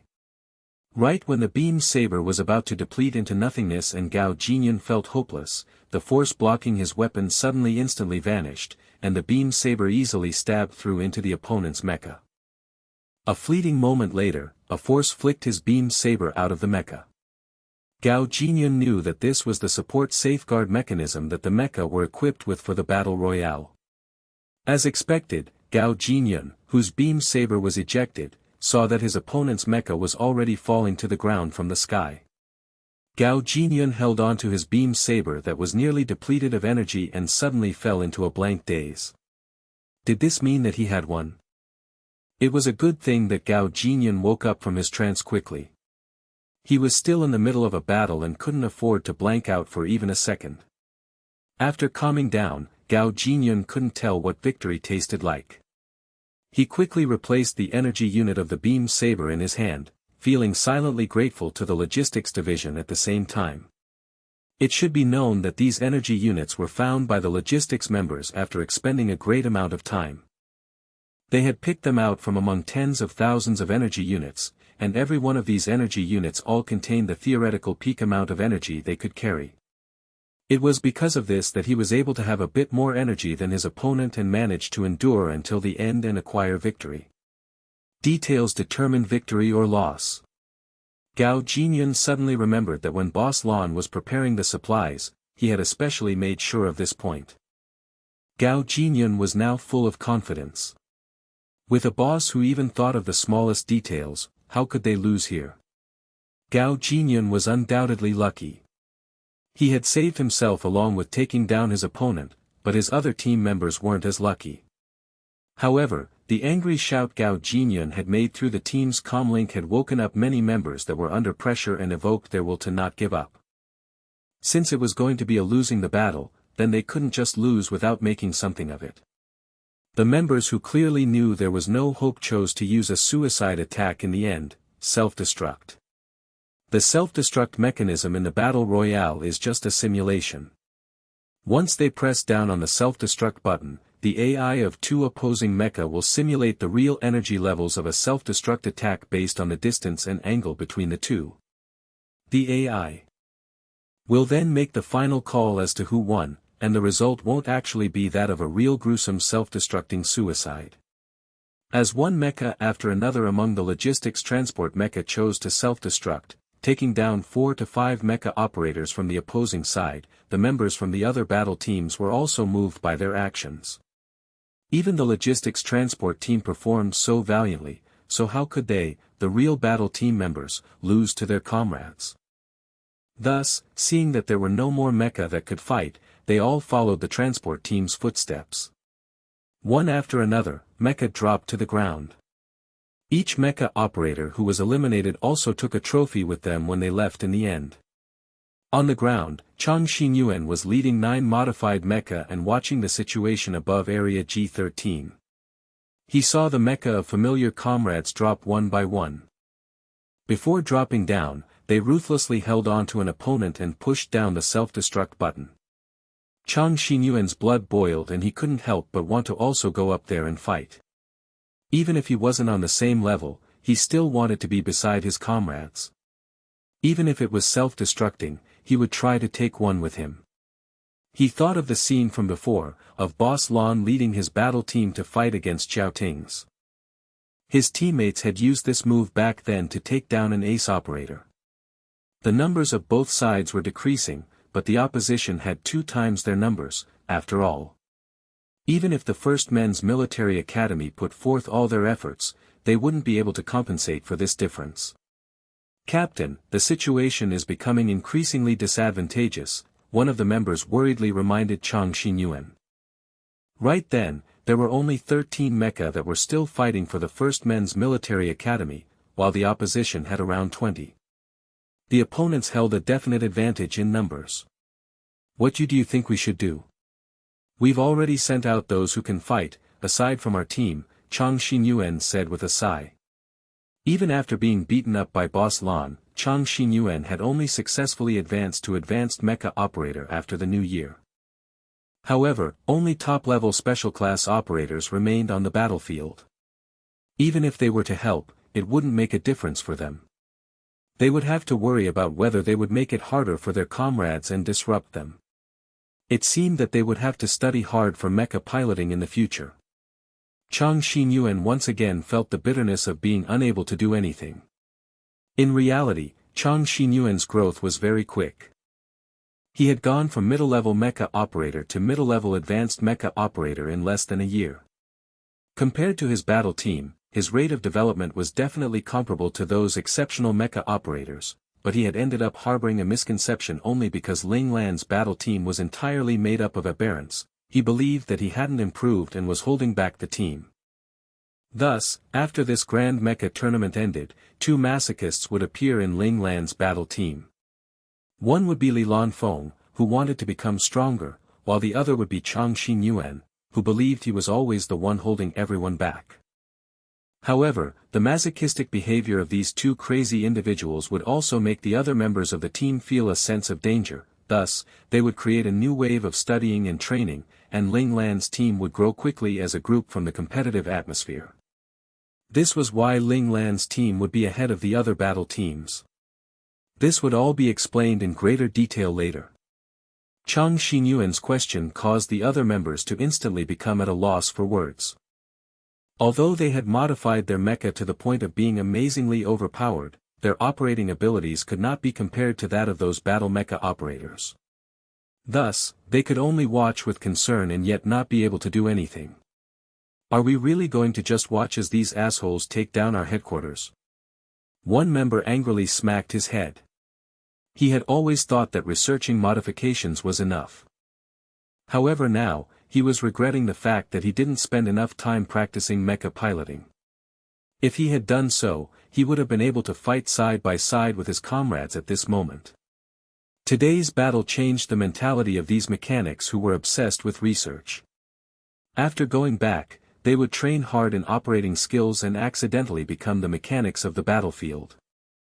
It was also because they came to understand the concept of battle that they became able to invent countless strong weapons and modified mecha. This led to them becoming the mechanical masters of the Federation, and their inventions would make countless soldiers crazily pursue and admire them. Chang Xinyuan silently looked at the sky in Area G13 and instantly pushed down on Han Jijian's communication button. Strategist Han, Area G13, we have 12 mecha and the enemy has 18 mecha. Hearing this information, Han Jijian frowned. He was silent for a bit before replying, I understand. After that, he said, you guys return to headquarters.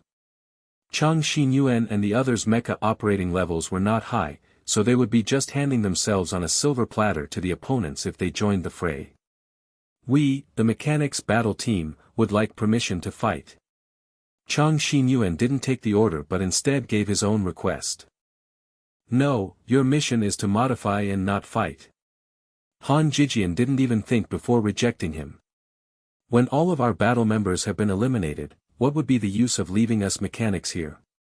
Chang Xinyuan asked emotionally. Don't forget, although we're mechanics, we are also mecha operators. On the other side of the comm link, Han Jijian didn't make a sound. A few seconds later, Han Jijian's deep voice was sent through. I understand. Captain, can we join the fight? One mechanic asked with a tone of pleasant surprise. Chang Xinyuan replied with a smile, yes. Strategist Han has allowed us to go to our death. Chang Xinyuan spoke the truth. He was an advanced mecha operator, while some of his team members were worse than him and there was even one that was only a middle-level mecha operator. This operator was also the lowest level mecha from the first men's military academy in the entire Grand Mecha tournament. The first men's military academy does not have cowards, one member exclaimed excitedly. Although our capabilities are the worst, that doesn't mean we will really just watch or give up our lives. Chang Xinyuan passed on the plan that he had came up with to his team members. There was detailed data on the plan along with the trajectories and directions to use. The others were all individuals who were used to looking at plans, so their eyes instantly lit up upon seeing it. One of them couldn't help but excitedly say, Captain, you're amazing. You actually calculated these things. This way, we may actually have a chance to achieve something. Chang Xinyuan's eyes were shining brightly. While he was watching the battle at Area G13, he hadn't been simply watching. He would definitely give an unforgettable beating to these opponents that had dared to attack their headquarters. Area G17. Lin Xiao and Jiang Xiaoyu were in the midst of fighting, unable to break away from each other. They both knew that their battle was the most important part of this situation, they didn't dare to loosen up. Furthermore, their strength was on par with each other and they were familiar with each other's attacks as well. They couldn't do anything to each other in such a short amount of time. However, the people that they had brought with them had already stopped battling. It wasn't because they had suddenly become friendly with each other, but because both sides had many people become more or less eliminated, only some mecha operators had managed to stay alive. They had all taken damage and could no longer do battle, only able to eye their respective opponents and wait patiently for their commanders to determine the victor. Han Jijian hung up Chang Xinyuan's call and his heart felt heavy. A moment ago, he couldn't help but agree to Chang Xinyuan's request, however, he knew clearly that Chang Xinyuan's team was going to their deaths. He no longer had any more battle teams that he could use, and this made Han Jijian feel like a housewife without rice to cook. Even if he had plans, he wouldn't be able to do anything. It would good if the boss was here.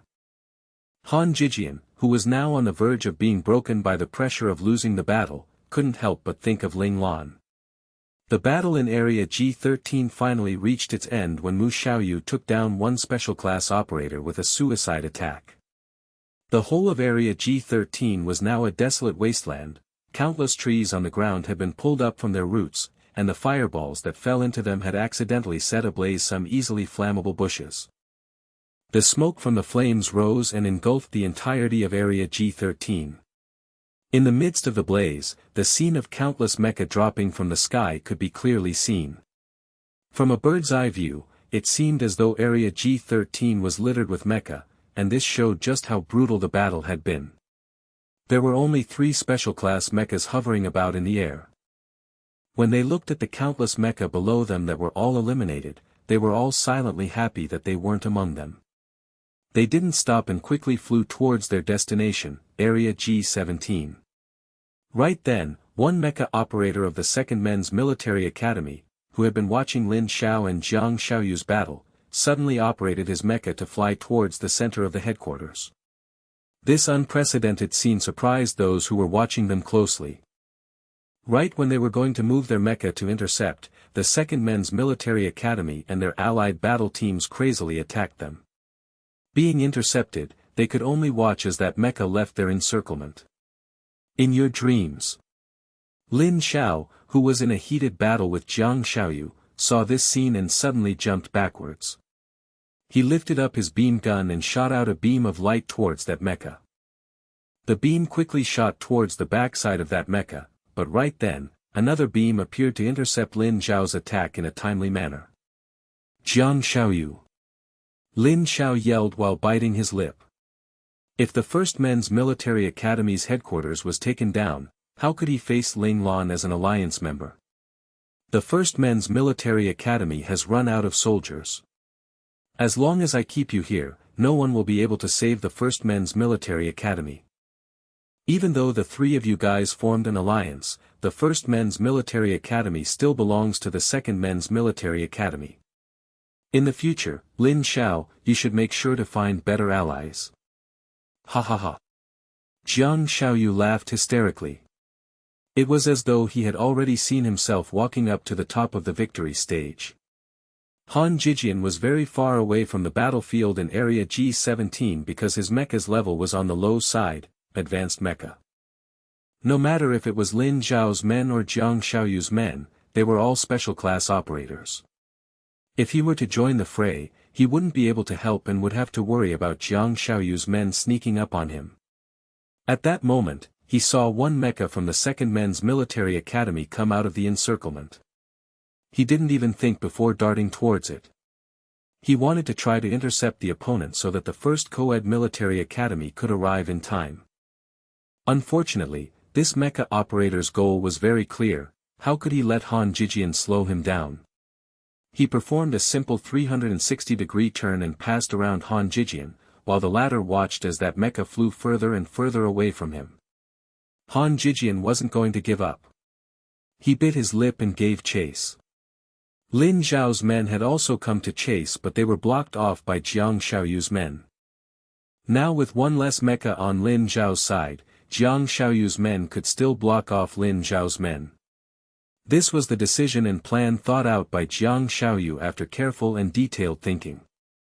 Now it looked like he had succeeded. At that moment, in the center of the headquarters, Chang Xinyuan's team was almost done getting ready for battle. Captain, 3 mecha have reached the center area from the southwest direction. I'm certain they are attackers from the opposing alliance. The member who was responsible for surveying the air above them saw that 3 red dots appeared on the mecha's radar and immediately reported it to Chang Xinyuan. Right when wanted to give an order, the patrol member yelled out, "Captain, another mecha has appeared from the southeast direction. Zoom in and see if it's a friend or foe." The southeast was Jiang Xiaoyu and Lin Zhao's battlefield. The member immediately zoomed in and clearly saw the logo on the opponent's chest plate. It's the Second Men's Military Academy.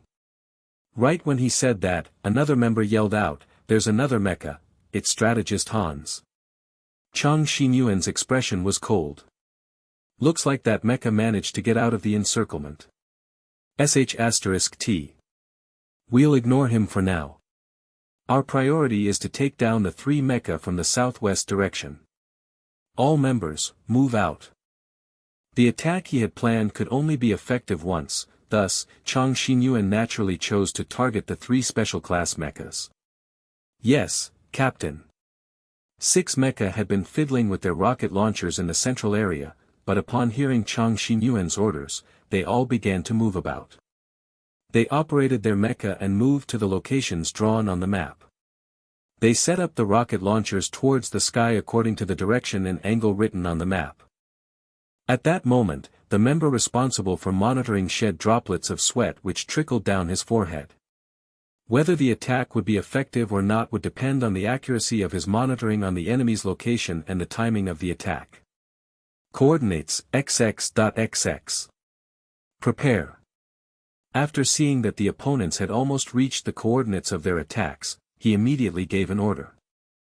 The 6 mecha operators all held the trigger of the rocket launchers with their finger, waiting for the last call to fire, at which they would pull on the trigger and fire the rockets they had prepared beforehand.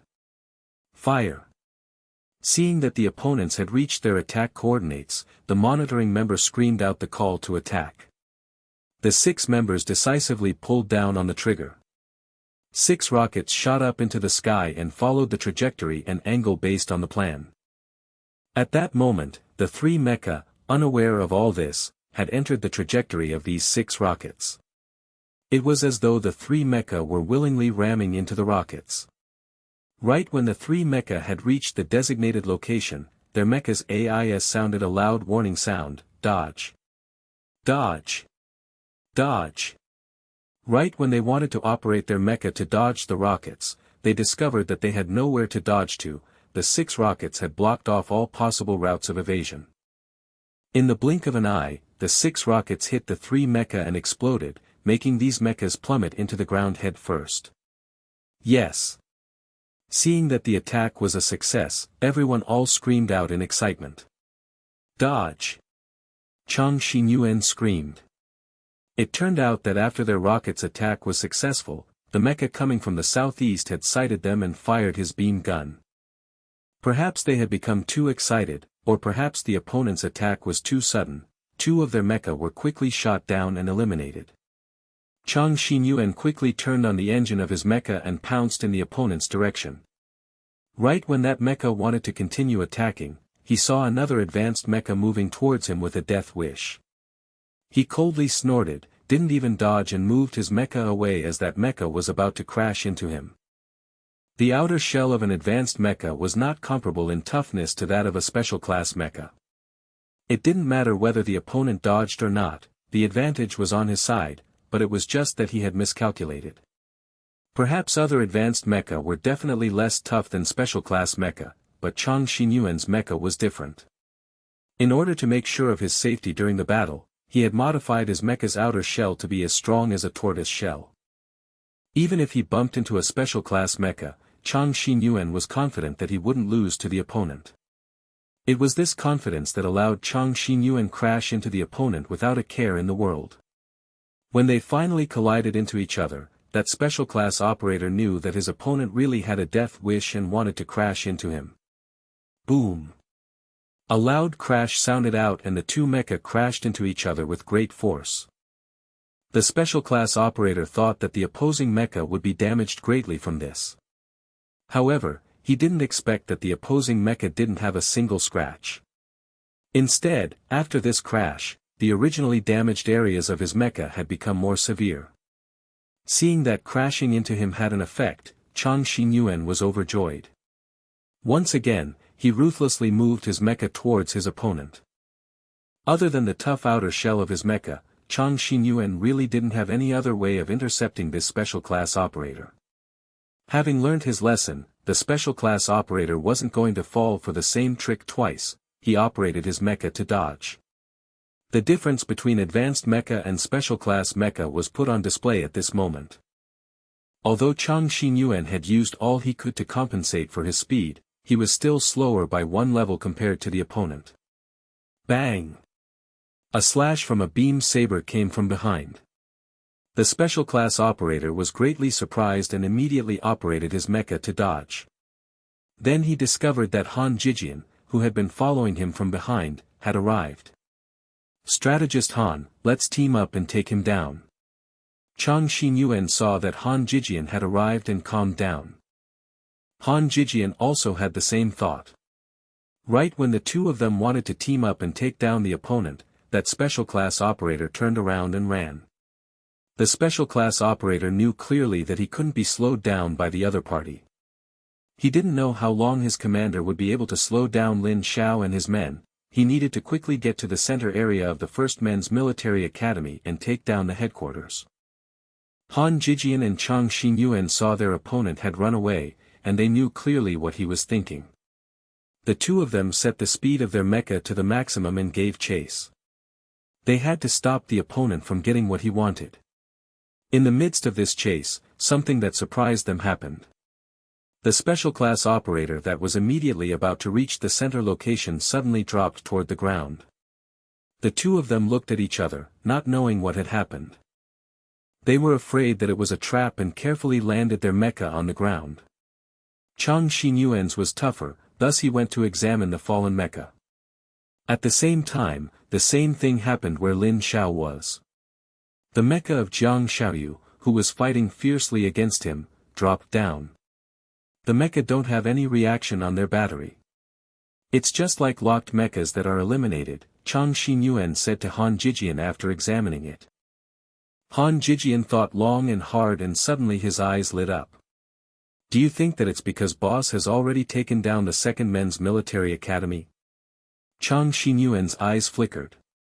He quickly nodded and said, that should be the reason.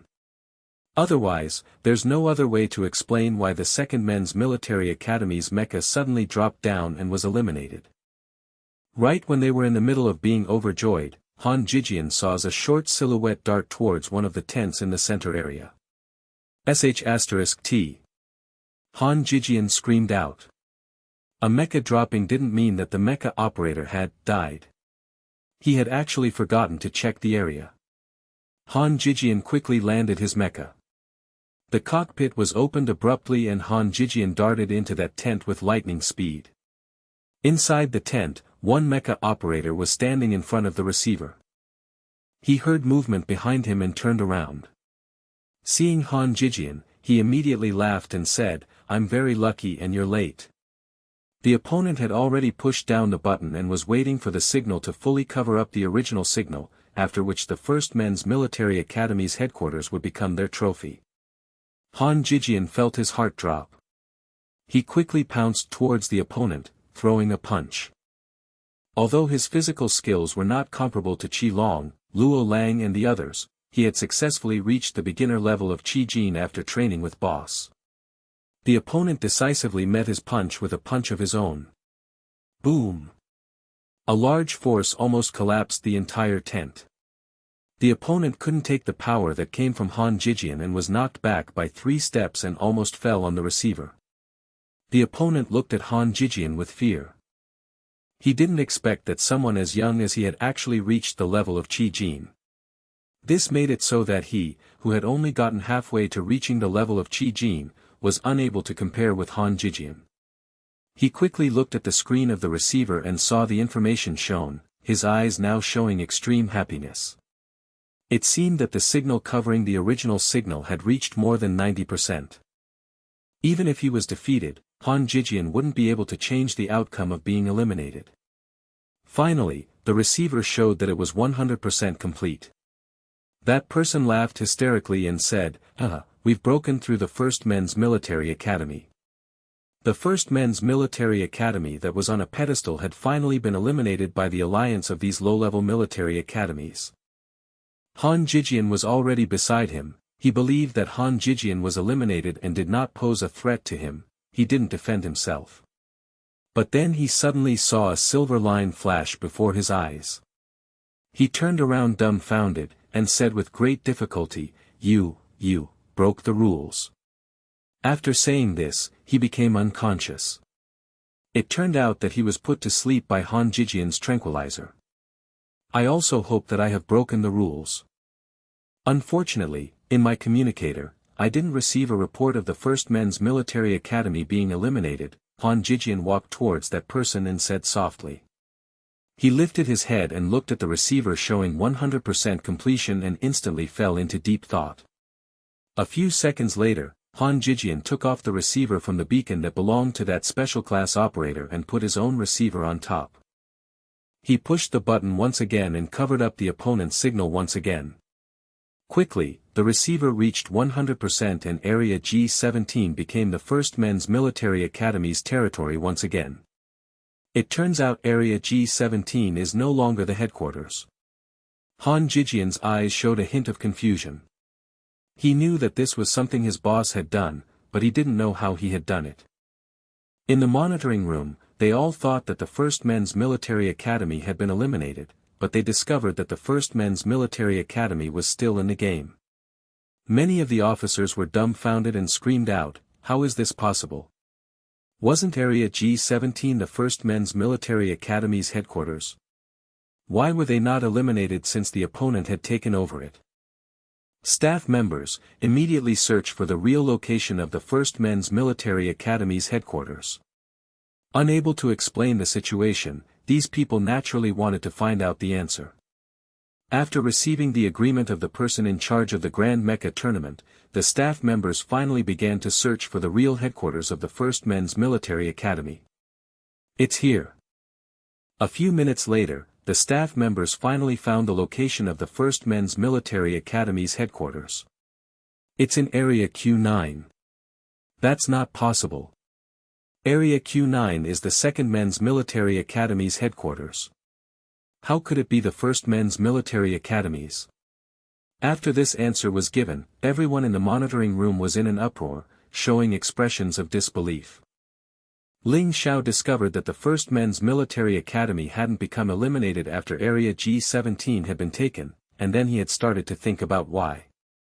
And upon hearing that their real headquarters was in Area Q9, he instantly came to a realization. "I see. Lana. You managed to discover what I had missed before. You have surpassed me in this aspect. I'm proud of you. Let us turn the time back a few minutes prior." In the headquarters of the Second Men's Military Academy, Ling Lan and Zhuge Jingming were having a clash with words. Knowing that her headquarters battle team had already gone all out, Ling Lan decisively pushed down the button on the beacon after her conversation with Zhuge Jingming. Ling Lan calmly looked at the notification on the small screen of the beacon. When the notification showed that it had reached 100%, a line of words showed up as she had expected. "Would you like to set this location as your new headquarters?" Ling Lan's lips showed a hint of a smile and the worry on her mind finally lifted. She had won her gambit. The headquarters was, as expected, did not always stay in one location and could be changed. The Battle Royale was deemed to be a real battlefield from the start, and in a real battlefield, how could a headquarters be fixed at one location? This was without a doubt contradictory. In addition to the fact that she had discovered she could light up the map, it didn't matter whether there was anything inside the beacon. This meant that they could take the beacon and run away. Thus, she thought that she would use this beacon to light up a new map. What kind of situation would make her choose a new headquarters? In order to prove her idea, Ling Lan decided to gamble. She knew clearly that if she lost, she would have become a sinner in the first men's military academy. It was even possible that she would have been expelled. However, for Ling Lan, that price wasn't too much to pay, and this was because she was a woman. If she really had lost the gamble and was expelled, she would have been able to use the circumstance to disappear from the public. That would have completely gotten her out of the difficult situation where she was living as a man and woman at the same time. However, if she succeeded, she believed that the cadets who had participated in this year's tournament would receive everlasting glory that would make their futures bright and allow for endless possibilities of growth. It would not be a bad thing for her or the others if they won or lost, so Ling Lan would naturally not be reserved and decide to gamble. Now it looked like everything had reached the end. Ling Lan took a deep breath and pushed down the button for confirmation. Right then, all of the Second Men's Military Academy's people received a notification: "Your headquarters has been successfully taken down by an unknown army. All your members have been determined to be eliminated." Everyone in the Second Men's Military Academy screamed out in agony, but their screams were too late. Their mecha were instantly locked up by the AI. Those who were on the ground were a bit luckier, while the ones in the air were in trouble. They fell straight down from the sky. It was a good thing that the AI only locked down the operating mechanisms of the mecha. The defensive mechanism and power were still intact, making sure they weren't harmed when they hit the ground. There were also those who had left their mecha to rest. They also received this notification in their communicators and was told to stay where they were. If they moved even a bit, a special surveillance drone made for communicating with the outside would not hesitate to shoot out tranquilizing darts to put them to sleep. Thus, no one dared to move. This also ensured that those who were eliminated wouldn't try anything and mess up the rest of the battle royale. Yuan Su, Xiao Ting and the others, who were fighting against that allied battle team of the 2nd Men's Military Academy, discovered that all of the mecha that belonged to the 2nd Men's Military Academy had dropped down. Seeing this, they were all smart enough to know what had happened. This was definitely because the 2nd Men's Military Academy's headquarters had been taken down. Yuan Su couldn't control himself and laughed, saying, "Haha, Jiang Xiaoyu, you actually thought you could take down my headquarters.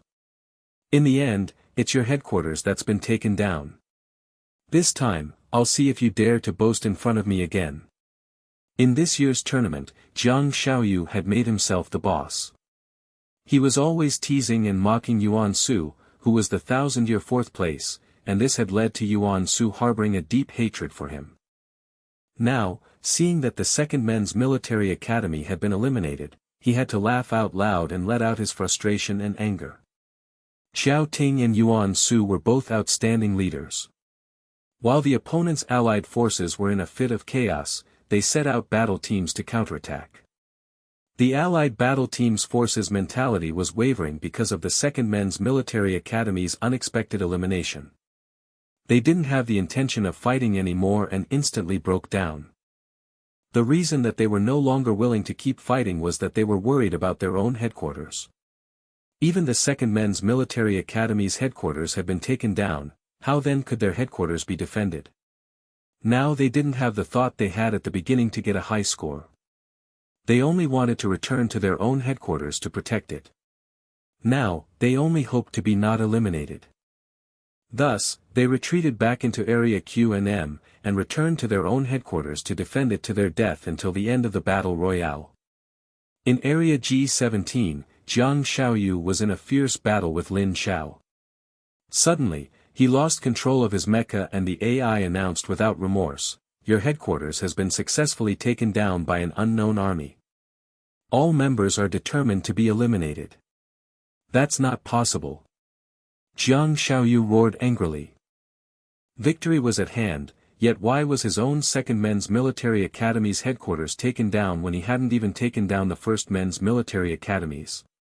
Unfortunately, even if Jiang Xiaoyu didn't agree with the result, there was no turning back. His mecha dropped from the air and crashed to the ground in Area G17. Right when Lin Xiao struck with his sword, he slashed the air instead. He looked at Jiang Xiaoyu's mecha going out of control with surprise. There was another mecha that also fell at the same time as Jiang Xiaoyu. Lin Xiao didn't understand why. After his team members reported to him that Jiang Xiaoyu's mecha indeed had no more power and was completely locked, Lin Xiao understood what had happened to Jiang Xiaoyu. The 2nd Men's Military Academy's headquarters has been broken through. Who has the ability to get into the deepest parts of Area Q? Lin Xiao thought to himself. He didn't know why, but Ling Lan's cold face appeared inside his mind. After taking down the 2nd Men's Military Academy's headquarters, the communicator in Zhuge Jingming's hand also received the short message at the same time. He sighed in his mind. They were still slower just by a bit. He couldn't help but raise his head and look at Ling Lan, who was calmly sitting on a chair as though she was thinking about something. Zhuge Jingming felt a fit of rage rise up from within him. Although the 2nd Men's Military Academy had lost, was the 1st Men's Military Academy's headquarters still impregnable? Right then, he really hoped that the allied force that he sent would be able to successfully take down the opponent's headquarters. He wanted to see if the other side could remain this calm after finding out they themselves were eliminated. Unfortunately, as time passed, Ling Lan's expression didn't change. It seemed that his allied forces hadn't brought about any crisis for the 1st Men's Military Academy. At that moment, Zhuge Jingming didn't know that the Allied forces that he had sent had, in reality, successfully taken down Area G-17. Unfortunately, Area G-17 was no longer the First Men's Military Academy's headquarters. Taking down Area G-17 was like taking down an uninhabited area, which only yielded some points. It wasn't enough to eliminate the First Men's Military Academy. Ling Lan was able to see what was happening in Area G-17 because of Little 4. Little 4, this time, I almost took a fall in Area G2. If didn't win the gambit, we would now have been eliminated. Inside her mind space, Ling Lan had a cold expression and was looking back on her mistake. Boss, I should have reminded you. Little 4 hung his head in shame. It was his job to advise her as an assistant, yet he had been negligent. That's why we must remember this lesson. In the future, we need to supervise each other. No matter who makes a mistake, the other will help them find out what it is. Ling Lan smiled at Little 4. Only in her mindscape would she let herself loose and keep acting as a boss. Ling Lan's curved eyes and expression stupefied Little 4. Little 4's dumbfounded look made Ling Lan's mood even better. She flicked her finger and said, "Dummy, what are you looking at?" Little 4 yelped and rubbed his forehead. He looked at his boss with saddened eyes, criticizing her ruthlessness. Woo-woo, his forehead was definitely red from boss's flick. It was so painful. By the time the pain had finally faded away and Little 4 looked at boss, she had already returned to wearing her cold facial expression. He regrettably said, "Boss, you need to smile more. You looked pretty when you smiled just now." Ling Lan gulped and asked, "Pretty? How so? Would people suspect that she was a female because of this?" Little 4 began to look for all types of descriptive words. Just, let me look through the database. Yes, I've found adorable, alluring, angelic, bewitching, charming, cute, dazzling, divine, elegant, exquisite, fair, foxy, gorgeous. Little 4 read out the words that described beauty one by one.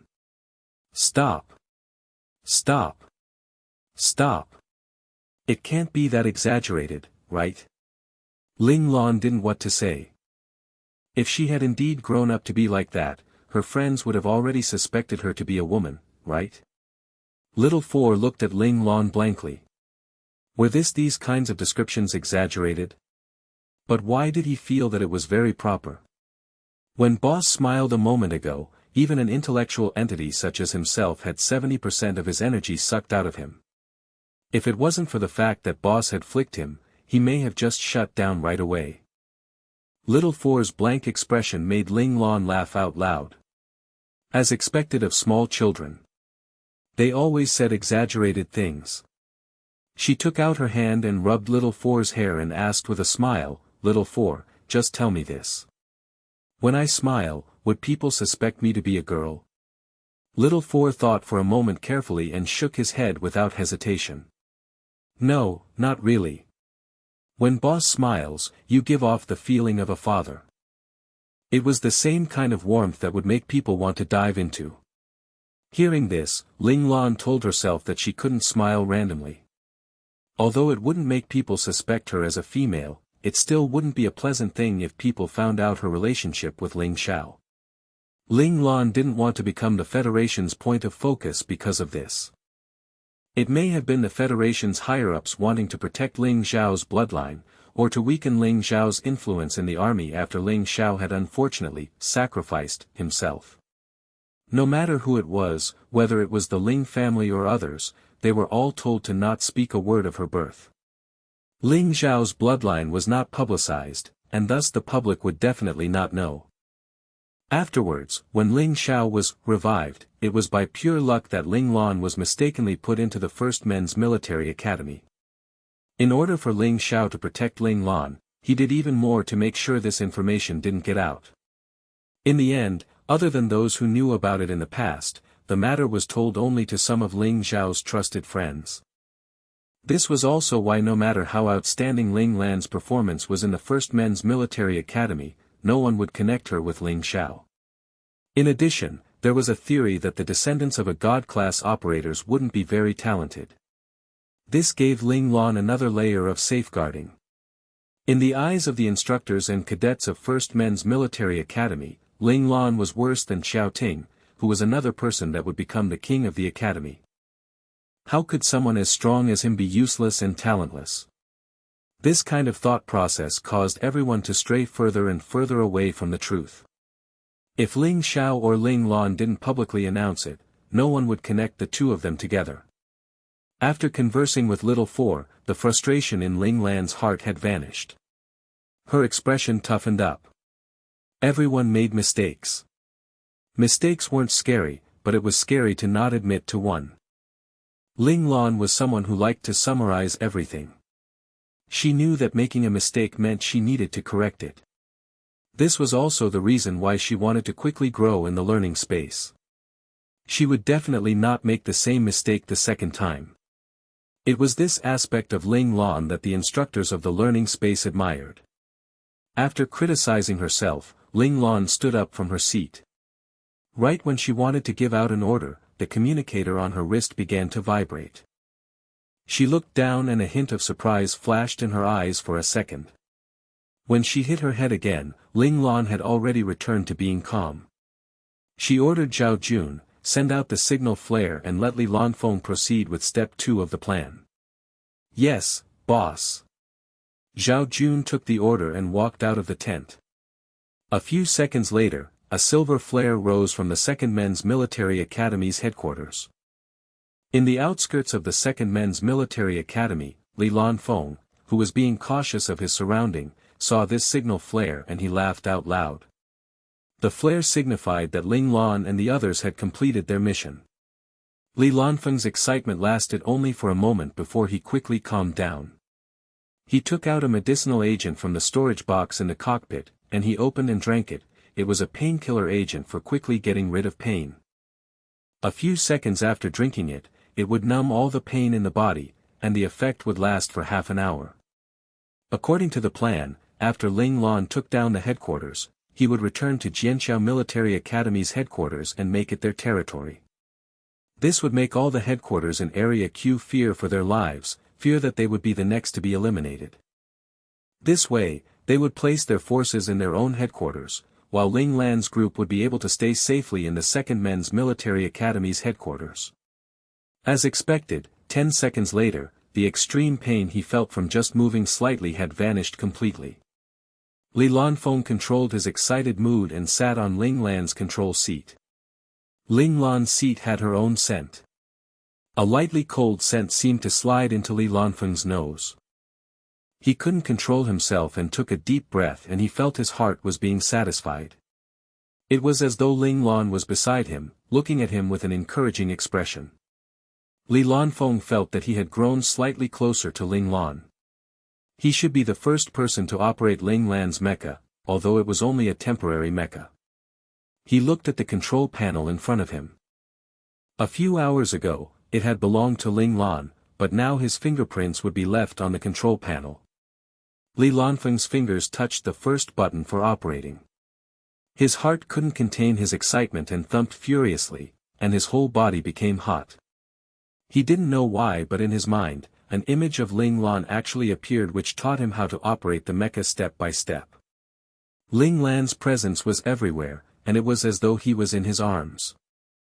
The warmth this feeling brought was enough to make him become intoxicated. This kind of feeling is addictive.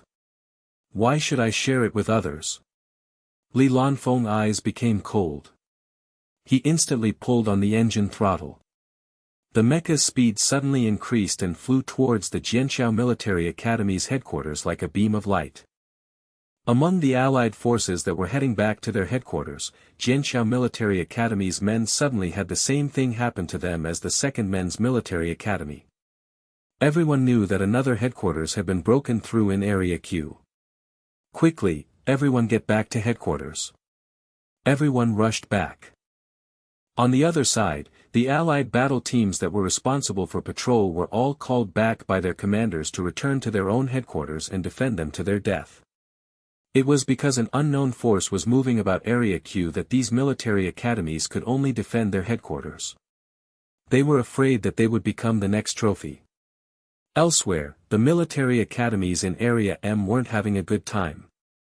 The 3rd Men's Military Academy, who had already recovered, formed a new allied force with Xiao Ting's battle team and the 1st Co-ed Military Academy. They began their attack on Area M. They breezed through the area. In order to meet up with Ling Lan, Xiao Ting used his fastest speed and led his team into Area Q. He went to Area Q9, to the original 2nd Men's Military Academy's headquarters. The military academies who were in the middle of battle didn't know that this headquarters had already become the 1st Men's Military Academy's headquarters. After meeting up with Xiao Ting, Ling Lan didn't just defend. Instead, she had Xiao Ting clear out the surrounding areas. Ling Lan knew clearly that the best defense was offense. The end of the battle royale was drawing increasingly closer. All the military academies that were scared by an ace operator like Xiao Ting didn't dare to move. They only defended their own headquarters to the death. At that moment, the alliance was only a name. No one wanted to leave their headquarters to help their allies defend their headquarters. Having successfully disbanded the alliance in Area Q, Ling Lan took down 2 more small military academies afterwards. Finally, the battle royale came to an end. The military academies that had successfully defended their headquarters let out a sigh of relief. They didn't imagine that Ling Lan, who looked as though she was calm and indifferent, had also let out a sigh of relief. Although they had managed to change their headquarters, they had ended up with enemies all around them. Xiao Ting was fierce, but their numbers were still too little. If the enemy headquarters in the area had cooperated and used numbers to exhaust Xiao Ting's battle team, it was possible that this headquarters would have been in great danger. Of course, Ling Lan could have moved headquarters again, but she didn't want to become a hobo and run for her life. She remembered that her own father was watching. Although Ling Lan didn't say it, in reality, she really did see Ling Xiao as her father and didn't want to let him down. In the monitoring room, everyone jumped up upon seeing that the battle royale had ended. Quick, let us look at the 1st Men's Military Academy's score.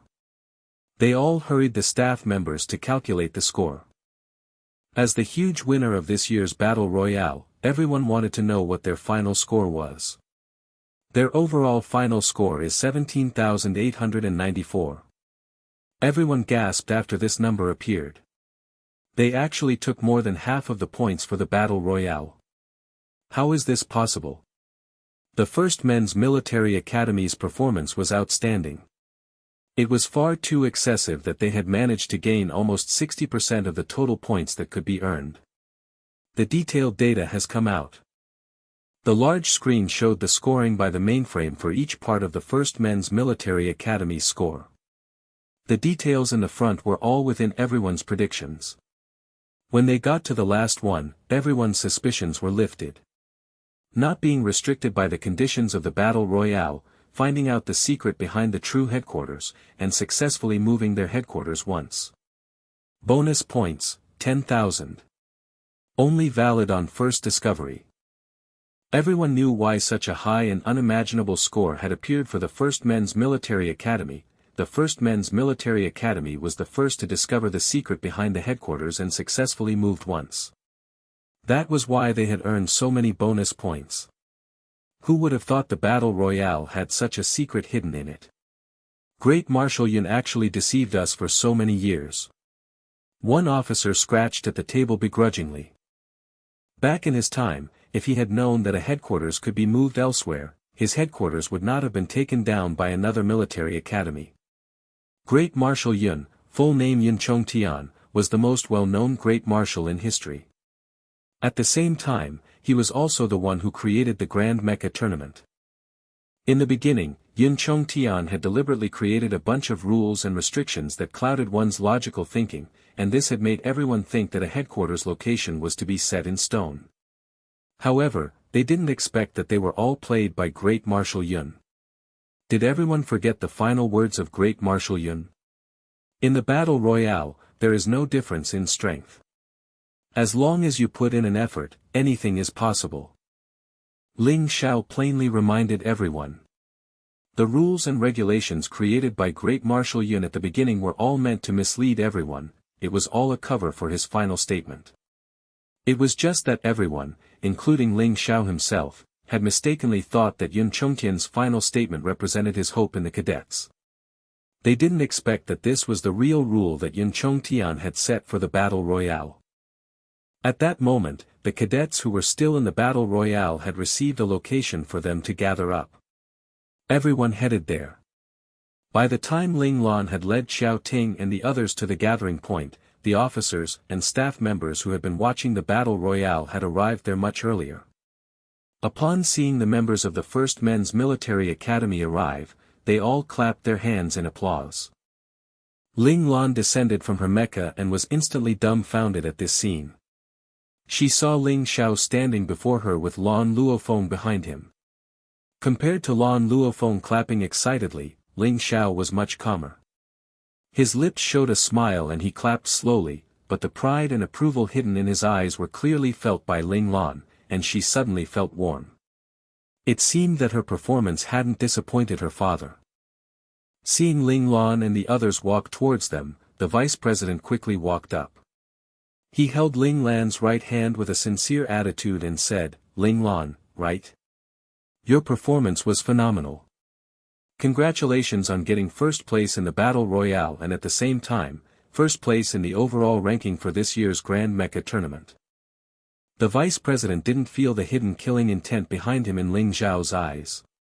This old fart actually dares to take advantage of my daughter. Ling Lan gave a salute and pulled her hand out of his clutches. "Thank you very much, Mr. Vice President." Her cold expression paired with her cold tone caused the smile on the vice president's face to freeze. This Ling Lan is really calm and collected. Shouldn't he be excited? Afterwards, Ling Lan decisively walked in front of Ling Xiao and saluted him, saying, "Thank you, General, for coming down here yourself." This suddenly calmed down Daddy Ling Xiao's frustrated heart. This kid actually ignored me. The vice president was secretly frustrated. He believed that Ling Lan only wanted to please Ling Xiao while ignoring him. Xiao Ting knew about Ling Xiao and Ling Lan's relationship.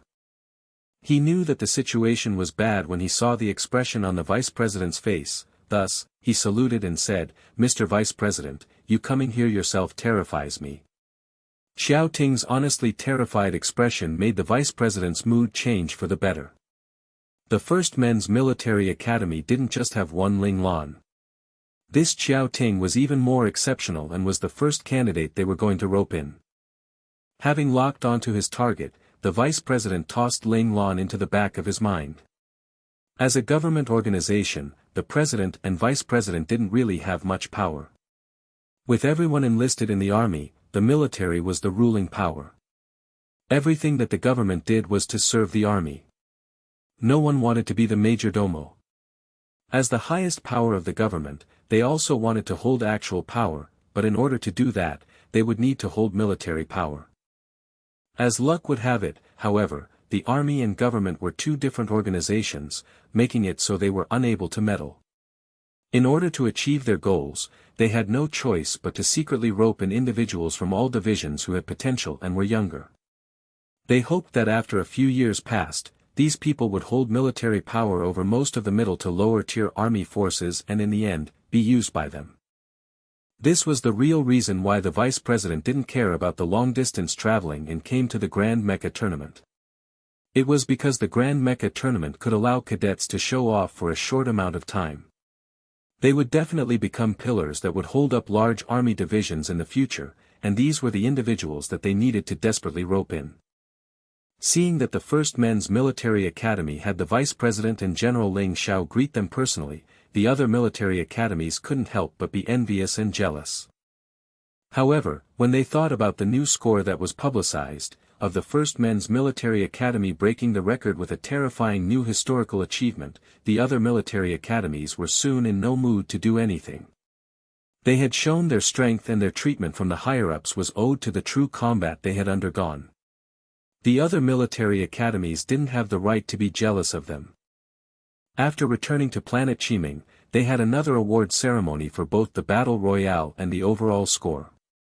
The first men's military academy was without a doubt first place.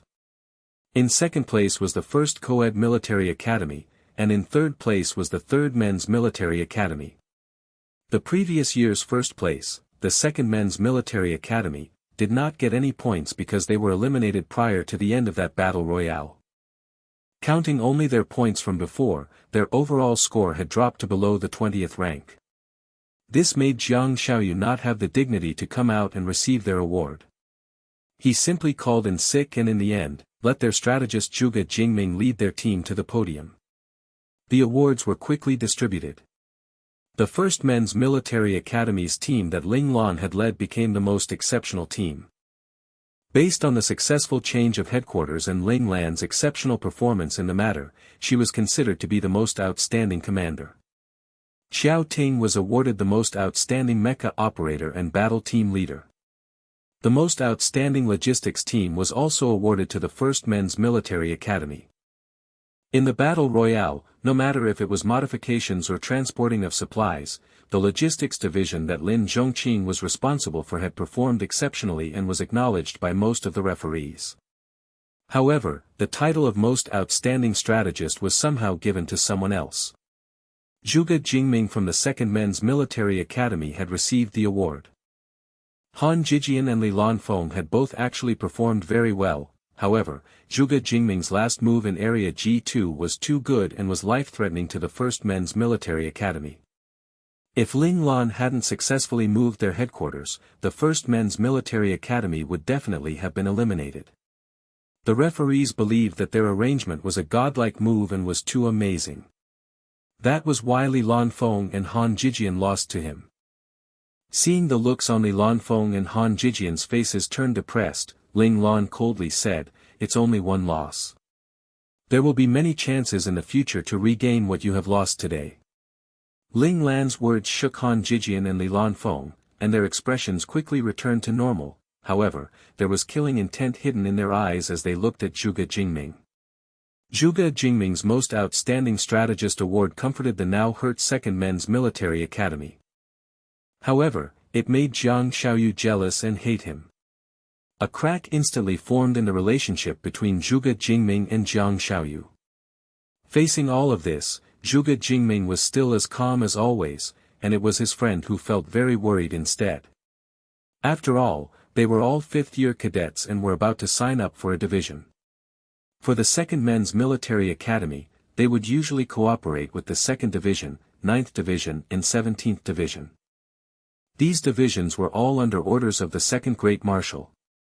The 2nd Division was the head of the 3 divisions and Jiang Xiaoyu was already going to the 2nd Division by default. If Jiang Xiaoyu caused him trouble, it would be disadvantageous to his growth in the future no matter which division Zhuge Jingming entered. "I'm not going to apply for divisions this year." Zhuge Jingming finally told everyone his decision. "Why?" his friend asked in surprise. "The most outstanding strategist." "Ha!" Zhuge Jingming laughed bitterly. Getting this award made him doubt himself. Ling Lan, the one who got the most outstanding commander, was the actual person who should have gotten his award as well. He knew clearly that, all of his plans in the battle royale had been seen through by the other party. He lost to the opposition and didn't have anything to blame it on. "I need to go back and activate the N-Mind space," Zhuge Jingming said sternly. "You've gone mad," his friend yelled out. He was also part of the Zhuge family and understood what the N-Mind space meant. That was something that could easily kill someone and only had success rate of only 30%. If it wasn't completely necessary, the people from the Zhuge family would not activate the N-Mind space. "If I don't activate it, I will definitely not be able to win against him." Zhuge Jingming's expression showed a hint of his own ambition. As the future god machine, he wouldn't let himself lose to anyone in terms of strategy. Seeing that Zhuge Jingming had made up his mind, his friend couldn't do anything. Worried, he prepared to go back home to deliver this news to the family head and have him stop Zhuge Jingming from having such idiotic thoughts. The ending of the award ceremony also meant the end of the Grand Mecha Tournament. All the military academies needed to continue to rest on planet Chiming for a few more days. However, the audience that came to watch had begun to leave, including Ling Xiao. 15 days of staying there was already the limit. The 23rd Division still needed him to call the shots. The staff officers he had left in the 23rd Division had already asked him numerous times since the end of the Battle Royale. If he didn't leave now, those staff officers would probably all go on strike and leave the division. Ling Lan led her small team and came to the dock exclusively for Ling Xiao's warship. There were many people here to send Ling Xiao off, people from every military academy. After all, Ling Xiao was an idol for all military academy cadets. Since their idol was leaving, they would naturally come to the dock and send him off. Ling Xiao led Lan Luofeng through the VIP tunnel to the warship, where he saw Ling Lan standing in the innermost row and felt dismayed. Whenever he spent time with his daughter, he felt that it wasn't enough.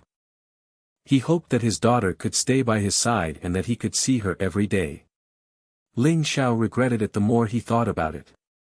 If he had gone back home first to get a grasp on the situation, perhaps he wouldn't have done something so stupid.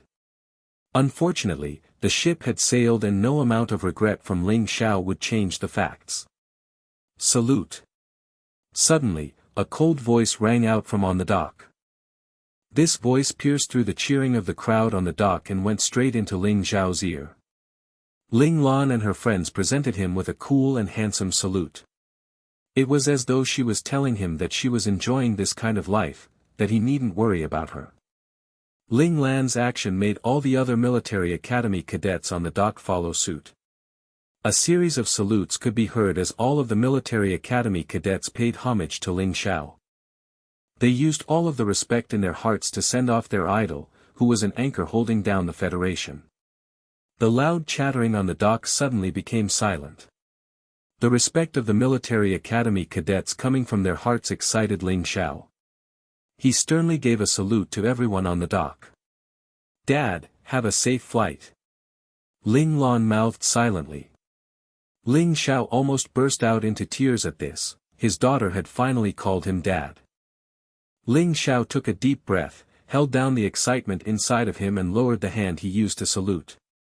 He quickly turned around and led Lan Luofeng into the warship.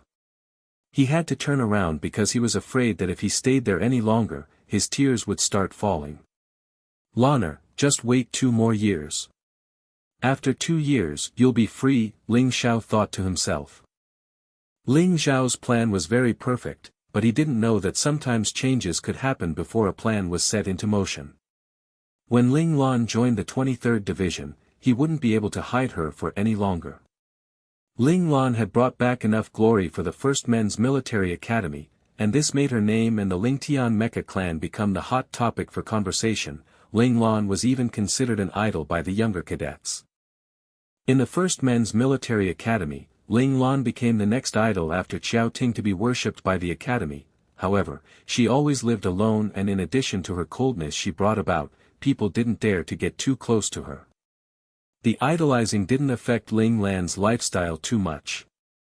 When Qiao Ting and the other 5th-year cadets left because of their internships in an army division, the other weakened mecha clans would not be confident enough to go against the Lingtian Mecha clan, who had reached the top. They all began to be more low-key. Ling Lan's outstanding performance in the Grand Mecha tournament made them clearly understand that without the capabilities of an ace operator, they wouldn't be able to go against her. Everyone all came to a mutual agreement and didn't cause any more trouble. The First Men's Military Academy had once again returned to a time of peace and tranquility.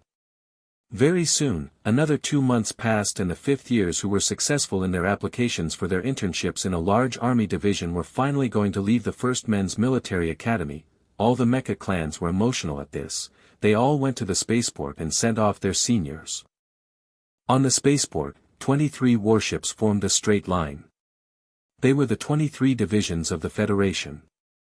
Although some divisions only had a few people from the First Men's Military Academy successfully get in order to show that they valued the First Men's Military Academy's cadets, they didn't hesitate to send a standard warship to welcome them. Ling Lan saw that other than the numbering on the warships and the totem markings, everything else was the same as standard warships.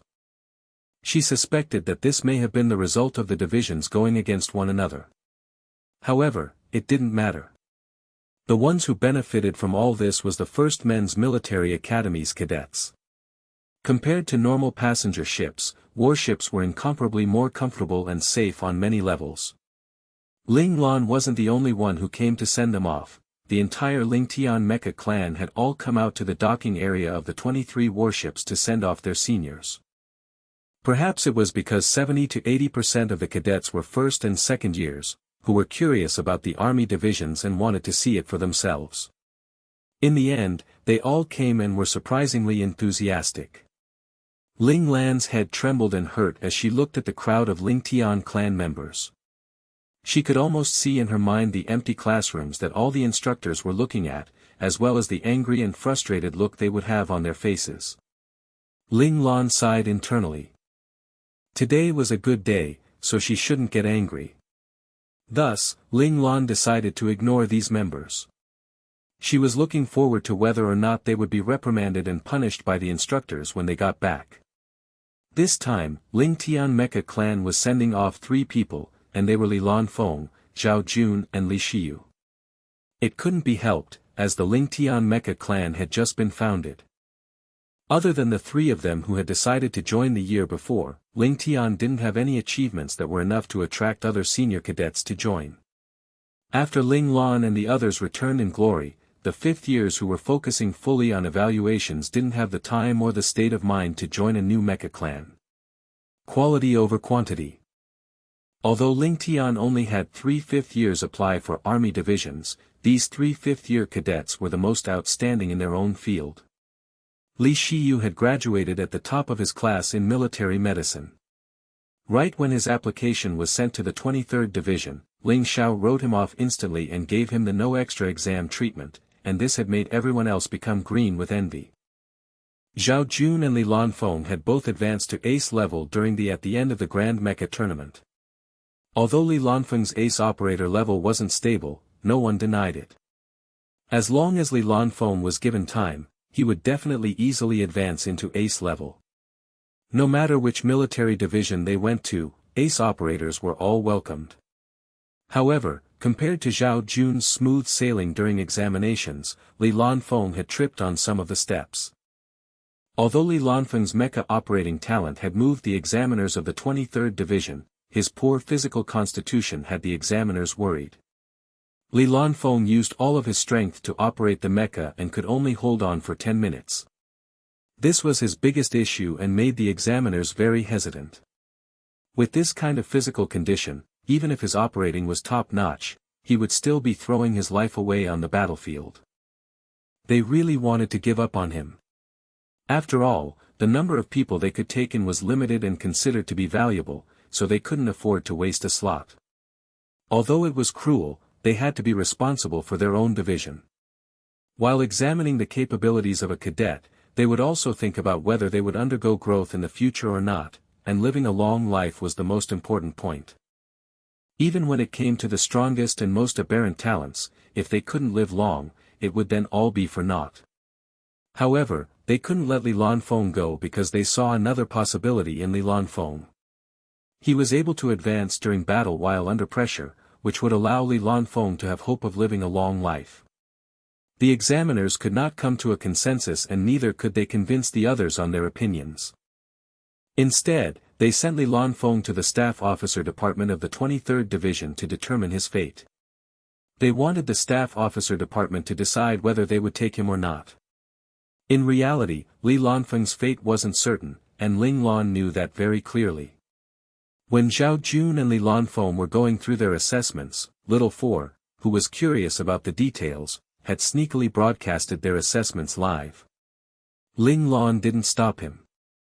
Although Ling Lan had many ways to help Li Lanfeng get into the 23rd Division smoothly, Ling Lan believed that this was Li Lanfeng's own path. No matter if it was smooth sailing or full of hardships, he had to experience it himself. Of course, if Li Lanfeng had failed the assessment, he would have had to wait until his 6th year to continue to apply. Even if he failed in his 6th year, it didn't mean that he had no hope of getting into the 23rd Division. But if that happened, Li Lanfeng's path in the future would be even more difficult. Firstly, he would need to apply like any average citizen for soldier tryouts in the 23rd Division. He would have to spend many years and slowly climb up from the lowest rank. Right, it wasn't like this. If he got into the 23rd Division right now, he would have the rank of lieutenant. However, some things could not be done by just thinking about it. A few days later, Ling Lan received a phone call from her father's first staff officer, He Shuyang. Young Master Lan, long time no see, right? Ling Lan's forehead couldn't help but twitch a few times after seeing He Shuyang's smiling face appear in the virtual video call. She first suspected that perhaps her father had laid some sort of trick for her. He Shuyang seemed to perceive what Ling Lan was thinking and immediately spoke up for his general. Young Master Lan, contacting you today has nothing to do with the general. Oh. Ling Lan looked at him slyly. She really didn't know what other connection she shared with this first staff officer aside from her father. He Shuyang smiled awkwardly. When he had previously contacted young Master Lan, he was actually sending the general's regards to him. The general was very busy but was scared that he had neglected his only child, thus, he made He Shuyang contact Ling Lan from time to time and make sure he was safe. However, He Shuyang was still Ling Zhao's first staff officer. His skin was trained enough to be very thick and so he quickly said without a care in the world, Young Master Lan, the situation's like this. We received the newest assessment results of an applicant from the First Men's Military Academy. The examiners from below could not come to a consensus regarding this applicant. In the end, the application was sent to us and we were told make the decision instead. Ling Lan thought about it. She knew that this applicant was definitely Li Lanfeng. He was the only one who would make the examiners want to give up and fail him, yet still be reluctant in doing so. His physique was always being worked to its limit, and he was able to break through into ace level during his 5th year. Li Lanfeng's mecha operating talent was undoubtedly monstrous, which was why he was able to continuously break past his body's limits and successfully break through time and time again. Who is it? Ling Lan's tone was very plain as if she didn't know what the situation was about. He Shuyang knowingly smiled and said, Li Lanfeng. Ling Lan coldly looked at the image of He Shuyang and waited for what he was going to say next.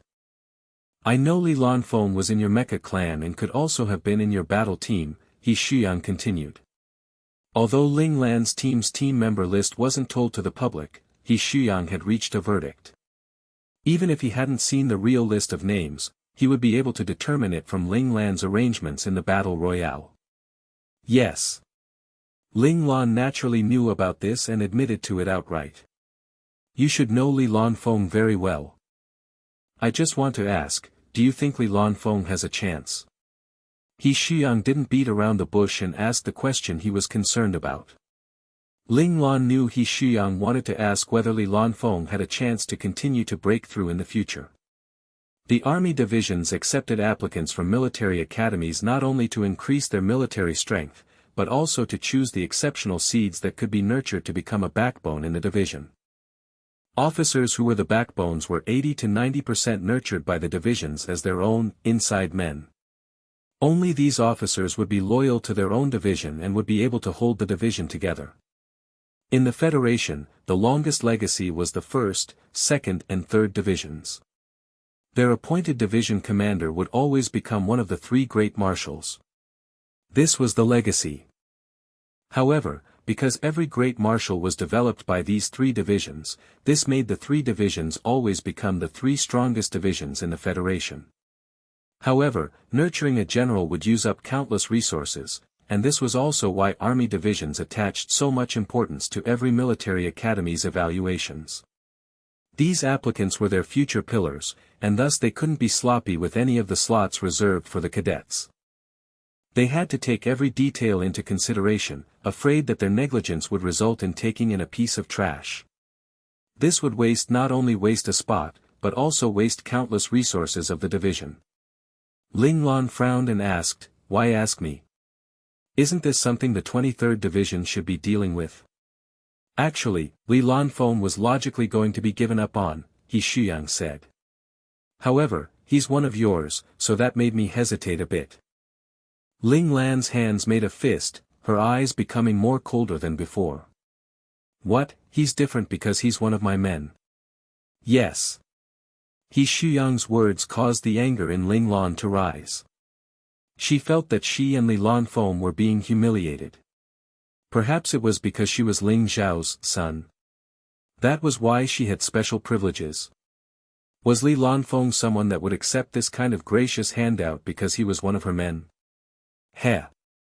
Young Master Lan, did you think that I was going to give Li Lanfeng a special privilege? He Shuyang smiled.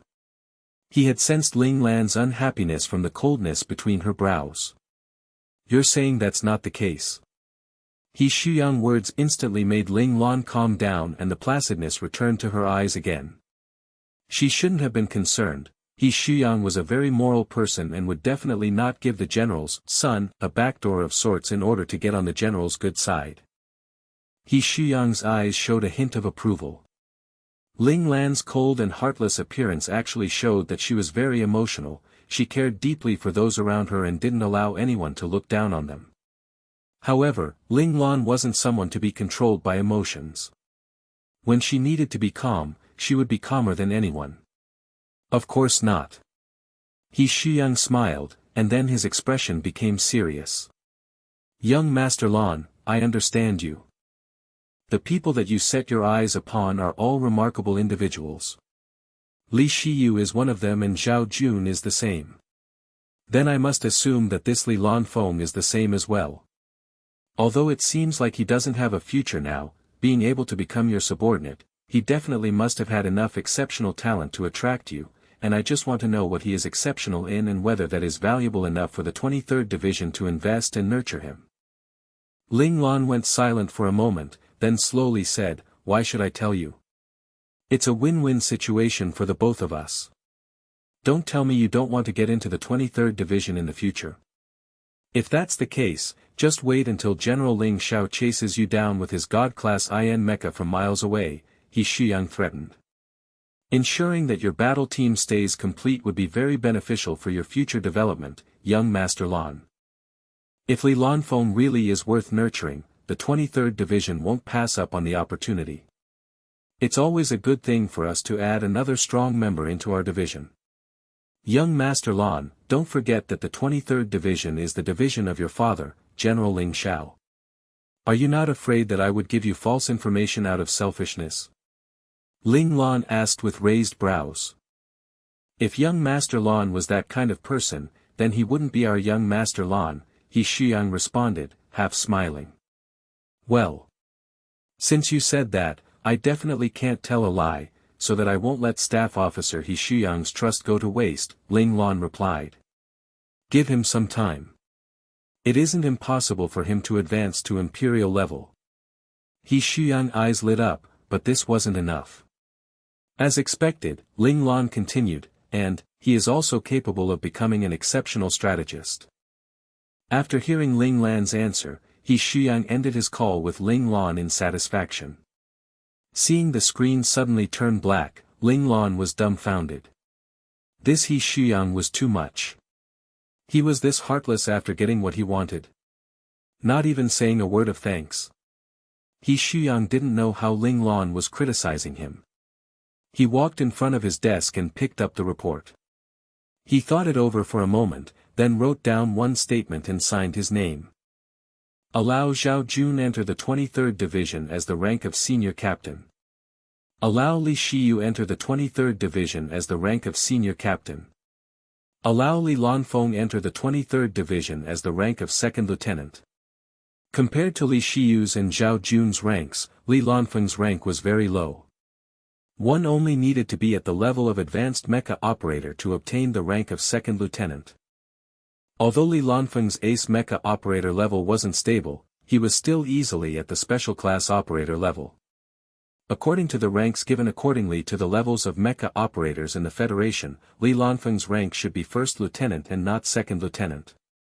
This meant that while Li Lanfeng was approved by He Shuyang to enter the 23rd Division, He Shuyang still suppressed Li Lanfeng. This was He Shuyang testing Li Lanfeng. Ling Lan returned from her flashback and couldn't help but smile bitterly. Although she didn't want to have a hand in the situation, she still did something. It was just that she didn't know whether it was a good thing or a bad thing for Li Lanfeng. Ling Lan believed that since Li Lanfeng was now being eyed by He Shuyang, he would definitely have a rough time in the 23rd Division. Ling Lan looked at the three of them wearing uniforms standing in front of her, and her worries were gone in an instant. She encouragingly said, "The 23rd Division has formed recently, so they're basically all veterans. There aren't many new people like you guys there. It's going to be a hard road ahead.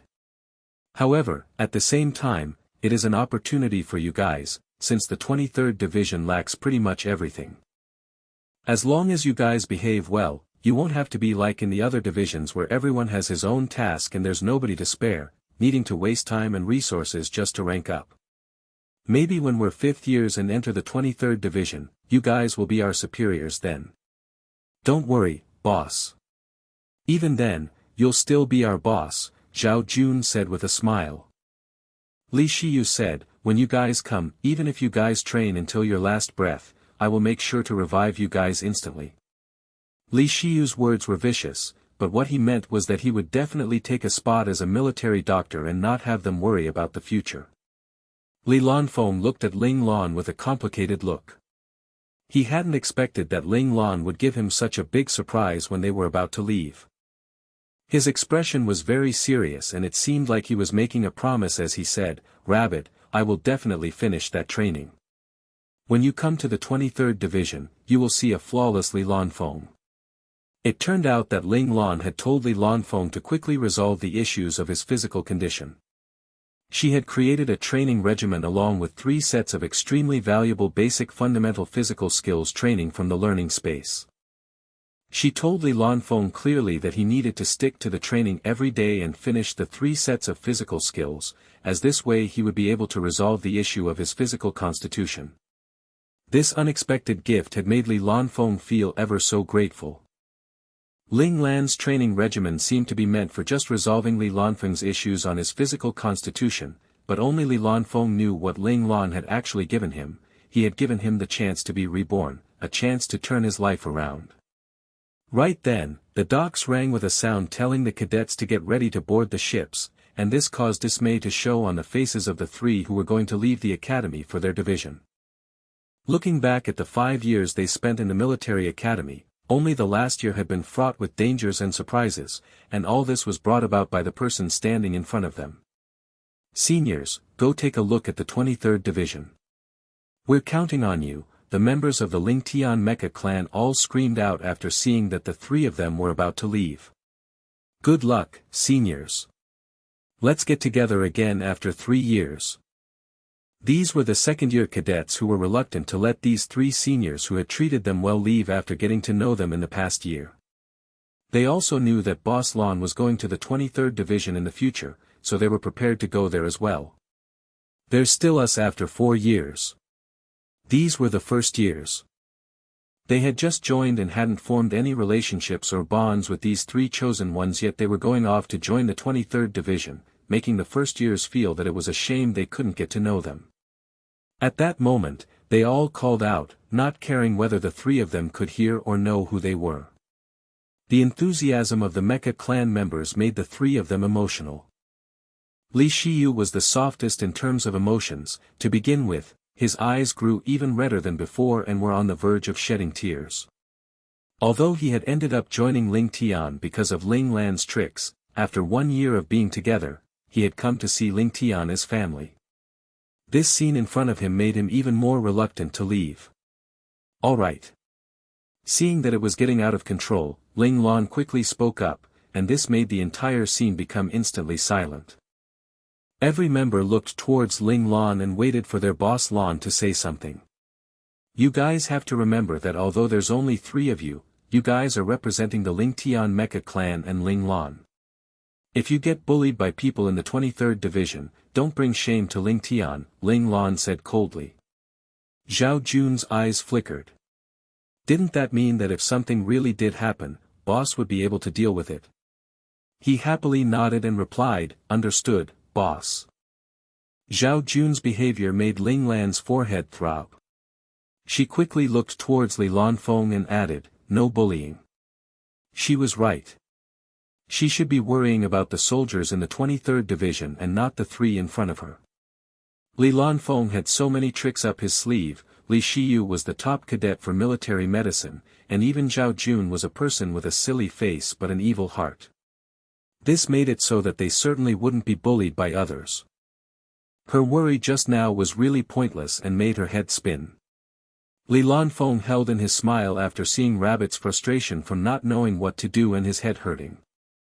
This made his reluctant feelings instantly lessen. He smiled and nodded while comforting Ling Lan. "Understood. I will definitely look after Zhao Jun." "Oh ho." Li Lanfeng's answer made Li Shiyu laugh out loud. "Look after Zhao Jun. Are you sure you didn't mean that you would work with Zhao Jun?" Zhao Jun looked at Li Lanfeng with indifference. The two of them exchanged a stare that they both understood. Ling Lan suddenly realized that asking Li Lanfeng to look after Zhao Jun was an absolute mistake. She could confirm that if Zhao Jun was to cause trouble, Li Lanfeng would not only not stop him, but also strategize for him. Seeing the three of them be less reluctant compared to earlier after hearing her words, Ling Lan's heart softened. As long as they weren't bullied, she couldn't care less about helping the people they were going to bully while in the 23rd Division. The only thing she could do was that when they caused trouble and couldn't resolve it, she would be able to contact her dad in a timely manner and help them out. Although she had this thought, Ling Lan was still in a bad mood. She pointed to the warship and said, "You guys can leave now."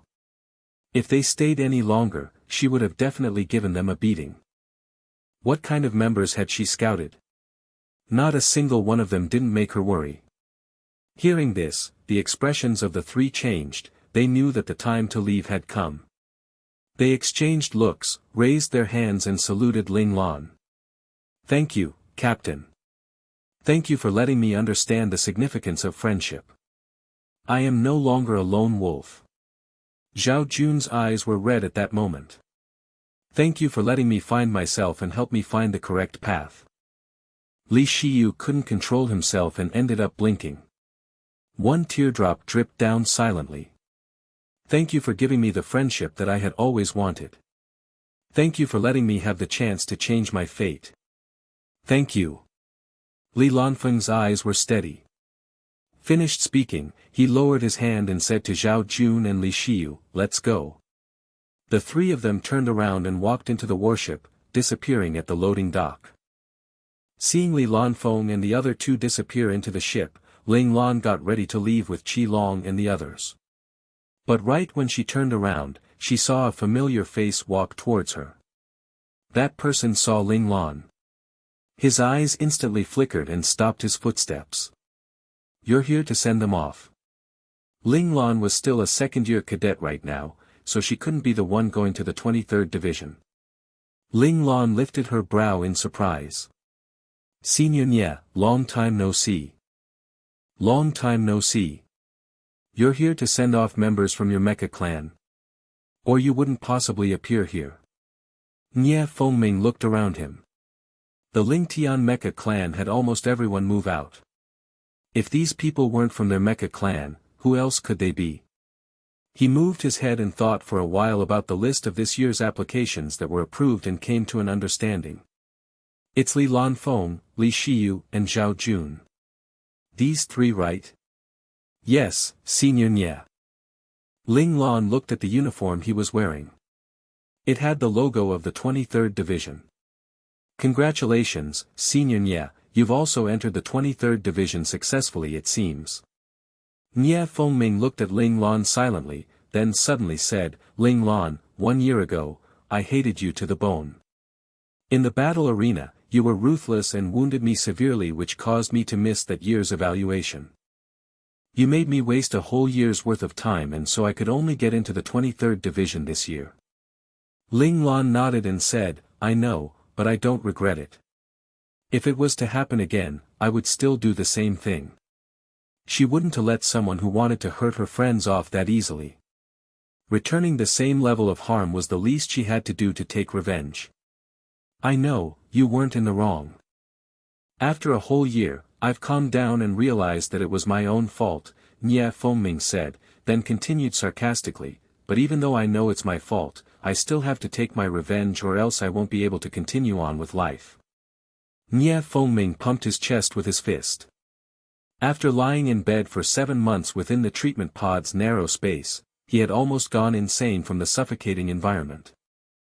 He had endured through all that because of his desire for vengeance. If he didn't take revenge himself, he wouldn't be able to live his life, to have the chance to move forward. Your boss, Hua Zhenyu, has already made an agreement. We'll resolve this in the 23rd Division 3 years later. Ling Lan's expression was plain as she told him about the promise between her and Hua Zhenyu. Nie Fengming nodded and said, the boss promise is my promise. 3 years later, I'll be waiting for you in the 23rd Division. Nie Fengming took a stare at Ling Lan again and continued, however, I still have to thank you. Ling Lan was stunned. Why would Nie Fengming thank her after she ruthlessly made him lose 1 year's worth of time? If it wasn't for you, Boss Hua wouldn't have suddenly changed his plans to apply for the 23rd Division, our battle team would have then split off into many different pieces. But now, our entire battle team has gotten into the 23rd Division. We can now continue to fight amongst our brothers in arms. I am also grateful for the ruthlessness you showed back then. So thank you. Nie Fengming said with a serious tone. After saying that, he walked past Ling Lan without turning around and boarded the warship of the 23rd Division. Nie Fengming's words made Ling Lan's heart shake uncontrollably. In reality, what had happened to Nie Fengming last year had made Ling Lan feel disdain. She had felt that this person was a terrible person. But now it looked like she was the one who was short-sighted. No one person was perfect. Everyone had their own interests and tendencies. Even if they were ruthless towards those whom they hated, they wouldn't admit their mistakes, and they would think it was alright no matter how much they gave to those they loved. In that case, with what qualifications could she judge him as right or wrong? She took a deep breath, looked up towards the sky above the spaceport and looked beyond the stars. Her heart felt clear, as if a layer of fog that had been clouding her had vanished. She showed a hint of a smile, raised her right hand and placed it on her chest softly to feel the beating of her strong heart. There was never a so-called right or wrong in being a human or doing something. It was always about whether it's worth it or not. Thus, in the future, I will follow my heart. I'll do what my heart wants to do. What kind of Tao is this? Instructor number 1's cold voice suddenly rang inside her mind. It's my natural Tao and also the dominance Tao that I created. Ling Lan's eyes gleamed without the confusion she once had about creating a Tao. What is it based on? The heart. Whether it be the sage Tao, sovereign Tao, killing Tao or ghoul Tao, every type of Tao wouldn't be able to compare to the heart, the giving of the heart, Ling Lan said without hesitation. There is no need to force, to hide, to endure, to agonize and to be reluctant. I think, so I do. It's as simple as that. As Ling Lan's thoughts moved, the sound of a lock opening was heard, the barrier that had been confining her body and mind had broken. The aura that was originally suppressed by Ling Xiao was now finally flowing through Ling Lan's body and merging with it. Qi Long and the others who were standing beside Ling Lan only felt that there was an aura where Ling Lan stood, and then they couldn't feel her presence anymore. This odd scene made them very nervous. They all scattered and surrounded Ling Lan to protect her. The odd movements of Qi Long and the others also surprised the other members of the Lingtian Mecha clan. Seeing this scene, they all formed an endless wall, surrounding Ling Lan in one layer after another. On the 23 RD Division's warship, the commanding officer saw this on his surveillance camera and his eyes narrowed. Is it an advancement in physical skills? Even I can't actually tell what his real level is, and he's also well respected in the military academy to have hundreds of people move to protect him. How very interesting. I have to remember this person and hope that the next time I come here, he'll be among those that I welcome. After sending off the 5th-year seniors, Ling Lan and the other cadets returned to their tight study schedule.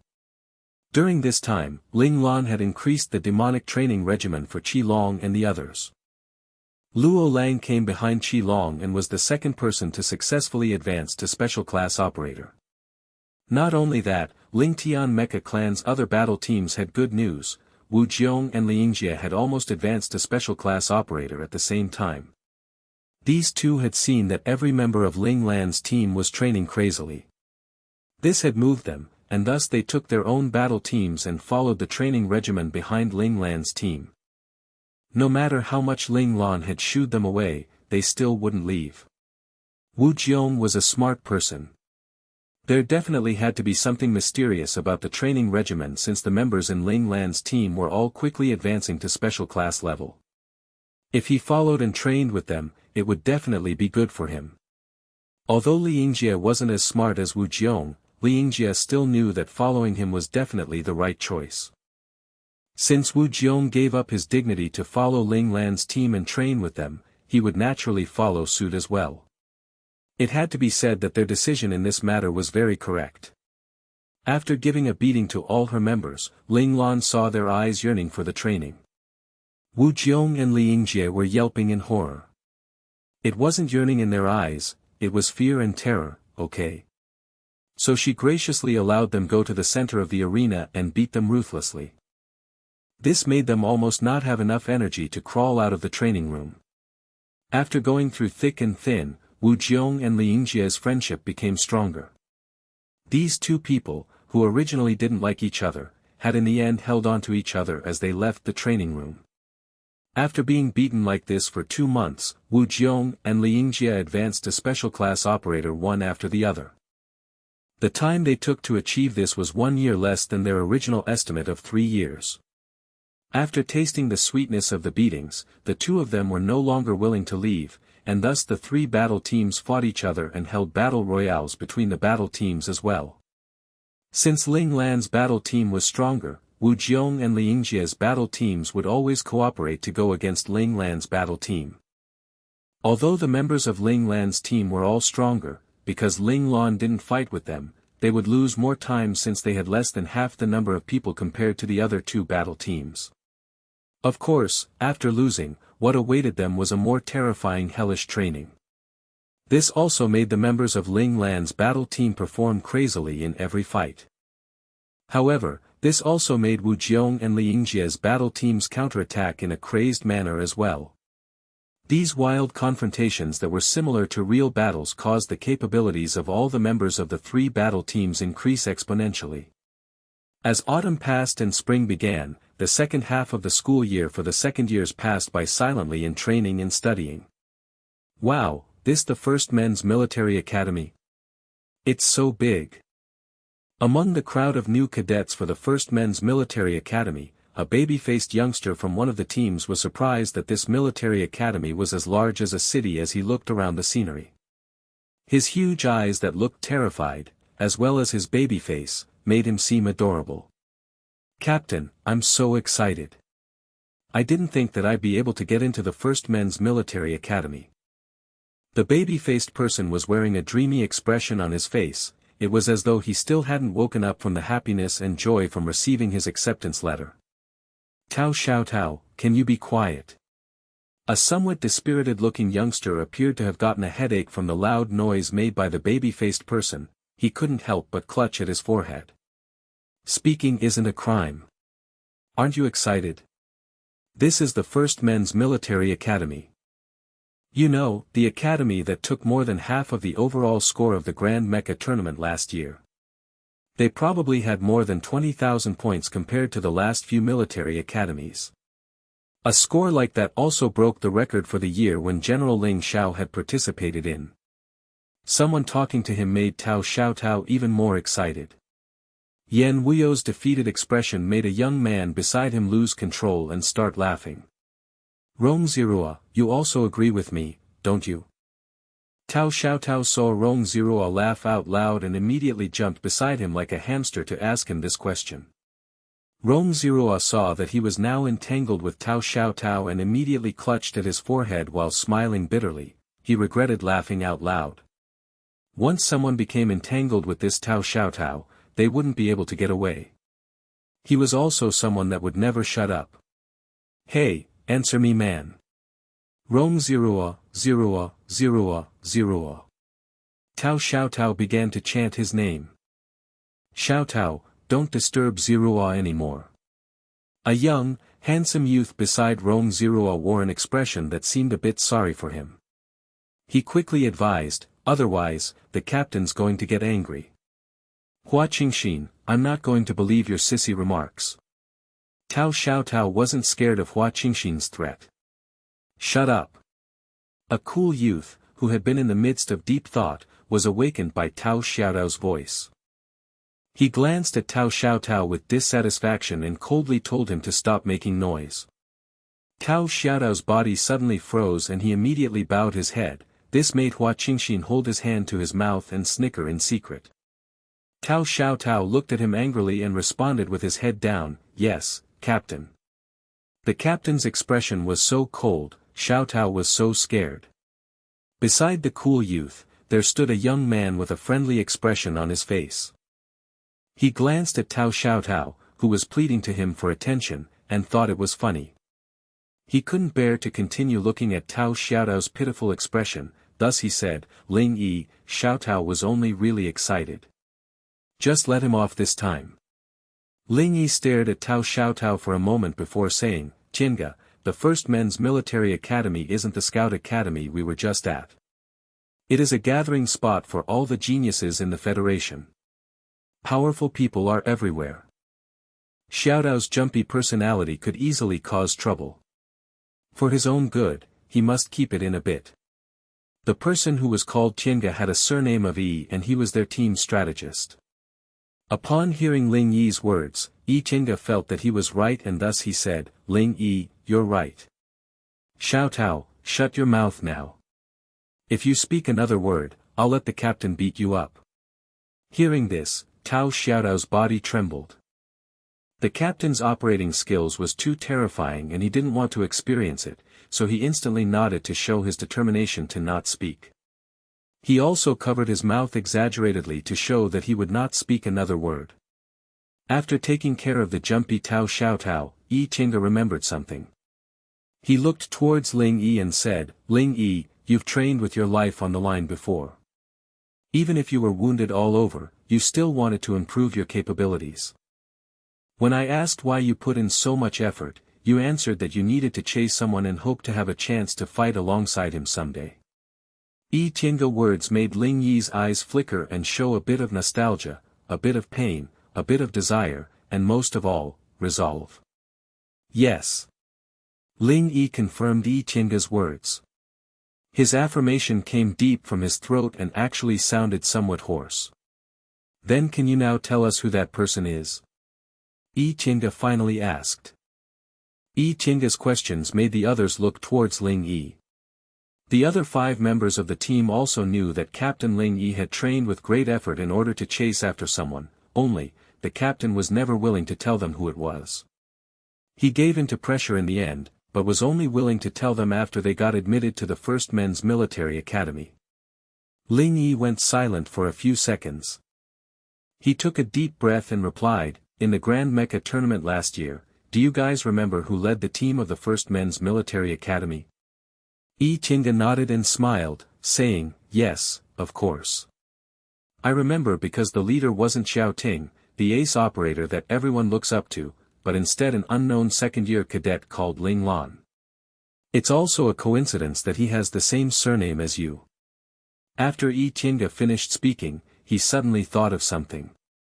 His smile suddenly vanished and he asked with a frozen expression, is it that Ling Lan? Ling Yi nodded earnestly, confirming what Yi Tiange had said was true. A surname of Ling. Could it be that Ling Lan is the captain's older brother? Tao Xiaotao forgot that he wasn't allowed to speak, he lowered the hand covering his mouth and asked this question in surprise. At that moment, no one had the time to care about Tao Xiaotao. Ling Yi smiled bitterly and with a shake of his head, replied, how would that be possible? How could I be qualified to be young Master Lan's younger brother?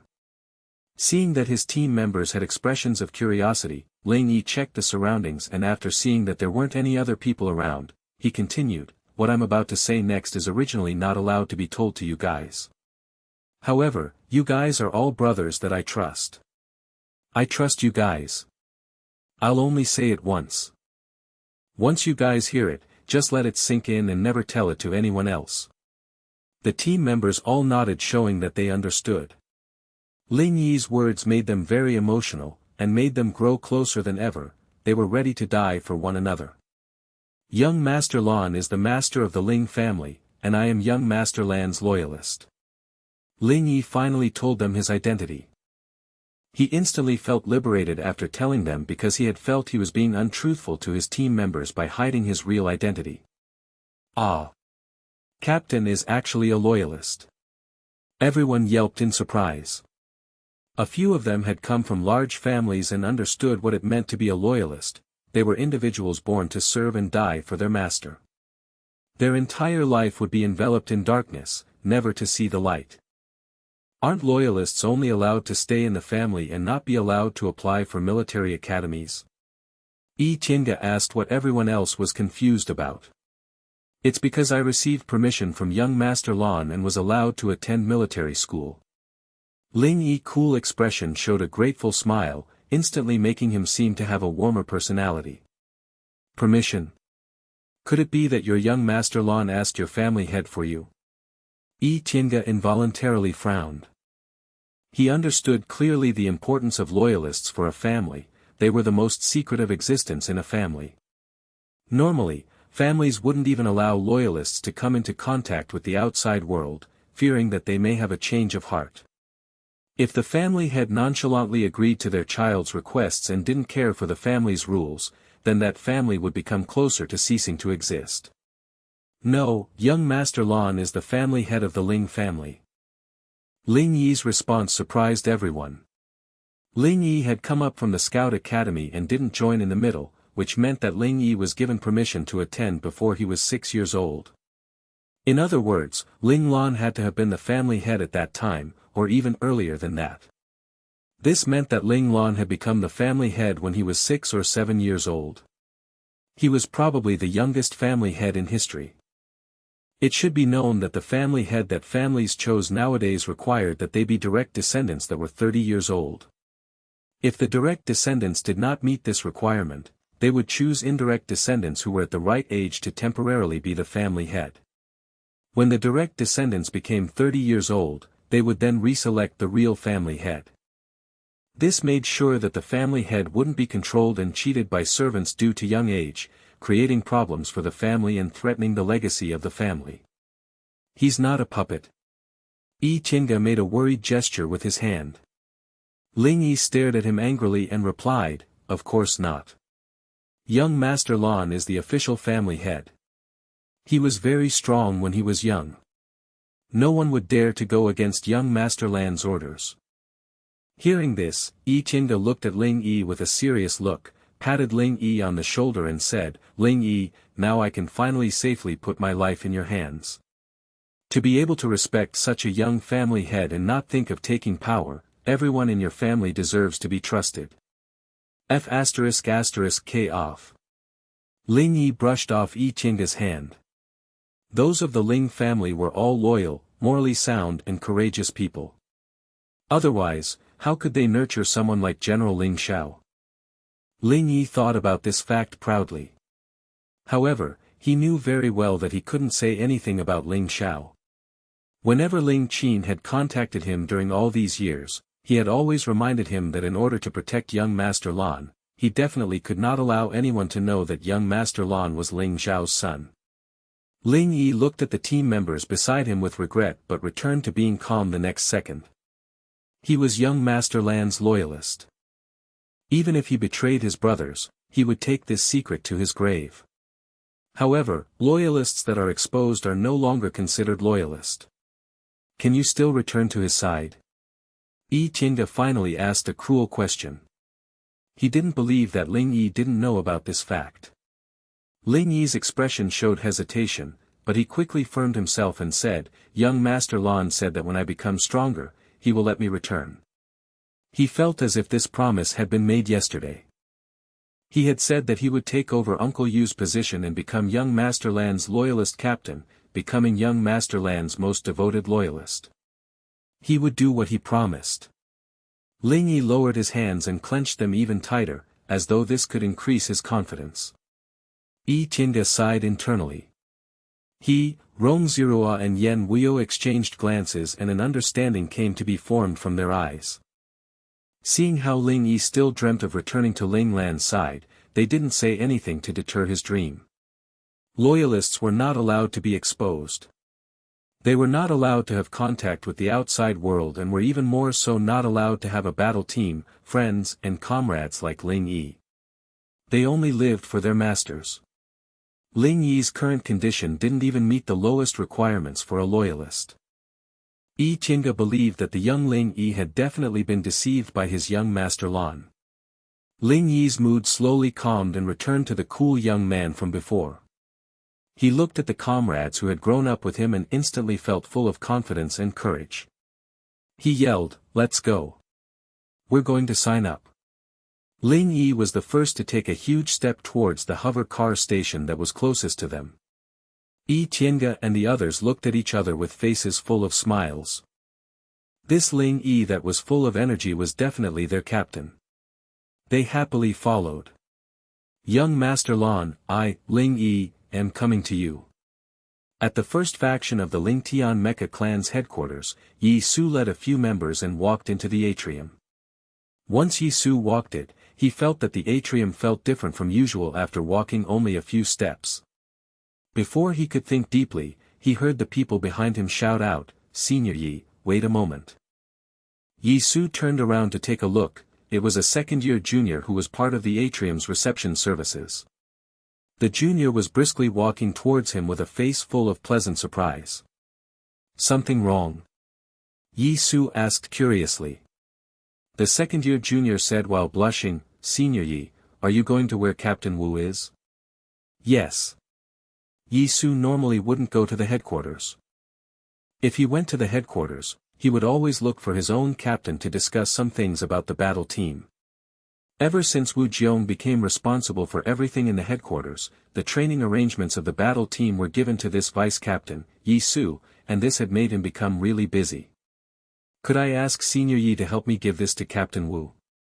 The junior suddenly bowed at a 90-degree angle and handed him a small memory card. Yi Su was utterly surprised by the person's respectful posture. He unconsciously took a step back and said, "Stand up and speak normally. Why are you doing this?" After saying that, he pointed at the item in his hands and asked, "And what's in here?" "This contains this year's new cadet applications who are applying for our clan. Please give this to Captain Wu, Senior Yi." The second-year cadet didn't stand up but instead lowered his head even more. "I'll give it to him on the way there."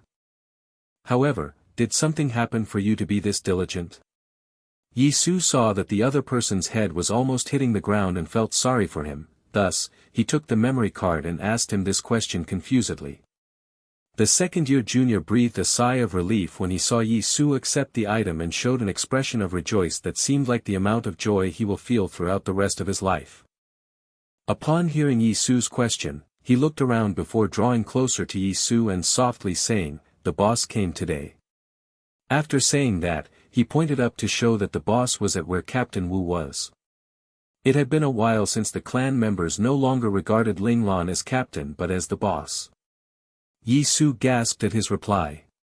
He subconsciously took a look at the memory card in his hand, but right when he wanted to give it back to the junior. Where did he go? Yi Su stared ahead, stunned. The second-year cadet, who had been standing in front of him respectfully, had now vanished without a trace. Yi Su actually didn't see when he had run away.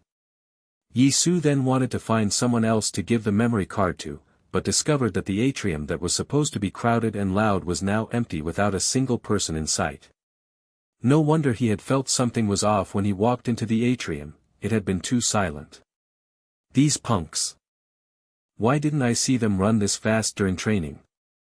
Now they ran away faster than anyone, Yi Su said to himself as he clenched the memory card. Yi Su turned around and looked at his team members. His team members met his gaze and all of them took a huge step back. One of them held onto his stomach and said with a pained expression, "Vice Captain, my stomach hurts. I'm going to the washroom." He didn't want to go see the boss. Yi Su dragged him close and then shot a warning gaze at the other members who were moving about. He said, "Whoever dares to run away, I will definitely ask boss to train them for 7 days." This kind of threat was really terrifying and made the members stop in their tracks. They all cried out in agony. One member pleaded, "Vice Captain, please let us go this time.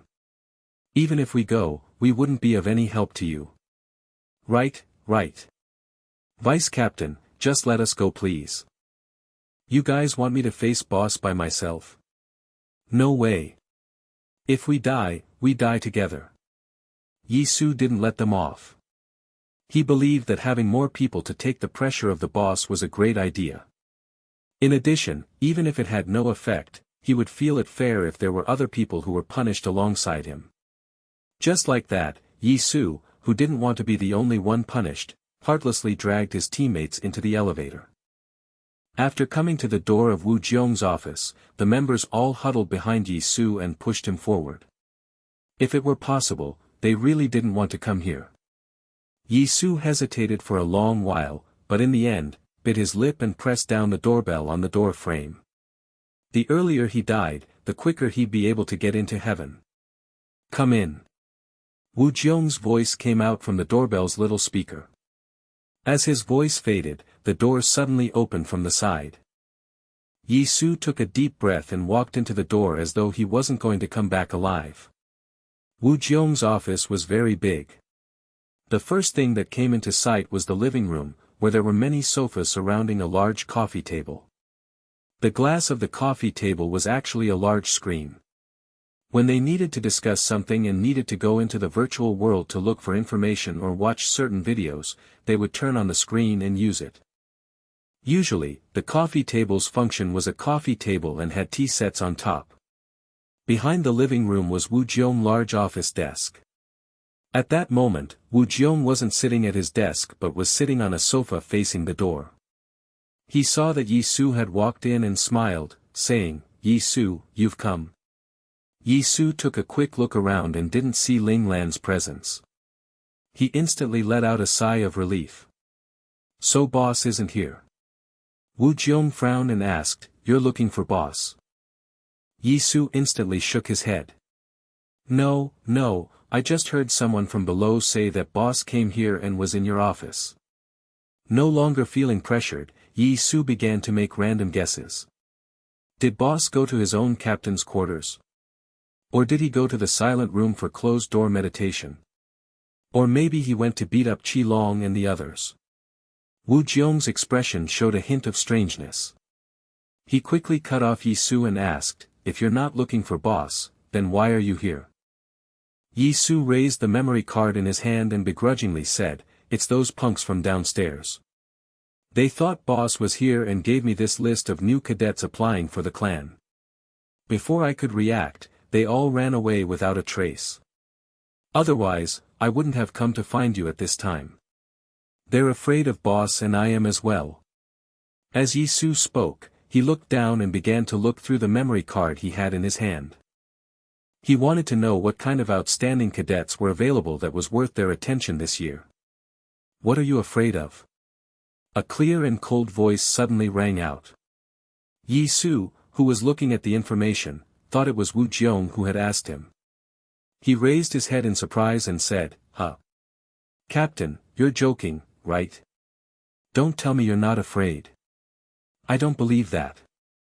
The boss' cold glare is the sight of death and could freeze someone to death instantly. Besides that, the aura on boss is domineering enough to make someone suffocate. Standing beside boss is actually the same as going against the Reaper." Yi Su patted his own chest with fear for his life and finished, "I don't want to die young." Wu Jiong's smile grew increasingly bitter, and the expression he wore as he looked at Yi Su became more and more sympathetic. Was this guy this slow? Those who wanted to die didn't die like this. "Yi Su, looks like your training wasn't enough. I don't see Qilong and the others feel uncomfortable being around me. That cold voice rang out once again. Yi Su's expression changed instantly. He straightaway lowered his head, peeked up at Wu Jiong and accused him, "Captain, you've made a fool of me." Wu Jiong shrugged and mouthed silently, "Idiot." Not being able to differentiate boss voice. What was he if not an idiot? Yi Su laughed bitterly as he turned his head towards the direction where the voice had come from, and he saw Ling Lan sitting in one of the sofas with its back faced towards the door. Ling Lan had her arms crossed together and was watching him coldly. Boss, seeing you really makes me happy." Yi Su suddenly pounced towards Ling Lan and made a hugging motion. Ling Lan stopped Yi Su by bringing up her right leg and placing it against his chest. "Don't give that sh*t. In any case, to train your nerves, you'll be training with me for 7 days next week. If you still can't get it right, then we'll train more until your nerves are gone." "No, boss." Yi Su began to cry in agony. He turned around and looked at Wu Jiong with an expression full of entreaty, asking for him to save his life. Wu Jiong thought it was funny and immediately helped his own vice-captain get out of the situation. "Boss, Yi Su's nerves definitely needs training, but the Mecha clan still needs him as a laborer. Aren't there new cadets that want to join? We're short on assessment officers. When we're done with this, I will send him to you and let you train him." "Captain, you really are the captain," thought Yi Su. Yi Su was so moved that he was crying and sobbing. He had definitely made a smart choice when he had joined Wu Jiong's battle team. As long as he made it past this period of time, boss would be very busy. After a long time passed, he would automatically escape from this nightmare. Ling Lan huffed. She exerted a bit of strength into her right leg and kicked Yi Su onto one of the sofas on the side, saying, "Since your own captain says so, then I'll let you go for now." Ling Lan looked towards Wu Jiong and continued, "Since you're short on assessment officers, I'll let Qilong and the others come help you." Wu Jiong's eyes flickered as he replied, "That would be great. With Qilong and the others joining, we will be able to handle this year's new cadet evaluations." Although he hadn't received the detailed list of applicants, Wu Jiong already knew that almost half the new cadets had applied for the Lingtian Mecha clan after receiving information from the application department. It seemed that the glory that Ling Lan had obtained through leading the first men's military academy in last year's Grand Mecha tournament had made a huge influence on these new cadets. Otherwise, a newly formed Mecha clan that was founded by a second-year cadet would never have been swarmed by new cadets. Yi Su heard that he had temporarily gotten away from trouble, so he immediately crawled up from the sofa. He saw Ling Lan shoot a glare at him, so he quickly held out the memory card in his hand. He obsequiously said, "Boss, this is the list of new cadets that have applied to join our Mecha clan this year. Please take a look." Ling Lan looked at Yi Su speechlessly. Wasn't this Wu Jiong's job? Why was he the one giving it to her? It turned out that Yi Su was so scared of Ling Lan's cold glare that he reflexively gave her the memory card. After he said this sentence, his face was full of frustration. How could I make another mistake? Wu Jiong put his hand on his forehead. Recently, Yi Su would always become clumsy when seeing the boss. He wasn't this clumsy before. Seeing that Yi Su's sideburns had already become wet with sweat, Wu Jiong couldn't help but care and help him out of the situation. He said, "Boss, you're the regiment commander of the Lingtian Mecha clan. Shouldn't you care about future members of our clan?" Following that he looked to Yi Su and said, "Yi Su, it's all right. You can screw off now." To Yi Su, this sentence was a life-saver. He didn't care if Ling Lan wanted to see it or not and immediately put the memory card on the coffee table in front of her. He gave Wu Jiong a grateful look and then ran like hell as though there was a monster chasing him. In the next second, he had arrived at the door.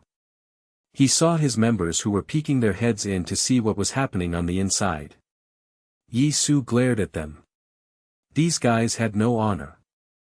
In the end, they had actually still let him face boss all by himself. "Vice Captain, was boss there?" one team member asked softly upon seeing that Yi Su's expression was complicated. Yisu's expression instantly tensed up. He reflexively turned around to look inside and didn't see the threatening and cold face of the boss. He instantly let out a sigh of relief. However, he didn't want to stay in this dangerous place and quickly said, "The enemy's defenses are strong. Get out of here." This had already become Ling Tian Mecha Clan's catchphrase. If they were faced with danger, they would say this to get out quick. This was also Ling Tian's own characteristic. The team members heard this and knew what they had to do. They didn't even think and followed Yisu and got the F***K out of there. Hearing the movement at door, Ling Lan felt irritated. She asked with irritation, "Am I that scary? I just don't smile right. But I don't insult people or hurt people. I'm a good regiment commander that cared for my subordinates, right? Did they really have to so scared of me?" This question made Wu Jiong's expression freeze. His eyes looked around the room as he said, "Actually, how should I say it? You don't need to say anything. I understand." Ling Lan said coldly. "The look on your face means that I actually really am scary, right? It seems that my white angelic face is useless." Ling Lan picked up the memory card on the coffee table depressedly. She used the wireless transmission function to display the data it contained on the large screen of the coffee table. "There's a lot." After seeing the countless names and their information, Ling Lan was a bit surprised. There was so much. The application center tells me that they have already deleted a large portion of people who didn't meet the minimum requirements. Wu Jiong had already walked beside Ling Lan and chosen a sofa closest to her to sit down on. This amount is around 400 to 500 people, right?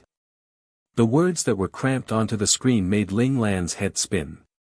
Wu Jiong pointed on the screen lightly. "If you look at it like this, it'll be clearer." Very quickly, the image changed. The originally cramped folders had now been categorized into a few larger categories and looked clearer instantly. The list for those who have the most potential, captain level. Ling Lan saw the category that was at the very top and tapped on it to open it. Immediately, around 20 names showed up. The first name, Ling Yi, made Ling Lan feel a huge sense of familiarity. Wu Jiong also saw this and asked in surprise, "This new cadet also has a surname of Ling?" He opened Ling Yi's file. Just like that, a cool-looking young man appeared on the big screen along with his details set to the side. Ling Yi, commoner, comes from the Puyi Scout Academy, level 3 planet Puyi. Physical skills, beginner level Qi Jin, mecha operating level, advanced. Wu Jiong shouted out loud and lost his voice. When they first entered the advanced level, it was because Qi Long and the others had beaten themselves up and managed to somehow advance successfully. This Ling Yi, however, was a commoner from planet Puyi, yet he had actually reached that level. Was it because Ling Yi's talents were insane, or was he also beaten up like the rest of them? Ling Yi. Ling Lan was thinking about why this name felt familiar. Could it be because he also had a surname of Ling? Bam! Suddenly, two foggy images appeared in her mindscape. "I want to inherit my father's position. I will become young Master Lan's most trusted loyalist," 5-year-old Ling Yi said firmly. "Brother Yu, I'll let you take care of young Master Lan for now. When I get stronger, I will take over your position." Ling Yi respectfully bowed to Ling Lan to say goodbye and then left the Ling family. As the images disappeared, Ling Lan heard Little Four's complacent voice say, "Boss, it's that same Ling Yi." Ling Lan smiled softly. Little Four was really playful. She looked again at the image of the cool young man and thought to herself, "I didn't think that child from then had already grown to this age." No wonder his father, Ling Hua, did not hesitate to betray the Ling family for his child's future. Could it be that everyone who has the surname Ling are all monsters? Wu Jiong mumbled as he looked at Ling Lan. He discovered that Ling Lan was thinking deeply about something. He instantly thought of something and asked, "Boss, do you know him?" Ling nodded. "Yes, he's kind of family." "Kind of family? Could he be a bastard son?" Right when Wu Jiong thought of this question, he immediately shook his head to get rid of that thought. How could General Ling Xiao do something like that? He really was thinking too much. It was possible that he was an indirect descendant of the family. Wu Jiong felt that he found out the truth already. Then during the evaluation, Wu Jiong asked carefully. Ling Lan glared at Wu Jiong, making Wu Jiong's heart tremble. He couldn't help but reply, "Boss, I understand." In the end, this Ling Yi would still be treated like any other person, and his entry into Ling Tian would be decided upon his capabilities and performance. At that moment, Wu Jiong couldn't help but smile. How could he think that boss had selfish gains? He was definitely affected somehow by that idiot Yi Su. Ling Lan looked at the files of the other applicants disinterestedly. She stood up and said to Wu Jiong, "You keep doing what you're doing, I'm going to leave first. Oh, and no matter how busy you are, you guys have to report to me 2 days every week. Notify Li Yingjie as well." Wu Jiong's smile fell to the floor. How could he consider that training with Qi Long and the others was a good thing? However, how could he dare to say no to that cold face of Ling Lan? He could only nod agonizingly, showing that he understood. Luckily, he wasn't the only one who was going to endure hardships. He had Li Yingjie go with him together. Wu Jiong felt comforted. After walking out of Wu Jiong's office, Ling Lan began a discussion with Little Four. "Little Four, do you think this Ling Yi person is trustworthy?" "So far, he is," Little Four replied. "Actually, I've been monitoring him all this time ever since Ling Yi left the Ling family." Ling Lan was stunned. "Why did you monitor him?" "I was checking to see if those people who wanted to harm you went to find him again to try and draw out even the slightest amount of information," Little Four replied with regret. "Unfortunately, there weren't any who tried. Maybe it was because your people had hidden Ling Yi's family really well and those who wanted to harm you didn't find them. Perhaps they felt that such young child wouldn't have any value to be exploited." Ling Lan didn't believe that those people couldn't find Ling Yi. It was possible that they thought a 5-year-old child that was sent far away wouldn't be able to do anything.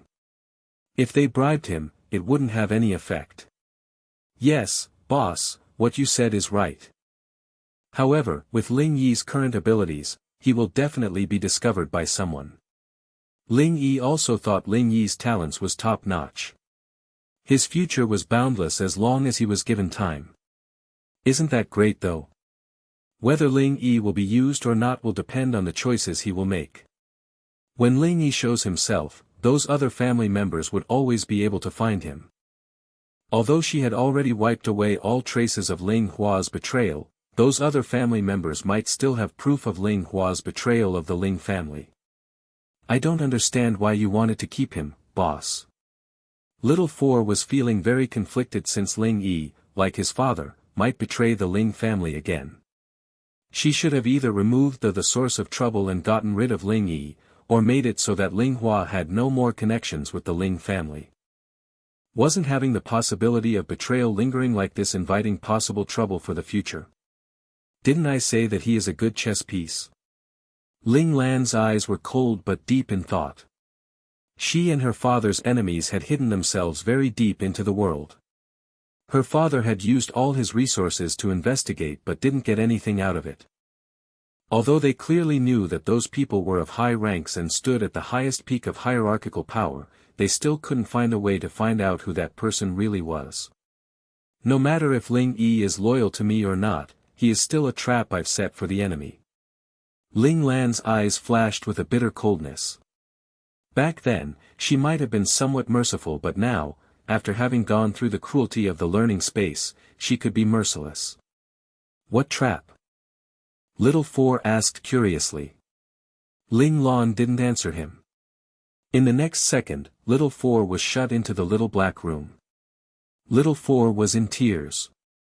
He had only just asked a little thing out of curiosity. Did she really have to treat him so coldly? Ling Lan's Mecha clan's first round of applicants were 100 new cadets, and the 6 members of Ling Yi's team were all in the first batch. This made them very happy. Logically, the first batch of applicants was the most looked upon by the Mecha clan. Ling Yi's team of 6 came to the Lingtian Mecha clan's headquarters for the first time, and they were stunned by the presence of the huge majestic building in front of them. Wow! This a headquarters of the first faction. It's so big and tall. Tao Xiaotao opened his big mouth and couldn't close it. Ling Yi was also stunned. He took a deep breath and his eyes became filled with respect. As expected, young Master Lan was the strongest.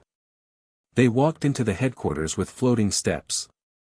Following the staff member's lead, they arrived at building's basement level 2. Basement level 1 was the leisure space for members to have fun and relax. Basement level 2 was a large training dojo.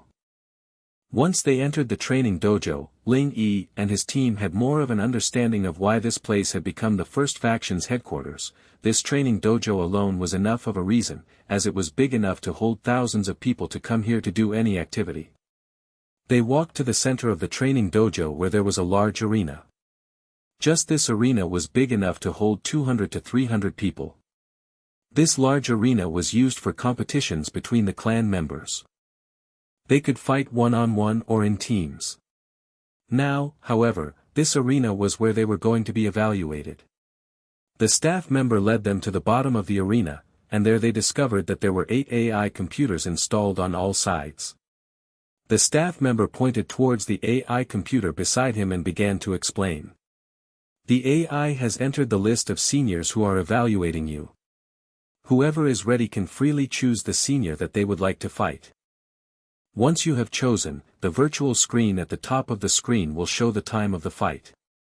As he said all this, the staff member smiled and patted the AI computer beside him.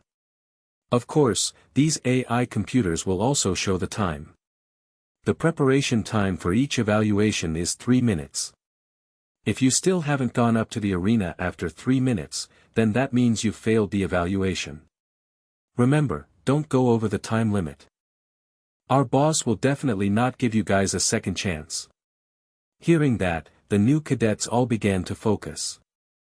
They looked at the staff member in hopes of getting more information about the evaluation out of him, but the staff member was very careful and only said what he could say. After he informed them of all the things that they should be cautious about for the evaluation, he left the stage. In the commander's quarters, Qi Long and the others were all on the sofas, slouching, lying down, sitting, etc. They had just crawled out from the training room, feeling like that their entire body had been sucked dry. They only wanted to find a bed and go to sleep, but unfortunately, boss notified them especially for today for them to report to this place after training. They could only come here in great pain. Everyone decided that after they heard boss orders, they would all stay at boss place and rest up well. Ling Lan and Wu Jiong walked in. She saw everyone sprawled all over the place and immediately frowned. She said, "What, no more energy?" Luo Lang looked at boss with a face full of sorrow. Wasn't he asking when he already knew the reason? When did training not make them tired and out of energy? And also, boss had added even more training today. This overload made their limbs shake. They might not even have the energy to pick up a single chopstick. Disregarding the angry glares of the others, Ling Lan looked at Wu Jiong regrettably and said, "Looks like these new cadets have pretty good luck this time. Their examiners don't have the energy to fight. Whoever chooses them, it'll probably end up with the examiners losing without even fighting." Wu Jiong's expression showed a hint of surprise. He didn't think that boss actually hadn't notified Qi Long and the others first. Knowing that there were evaluations today, she had still increased the training load. However, Wu Jiong believed that boss wasn't doing this randomly. This kind of arrangement definitely had its own deeper meaning. Evaluation. Losing before even battling. Everyone yelled angrily. If they lost without even fighting, how could they face the new cadets? "Boss, you actually tricked us." Han Jijian almost spat out blood. Whose captain would help outsiders and trick his own members? They had really lost to him. Did boss really not care if he lost his dignity? After all, he was their captain, right? Tricked? Ling Lan glared coldly, making everyone's anger dissipate into nothingness. The amount today I gave you guys, I could handle when I was 13 years old and I wouldn't be so miserable like you guys. In the end, it's just that you guys aren't strong enough. If you don't want to lose your dignity, then stand up. Ling Lan ordered coldly. Qi Long and the others quickly stood up from the sofas. Ling Lan walked in front of them and calmly said, if anyone loses to their opponent, I will let you guys try the training mode that I am currently doing. Boss, that'll end up killing someone, Qi Long yelped. Their current training was enough to take half of his life. If he really did try out boss mode of training, Qi Long believed that the same day next year would be the anniversary of his death. Everyone else had a pale white face. They had witnessed boss mode of training before, and it was the real kind of training to the death. One mistake would result in death. Luo Lang's small physique began to softly tremble. Woo-woo, he thought of the two senior Lees. One could have said something to help them and the other could have used his mystical medicinal agents to save their lives. Alright, he wouldn't be jealous of them anymore for taking boss attention away from him. Unfortunately, no matter how much Luo Lang repented, the two senior Lees had already gone to the army division and no one could help them. If you don't want to die then don't lose, Ling Lan said coldly. Everyone suddenly stood up straight and uniformly shouted, understood, boss. They definitely would not lose. In order to survive, in order to keep their dignity as seniors, in order to continue to triumph. Ugh, they should take away the last one. However, for the future, they would definitely not lose. Their spirits that were originally sapped dry by the hellish training instantly soared and their eyes filled with the desire to fight. Ling Lan was now satisfied. She said to Wu Jiong, let's go down. Yes, boss. Wu Jiong replied, unconsciously standing up straight. After Ling Lan walked out of the commander's room, Wu Jiong realized the feeling. Before he knew it, he had already been considering himself as Ling Lan's subordinate. Wu Jiong smiled bitterly. The longer he was with Ling Lan, the more he got used to the identity of being a subordinate. The courage and ambition he had before to compete with Ling Lan had now been tossed to some corner of his mind. He was not the only one like this, however, as Li Yingjie was also like this and they accepted it wholeheartedly, without any displeasure. Looking at the silhouettes of those in Ling Lan's battle team, Wu Jiong uncontrollably smiled. He said to himself, this is the charm of strong people. And I'm still thousands of miles away from achieving that. Luckily, he was only going to the 15th division in the future. That place was the home of the descendants of the Wu family. While he rejoiced at this, Wu Jiong also felt regret. Sometimes he thought that it might be more stimulating if he followed Ling Lan to the 23rd division and have a life that was more stimulating. Unfortunately, everyone had their own responsibilities. Since Wu Jiong was a descendant of the Wu family, then he definitely needed to take on the responsibility of the family. Commander Wu, come quick. Xie Yi moved his body out of the elevator door and waved to him. It turned out that Wu Jiong was behind them by quite a lot. Wu Jiong smiled, quickly increased his pace and walked into the elevator. The elevator went straight down to the basement level 2. When they arrived at the door to the training dojo, they discovered that the other vice captains who were examiners were already waiting at the door.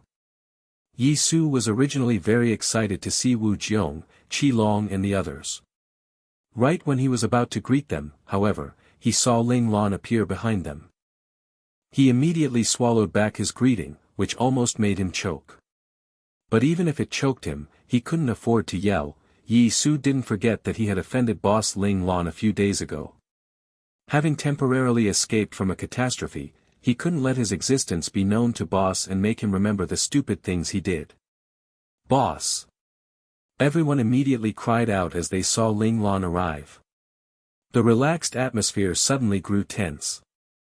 Ling Lan's presence gave them so much pressure that they didn't dare to make any random movement, fearing that they might make a mistake.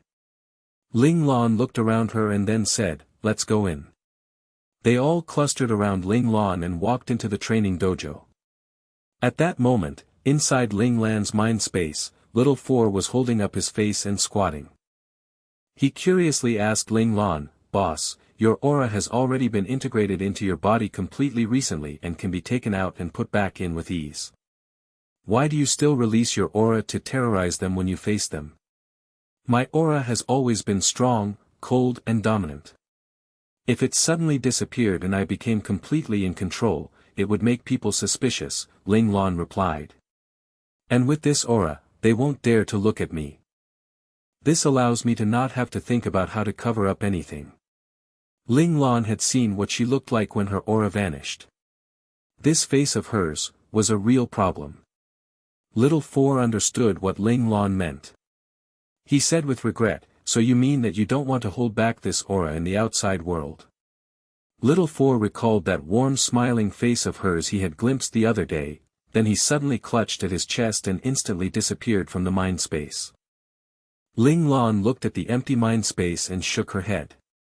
This Little Four was still running away and not steady enough.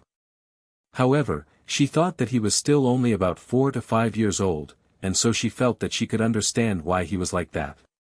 After such a long time, Ling Lan had forgotten that Little Four had been with her for more than a decade and that he had always retained the same appearance.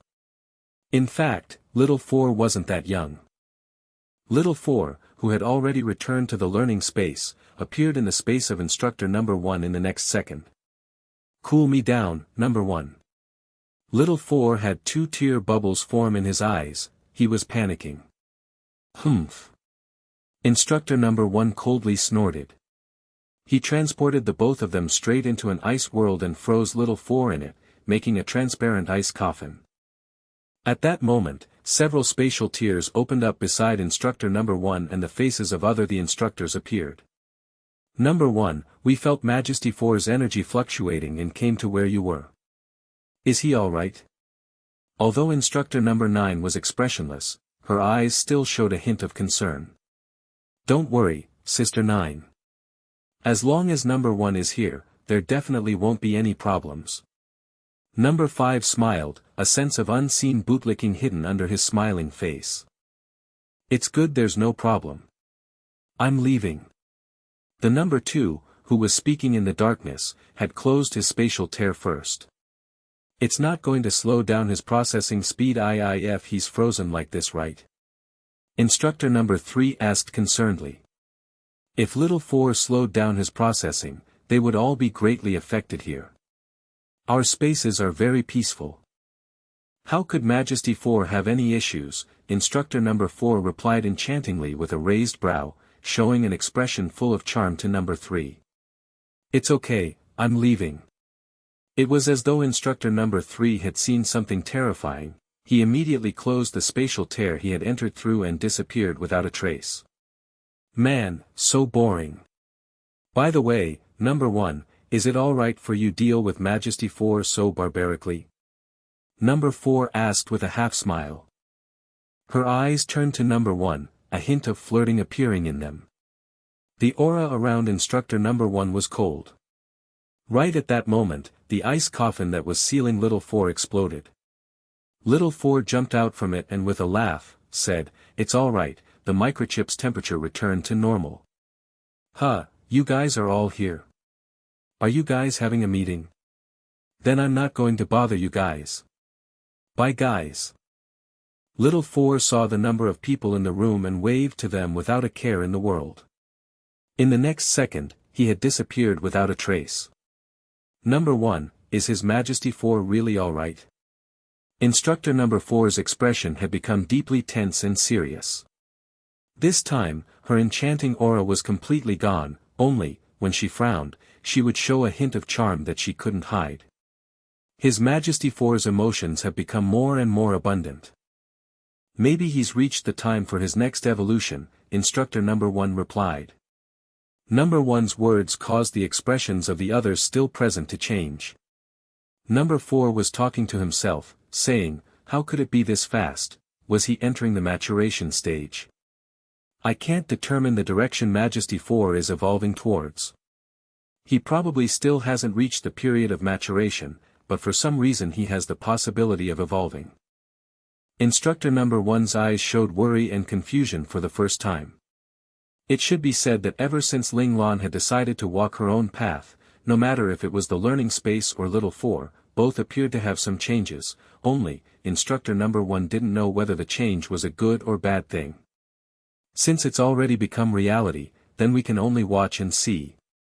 Instructor number 5 was looking forward to the change very much. Compared to cases of normal evolution, he was more interested in this type of unpredictable evolution. In his own words, he would say that it added a feeling of novelty.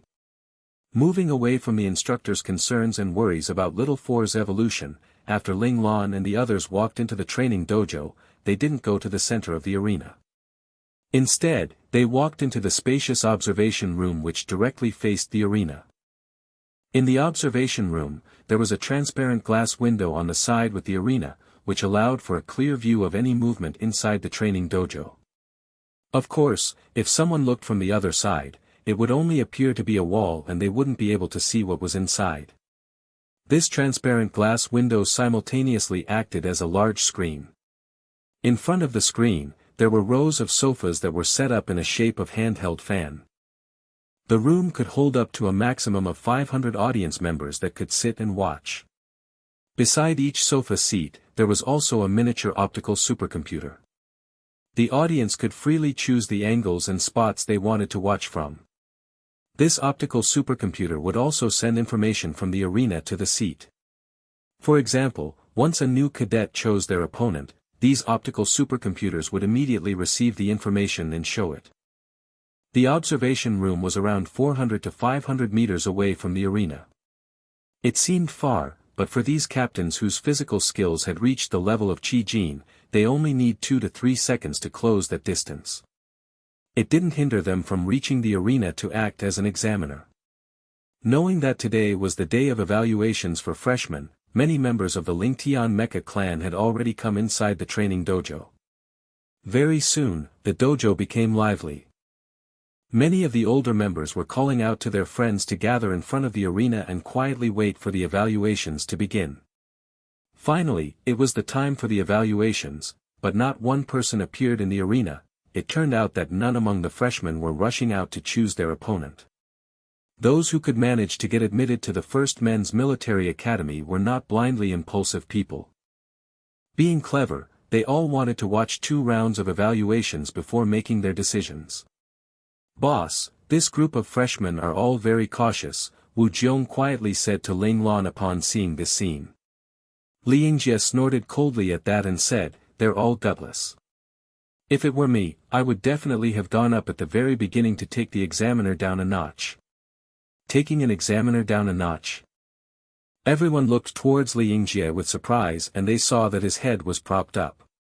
He was being so cocky that he made a few people around him instantly feel their hands itch. *T, they were examiners right now.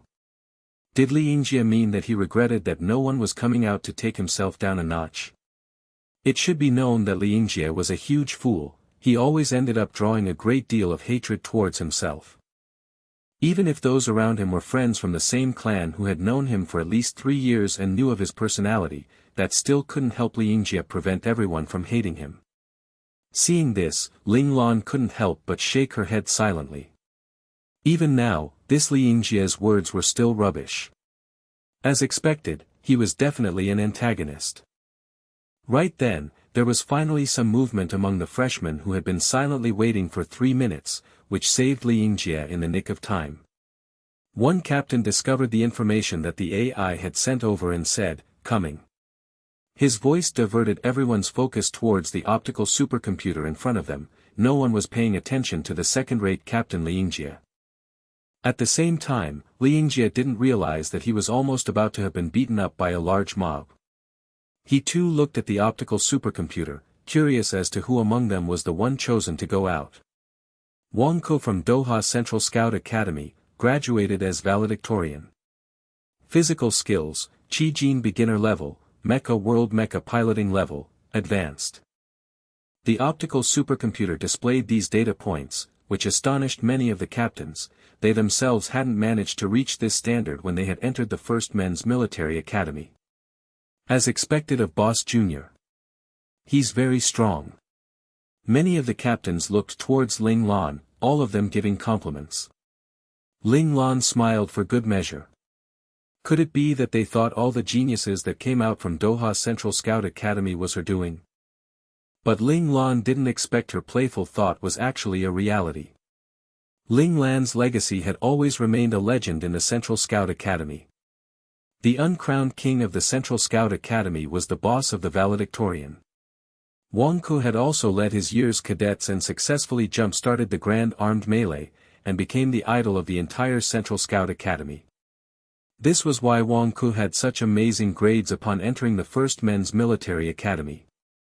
With gems like Ling Lan, Qi Long and Wu Jiong before them, these younger cadets didn't dare to loosen up and be lazy. They had had no choice but to train as hard as they could to follow in the footsteps of their seniors. The opponent he chose is Commander Qi Long. The observation room became rowdy. Although the 4 big commanders were in the list of the examiners that could be chosen, most people wouldn't choose the 4 bosses of Ling Tian to be their examiner. For one, they wouldn't be able to win because those who could become commanders were very capable. 2. Everyone feared that choosing the bosses would leave a bad impression on them and end up getting themselves be mercilessly failed. Qi Long saw this notification and was also stunned for a moment. He didn't expect his turn to come right off the bat. The amount of time given to him to rest wasn't enough, as the energy that he had fully depleted during their activities had not recovered yet. His arms and legs were still limp and didn't have any strength. Qi Long laughed bitterly in his mind. This Wang Ku was really lucky. If he had acted just a bit slower, with his capabilities, Qi Long wouldn't have even seen him as a threat. Now, however, the outcome was unpredictable. Qi Long thought back to boss words back in the commander's room and his expression instantly tensed up. He knew that it was time to put his life on the line. "Boss, I'm going," Qi Long turned around and told Ling Lan. His eyes showed calmness. Seeing this, Ling Lan's eyes quickly showed a hint of splendor and she nodded lightly in response. In the next second, Qi Long had already disappeared from the observation room. The freshmen saw the opponent that Wang Ku, who was from the Doha Central Academy, had chosen and they weren't surprised. In their minds, it was logical that this valedictorian of the Doha Central Academy was the first to go into the arena. This was also the reason why they had been waiting for almost 3 minutes. "Captain, I thought you were going to be the first one to go up," Tao Xiaotao said to Ling Yi upon seeing that Wang Ku had gone into the arena. "We're from a third-rate planet, so it's not appropriate for us to go in first. No matter if our performance is good or not, we would still make the others feel annoyed," Yi Qingge quietly explained to Tao Xiaotao. Tao Xiaotao only half understood what he meant. The others, however, all showed that they understood with a gleam in their eyes. There were many cadets who had come from first and second-rate planets, and there were also many cadets who had come from the Federation's planet Doha. If they let a third-rate planet's cadet go up first, it would be a disgrace for the Federation and would make the other high-class cadets feel disgraced as well. Even if Ling Yi successfully joined Ling Tian Mecha clan, he would still probably suffer from discrimination by the first and second-rate cadets in the beginning. At that moment, a person suddenly appeared in the arena. The virtual screen in front of the optical supercomputer clearly showed the freshman a close-up of the face of the person who had just appeared. "Oh, it's Qi Long, Commander Qi." The freshmen all let out an exclamation at the sight of that individual. They didn't expect Wang Ku to be this gutsy. He had actually chosen to fight against the second most powerful member of Ling Tian, Qi Long. This Wang Ku really is something. The opponent that he chose is actually this guy, Rong Zero amused to himself as he looked at the arena. When Commander Qi Long graduated, he was the valedictorian of Doha Central. Wang Ku, the new graduate, is also the same. The battle between the old and new valedictorian, it'll be interesting as I thought. Using his status to challenge Commander Qi Long will not only not irritate Commander Qi Long, but it could even make him appreciate Wang Ku more. This Wang Ku isn't just a simple person, Yi Qingge analyzed. He and Rong Zero smiled at each other. In their team, their IQs were higher and they would usually think similarly. Ling Yi's expression grew tense as he looked at Wang Ku. Originally, Ling Yi believed that he was the best of the best, but now it seemed that he had underestimated the geniuses of the Federation. The first men's military academy was, as expected, the cradle for the most talented people of the entire Federation. A mere small mecha clan tryout had drawn out a rival on par with him. Weird, it looks like Commander Qilong isn't feeling well, Yan Wuyo remarked with a frown. He was the main fighter of the team. Since his capabilities were very close to Ling Yi, he was able to quickly see through Qilong's odd condition. His words made the others focus on Qilong as well. Hua Qingxin frowned beautifully and said, "It seems there's some problem with his energy." Hua Qingxin's heart was closer to that of a female, but his strength was ranked third in the team, very close to Ling Yi and Yan Wuyo. He was the secondary fighter of the team.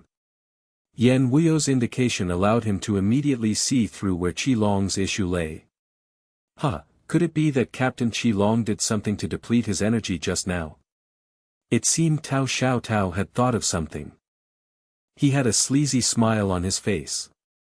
Seeing this, Yan Wuyo slapped Tao Xiaotao's head and scoldingly said, "Dumbass, what are you thinking about? They really got to hand it to this brat, he dared to think of anything." Although it seemed as if Commander Qilong's condition was the result of him doing that, Yan Wuyo believed that he would definitely not do such a thing. Even if he wanted to, he didn't have anyone to do it with, right? Yi Qingge put his hand under his chin and began to think, and his expression quickly changed. He guessed, perhaps this is the Ling Tian Mecha clan trying to take us down a notch. Taking us down a notch. Everyone looked at Yi Qingge. Rome Zirua was also in deep thought. They don't even care about us. Before our evaluations, they even went through brutal physical training and depleted all of their energy, Yi Qingge replied with a tense expression. After hearing those words, Ling Yi and the others all had difficult expressions on their faces. They were originally full of confidence, but a heavy blow was dealt to their hearts because of how Ling Tian was underestimating them. "Oh!" Rome Zirua suddenly exclaimed with a smile. Unfortunately, his eyes didn't show that he was smiling. "Since it's like that then we should behave well. If they really do get defeated by us, then I want to see how they'll be able to still stand proud as seniors." Ling Tian's move had made him mad. Rome Zirua's words had also evoked the anger of the rest of Ling Yi's team at the same time. Their eyes became filled with rage and they desired to go up to the arena that very instant to fight those examiners. They wanted to use their strength to prove that they weren't just weaklings that would be defeated easily. Ling Yi's expression showed he was in deep thought. "Young Master Lan, are you really looking down on us? Or perhaps it was Ling Lan's subordinates acting on their own will?" Ling Yi was thinking towards the latter. Perhaps he didn't want to think young Master Lan, whom he respected, didn't respect him. In short, his intuition had told him that it was the latter. Ling Yi's intuition was correct. That Ling Lan exhausted Qilong and the others of their energy wasn't because she was underestimating them as Yi Qingge had thought. In reality, Ling Lan thought well of them, which was why she had arranged things like this. She hoped that they would be able to give Qilong a good fight. In the next moment, Wang Ku had already walked up onto the arena. "Senior Qilong. Please go easy."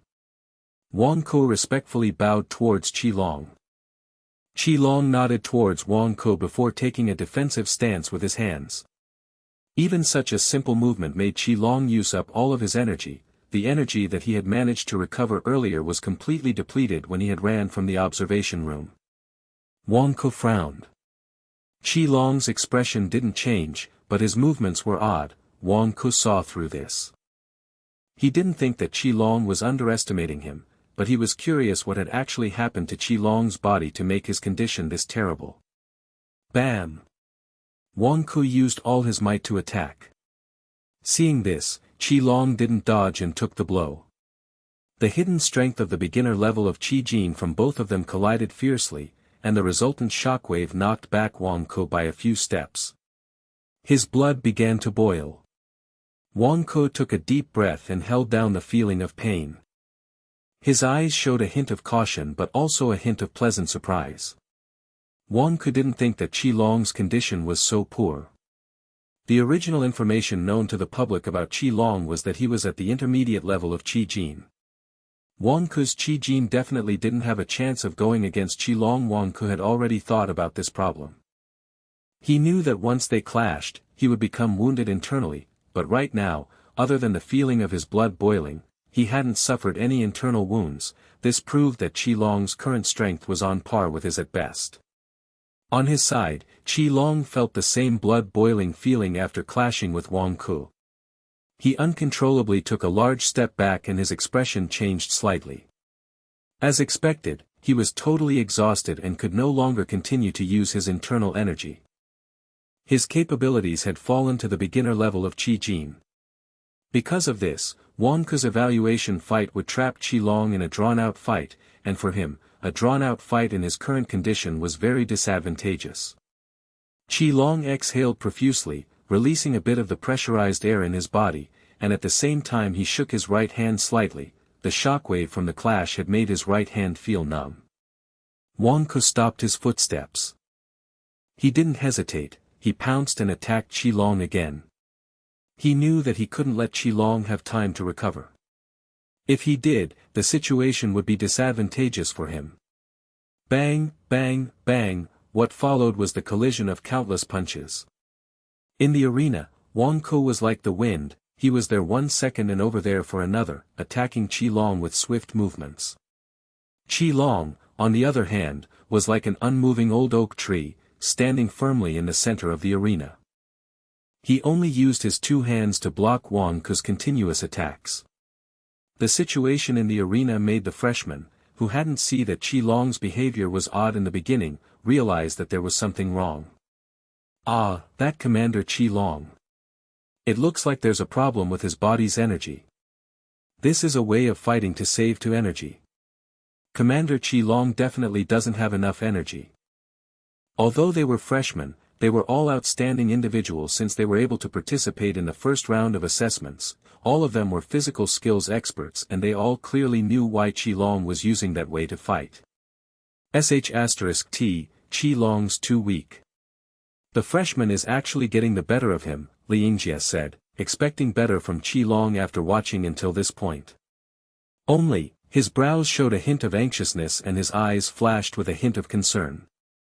Whether it be the fact that he was worried about Qi Long, or worried that Qi Long losing would mean losing pride for Ling Tian, both proved that Ling Jie really did care about the Ling Tian mecha clan. The other captains that were watching all wore expressions of worry and concern. They looked towards Ling Lan, thinking that boss would be able to give a proper explanation. They knew clearly that Commander Qi Long was in such a troubled state because of boss. It was just that they didn't understand why boss had beaten up Qi Long and then entrusted him with the role of an examiner for the evaluations this time. Boss, Qi Long will be okay, right? Wu Jiong looked to Ling Lan for some comfort. Ever since the Ling Tian mecha clan was formed, Wu Jiong had kept in contact with Qi Long the most. After countless meetings, their friendship had gradually deepened. At that moment, Wu Jiong was sincerely worried that something might happen to Qi Long. In response to his question, Ling Lan, who was originally touching her right hand's index finger, instantly paused and then calmly replied, "I don't know." Ling Lan's answer stunned Wu Jiong. It also made Luo Lang, Han Jijian and the others turn around to look towards Ling Lan. Their eyes filled with a hint of worry. "Boss," Wu Jiong swallowed the rest of his sentence. "You're too much. Since you don't even know what kind of outcome was waiting for Qi Long, then why would you arrange it like this?" Wu Jiong thought to himself. Qi Long's Qi Jin limit has been stuck for quite some time. Although he has been doing limit training, he still hasn't found any possibility of a breakthrough. Ling Lan glanced at Luo and the others. But as luck would have it, these freshmen couldn't be ruthless against a fully exhausted Qi Long and is unable to force out Qi Long's final limit. The criticism in Ling Lan's eyes made the others in her team touch their noses in embarrassment. They were all friends that had grown up together and furthermore, they weren't boss. Even if boss ordered that they had to be ruthless, they still couldn't help but feel compassion at the sight of Qi Long getting beaten to a pulp. Luo Lang was unwilling to submit to her criticism and said, "Boss, there's still you, isn't there?" Ling Lan glared at Luo Lang and plainly responded, "If I could do it, then would I need to order you guys to do it? At my current level, even Qi Long at his peak form wouldn't be able to block one hit from me. Is it possible for me to slowly force Qi Long to his limit?" Ling Lan actually also had a headache. After entering the domain level, her aura, no matter how much she lowered it, would be just over the level with which she could help Qi Long reach his limit. Luo Lang and the others were actually the most suitable. Unfortunately, the friendship between them made them unable to force Qi Long into a corner and drive him to the brink of death. As such, Ling had had no choice but to look for other methods. Han Jijian's eyes suddenly lit up. He knew clearly that Qi Long was always troubled by the fact that his physical skills were stuck at its current level and didn't move at all. No matter what method he used, he couldn't see any sign of the barrier to advanced level budging. Although Qi Long's performance was stable, Han Jijian, who was very familiar with Qi Long, had still managed to become aware of Qi Long's small impatience. He didn't think Qi Long's anxiousness was also discovered by Boss. He thought back to the last few days. Not only did Boss beat up Qi Long himself, but he also called upon them to do the same. In the beginning, Han Jijian had felt that Qi Long's situation was tragic, but he didn't expect that there was a deeper meaning to Boss' decision in the matter. Unfortunately, they had failed to understand his deeper meaning and failed to help Qi Long reach his actual limit. Han Jijian thought back to that time again. Even if they had known, they wouldn't have been able to be so heartless as to actually drive Qi Long to the verge of death. None of them was Boss. When Boss was ruthless, they could truly feel his thick killing intent aura. It was as if he really wanted to kill them. Now, he can really enter that limit. Han Jijian looked at Ling Lan wishfully. He, of course, hoped that Qi Long could become stronger. Ling Lan's frown tensed up further as she said, "I don't know, some luck and coincidence was necessary in order to be driven to a near-death state." Ling Lan really didn't know whether Qi Long could get there or not. The only thing she could do was to use any way possible to let Qi Long get closer to that moment. "This Wang Ku really can force Qi Long to his limit," Wu Jiong said slyly. Even if Qi Long's current energy was close to zero, the beginner level of Qi Jin alone wasn't enough to force him to the edge of death. One naturally isn't enough, but there are 100 people waiting for their evaluations. "That should be enough," Ling Lan said indifferently. Everyone looked at Ling Lan dumbfounded. Did Ling Lan know from the very beginning that Qi Long would be trapped in a round-robin battle? Compared to the other examiners whose strength are unknown, do you really think these freshmen would give up on this examiner who is clearly at his breaking point? Ling Lan continued plainly. Everyone shook their heads. If it was them, they would also have continued to choose Qi Long. In the beginning, if no one chose Qi Long but someone else instead, for example, me or Luo Lang or another, then the one trapped in a round-robin battle would have been one of us, Han Jijian said, pointing at himself, Luo Lang and the others. They were all people who had their energy exhausted. Do you guys not need to advance as well? Ling Lan raised her brow. Han Jijian was shaken. He didn't think that it wasn't only Qi Long who had fallen into a bottleneck for his physical skills. They had all entered different degrees of a bottleneck state. It turned out that Boss' target wasn't only set on Qi Long, they were targets too. Boss was clearly throwing down his fishing net and seeing which unlucky fish was going to get caught. Actually, you guys are considered secondary. It's mainly for Qi Long this time. Only, I wasn't sure which battle Qi Long would appear in. Ling Lan pointed at Wang Ku, who had fallen into a drawn-out fight with Qi Long. This guy, he would have definitely chosen Qi Long either way. As a valedictorian, he definitely had his own pride. He wouldn't choose a normal captain as his opponent, but he most likely didn't have the courage to go against her. This being the case, then Qi Long, as a valedictorian himself, was Wang Ku's best opponent. Ling Lan had already arranged everything ever since she had taken a look at the list of applicants. I didn't know that the effect of this fight would be this good. Wang Ku is the first to have entered the arena, which resulted in not giving Qilong any time to rest. This also exposed Qilong's condition to everyone right at the beginning. I believe that many of the freshmen will start to act rashly, Ling Lan explained, looking around the freshmen below the arena. The excitement in their eyes showed everything clearly. It seemed that Ling Lan's arrangement had had some effect. Ling Lan's gaze passed over Ling Yi, who was frowning as though he was thinking of something. Ling Lan subconsciously tapped the armrest of her sofa with her fingers on her right hand, her expression slightly tense.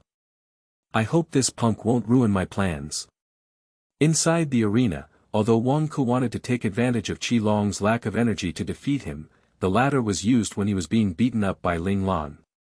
He was always whipped until he was at the brink of collapse. The type of attacks that Wang Ku had come at him with didn't pressure him too much.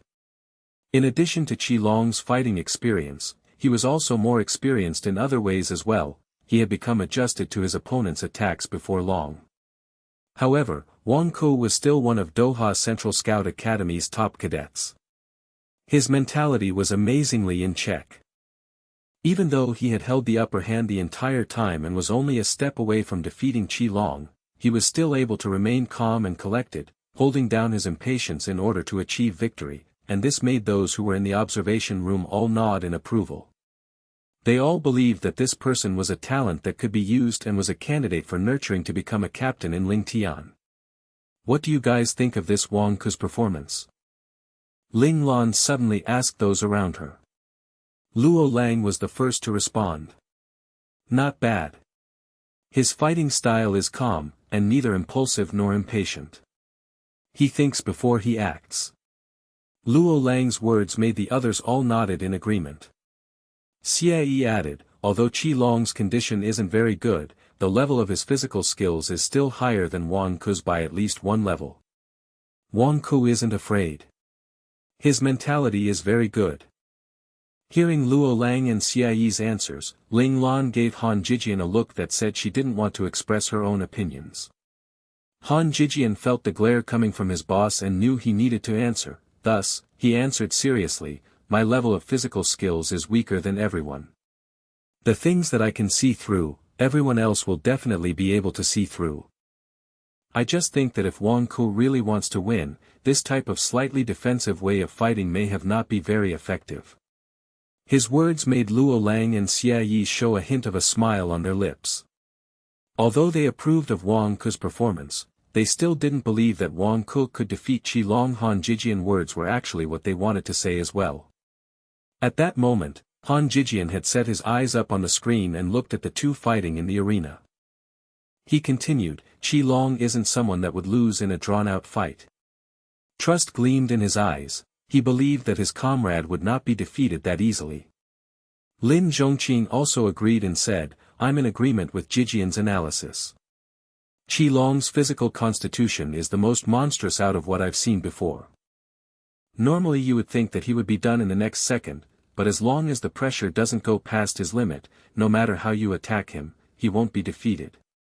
Lin Zhongqing looked at Ling Lan with respect and continued, only boss terrifying attack power can instantly smash through the limit that Qilong can take. I still haven't met a second person that can actually defeat him in terms of physical skills. At most, it will be both sides taking lots of damage like during the freshman arena fight they had when they joined the academy. Qilong's ability to take pressure is seriously too strong and monstrous. The answers given by the four of them caused Ling Lan to show a hint of approval in her eyes. She was very happy that everyone had managed to see through these facts. Being calm and collected wasn't a bad thing, but it depended on the situation. There was no problem in Wang Ku fighting in a calm and collected way, but it was that he had missed a crucial point. Qilong was someone that, if not given enough pressure, would not lose in a dragged-out fight. It was simply impossible. When going against Qilong, the opponent had to use powerful, continuous attacks to exhaust his energy, rendering him unable to recover, and only then could they be able to defeat him. When Wang Ku had chosen to defend and attack in a calm and controlled manner, he had actually already lost the chance to defeat Qilong. So that means you guys don't think Wang Ku is any good? Ling Lan's lips perked up a bit. This question made Luo Lang and the others shout in unison, of course. It wasn't possible that this Wang Ku alone was enough to defeat Qi Long. As expected, after their shouts, there was a turn of the tide in the arena. Qi Long, who was originally at a disadvantage, had made his move. Qi Long made a move, Han Jijian shouted excitedly. It should be known that out of everyone else, Han Jijian cared for Qi Long the most. Even though he had believed Qi Long would win, he still couldn't help but worry. Seeing that Qi Long had finally counterattacked, he jumped up happily. After becoming excited, he saw Luo Lang and the others look at him in surprise. He felt that he went a bit out of line and immediately controlled his expression. He sat down with a serious face and gave Luo Lang and the others an explanation. We have to let the freshmen know that even with our energy exhausted, a commander of Ling Tian isn't someone so easily defeated. Oh. The three of them responded with a drawn-out and odd sound, making Han Jijian blush. He glanced at Ling Lan in dismay. It was all because of Boss. He was the one who had drained them of their energy. There was originally supposed to be no issues during the evaluations, yet Boss had managed to make it full of worry and fear. Even going against someone as weak as Wang Ku had made him lose his cool. Ling Lan saw Han Jijian's slight expression of resentment and her lips perked up a bit. Ever since the fifth-year seniors, who were at the advanced level for physical skills, had left the school, other than her, Qi Long had become the one with the highest level in physical skills in the entire military academy. Although he was pressured by her, Qi Long was still eager in training. However, compared to last year, he was clearly slowing down. This was the reason why Ling Lan had been ruthless and exhausted their energy before the evaluations. If this could push Qi Long to the edge of death, then that would be for the best. But if it didn't work, then it would make the rest remember the hardships they went through after losing all their energy. This would make them understand that levels were not absolute. If there were external factors, those who were weaker could also defeat them. It was just as Han Jijian had said, Qi Long had made a move. Having endured for many minutes, he finally used his awakened talent, animal instinct, and discovered a fatal weakness in Wang Ku's attacks. Qi Long was very confident in his intuition. He didn't even stop to think and used the small amount of Qi Jin that he managed to accumulate in that amount of time. He ruthlessly tossed out a punch towards the direction he wanted to hit. It had seemed as though Wang Ku didn't have a weak point, but right as Qi Long's punch was reaching him, his originally heavily guarded chest became unprotected. This was because his left hand that was protecting his chest had moved downwards due to his next attack. A loud boom followed. Qi Long's fist accurately struck Wang Ku's chest. Although the power of his punch wasn't very great, the resultant shockwave cut off Wang Ku's blood flow from his heart. His chest suddenly felt clogged and the Qi Jin that was originally flowing through his body was cut off. Wang Ku was uncontrollably sent flying backwards. Before he could have a chance to control his body in mid-air, Qi Long flew towards him. Another strong punch struck Wang Ku's shoulder and instantly sent him flying out of the arena. Wang Ku did a somersault in mid-air and landed firmly on the ground. Qi Long had controlled his power very well and had only sent Wang Ku flying without wounding him, which was why the latter was able to neutralize that force in mid-air and land with no injuries. Qi Long showing mercy made Wang Ku feel embarrassed since he had used all his strength and didn't hold back in the arena. Wang Ku looked towards the arena above him, his expression showing a hint of admiration. He bowed from below the arena and said gratefully, "I lost. Thank you for your time, Senior Qi Long." As expected of the person who was valedictorian for 2 years in a row, even if Qi Long's condition was at its worst, he wasn't someone he could defeat. Wang Ku thought to himself, if Commander Qi Long's physical condition was at its best, how many hits could I have taken from him? At that moment, Wang Ku truly hoped that he could join the Ling Tian Mecha clan. If he could do so, then in the future, he would have a chance to fight Commander Qi Long once again. Qi Long stood on the arena and nodded towards Wang Ku. As the examiner of this match, he was very satisfied with Wang Ku's performance. He believed that Wang Ku didn't lose any dignity for the Doha Central Scout Academy. This valedictorian behaved just as expected. Qi Long wanted to drag his exhausted footsteps off the arena. At that moment, if someone were to look closely at Qi Long, they would be able to see that his clothes were soaked in sweat. Although he had defeated Wang Ku, Qi Long himself had made a Herculean effort. He felt that his body had become tired to its limit, his hands and feet were feeling numb and slow. At that moment, even if a 3-year-old was to come by, that 3-year-old would be able to push him down. The freshmen below the arena all looked at each other. They all knew that this was the best time to defeat Captain Qi Long and were all thinking of doing so. However, everyone was also worried. If they went up, would they give the examiners a bad impression if they used any means necessary to finish their objective? It was, after all, not a competition, and heroes weren't determined by victory or defeat. Whether they could join the Mecha clan depended on the examiner's acknowledgement. While they were hesitating, a cold voice suddenly rang through the entire training dojo. Anyone who defeats Qi Long will not only be allowed to join the Lingtian Mecha clan, but also receive other rewards. The battle team that the winner belongs to will instantly join a battle team from one of Lingtian's frontline battle teams. These words made the hesitating freshmen suddenly gain resolve. The freshmen knew that the cold voice must have been the voice of Ling Lan, the first commander of Lingtian. Only Ling Lan could make a promise of still being acknowledged after defeating the second commander. Since the Lingtian Mecha clan's highest order of command had given this order, what did they have to worry about? Those who managed to get admitted to the first men's military academy were all actually people with ambitions, they all wanted to climb higher up the ladder. Regardless of whether they had a battle team or not, they all hoped that their starting point, as well as their future progress, could be better than the others. After the people in the observation room saw that Ling Lan had pushed down the communication button to the outside and mercilessly made that announcement, they all involuntarily pitied Qi Long. Qi Long was really sad since he had such a cold, heartless boss who liked to play around with his subordinates. Of course, there were a few that envied Qi Long, such as Gao Jinyun.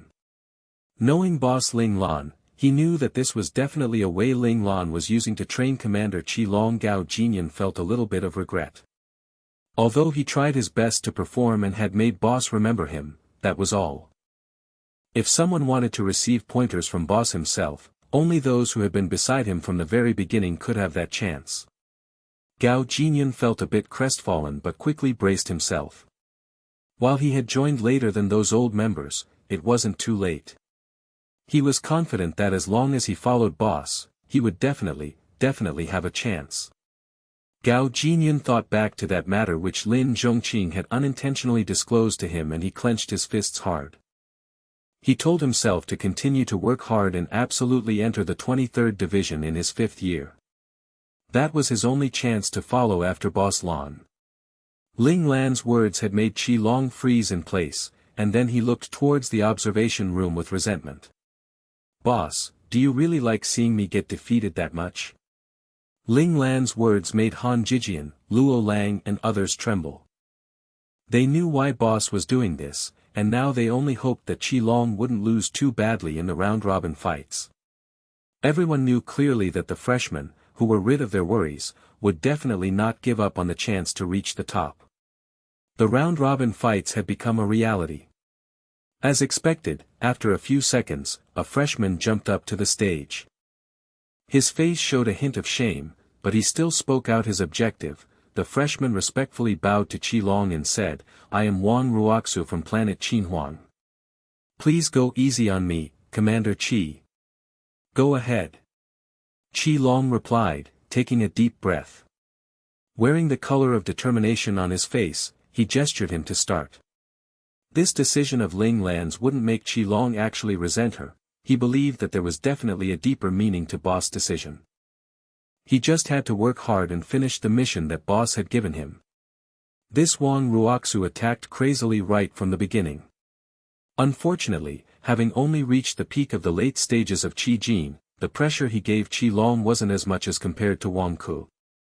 After carefully defending for around 3 minutes, Qi Long had accumulated a certain amount of Qi Jin, found the opponent's weak spot and struck him off the arena. Two more freshmen went up onto the arena in immediate succession. However, Qi Long fought with patience. With no energy left, Qi Long used his strong body to defend. Once he accumulated a small amount of Qi Jin, he would find his opponent's weak spot and defeat them. Qi Long fought in a very calm and collected manner. The freshman couldn't find a chance to win at that moment. However, having to face so many people consecutively had pushed Qi Long's already exhausted body towards its limit even more. If he didn't have his spiritual power helping him endure it all, it was possible that he might not even have been able to raise his fists. The sharper individuals had already discovered that Qi Long was now spent.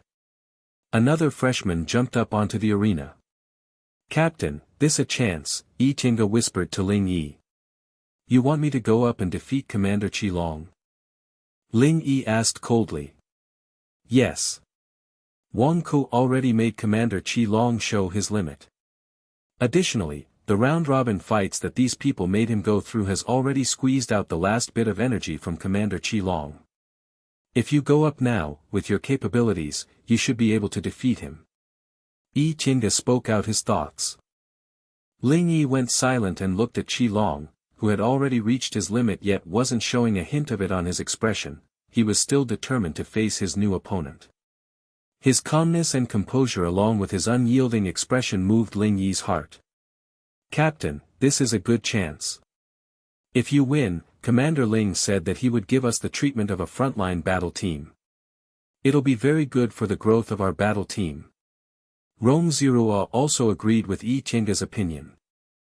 Yan Wuyo smiled but didn't say anything, however, his eyes showed that he also agreed. On the other side, the other person in the battle team, Tao Xiaotao, was concentrated on the fight and didn't even notice that his teammates were in the middle of deciding something that could affect the future of their battle team. Of course, his teammates hadn't intended on asking for his opinions in the first place. In the battle team, Tao Xiaotao's opinions could be ignored. Ling Yi finally spoke, his expression holding a hint of coldness and also a hint of pride. "I know that you guys are right, but I just don't want to." Yi Qinga showed a hint of regret on his face as he looked at Rong Zirua and silently sighed. His captain was good in every way, except that he was simply too righteous and didn't want to do things that he thought to be unfair. "I know that Commander Qi Long's body is at the brink of collapse and now is the best chance to defeat him. But can't you guys see that even though it's so hard for him, Commander Qi Long still hasn't shown a hint of weakness? He's still remaining calm and composed, still fighting without giving any openings. He's using his spiritual power to force himself to continue fighting in order to prove to us that he isn't someone that will be defeated by despicable methods. He's a real fighter. This type of fighter should be respected by us instead of becoming our stepping stone and being stomped on by us as we climb up the ladder. If I really did do something like this, I would feel very ashamed of myself. Even if we'd be treated like a front-line battle team because of this, I wouldn't be able to raise my head when facing the other members of Ling Tian," Ling Yi explained without hesitation. Hearing Ling Yi's righteousness in his words, Yi Qinga showed smirk on his face. It was this Ling Yi that had made them submit. Even if there were enough benefits, when Ling Yi believed that it shouldn't be done, he would be able to withstand the temptation and stand his ground. Only this kind of captain would give them confidence that when they were faced with danger in the future, he wouldn't abandon his comrades and would fight alongside them. Yi Qinga smiled and replied, "Since you've already said so much, then we'll definitely support you." Rong Zirua and Yan Wuyo exchanged a look before they too nodded firmly and said, "Yes, we support you." Yi Qinga thought the same as they did as well. Although this kind of captain would lose their battle team many chances for promotion, the same benefits might cause them to end up in a dangerous situation. It was both a good and bad thing. Comparatively, they were more willing to accept a captain like Ling Yi. He made them feel confident with him backing them up. In the arena, Qi Long had defeated another freshman. Tao Xiaotao's eyes had returned from watching the fight and he heard the voices of his teammates coming from beside him. He turned around in confusion and asked with a confused expression, "What were you guys agreeing about?" Yan Huio wore a smile as he held out his right hand to turn Tao Xiaotao's face back towards. Xiaotao, just watch. What we're talking about has nothing to do with you. Tao Xiaotao replied in dismay, you guys always have things to say and never want to share it with me. I'm not going to ignore you guys and just watch. Oh, another person went up. How many does that make? I pity Commander Qi Long. It turned out that while they were talking, another freshman had challenged Qi Long. The bait that Ling Lan had set was sufficient to draw in the freshmen and make them continuously challenge Qi Long. Seeing this, Ling Yi walked up to stand before the optical supercomputer. He was waiting for Qi Long to defeat this challenger, after which he would input in his own name for the evaluation battle. Who do you guys think the captain is going to challenge? Yi Qingge asked Rong Zirua while gazing at Ling Yi. Rong Zirua replied with a smile, you and I both know. Do you really need to ask? I don't know, but I keep feeling that our captain is going to be disappointed this time, Yi Qingge said as if in deep thought. What kind of person do you think Commander Ling Lan is? Rong Zirua suddenly asked. Yi Qingge thought carefully before replying, I saw him once during the award ceremony in last year's Grand Mecha tournament. He seemed to be very cold and cool at first glance. At second glance, he seemed to be very dominant. A few days ago, I caught a glimpse of Commander Ling Lan from afar. Rong Zirua's smile had disappeared as he spoke. He discovered me looking at him and looked me back in the eye. A layer of sweat had actually formed on his forehead by the end of his words. Rong Zirua's odd behavior made Yi Qingge's expression become serious. The latter asked, how was it? That look of his made me feel as though my entire body had become frozen. In that instant, I thought I died, Rong Zirua replied with a pale face. It was as though thousands of years had passed. By the time my consciousness returned, 10 minutes had already passed and Commander Ling Lan was nowhere in sight. He is someone that I've met who is the most dominant and strong out of everyone I know. Do you still remember the captain of the ship that took us to the first men's military academy? Our guess was that his level of Qi Jin had peaked at the stage of great perfection. However, the feeling that the captain of that ship gave me was far weaker than that of Commander Ling Lan's. He's really that strong. Yi Qingge exclaimed with a serious expression. He's really strong, unfathomably strong, Rong Zirua confirmed with a bitter smile. Even I couldn't believe my own senses, but at that time, that was how I really felt. Captain, if you really choose Commander Ling Lan, I hope you won't lose too badly, Rong Zirua said to himself. He was afraid that the captain might lose his confidence after being beaten.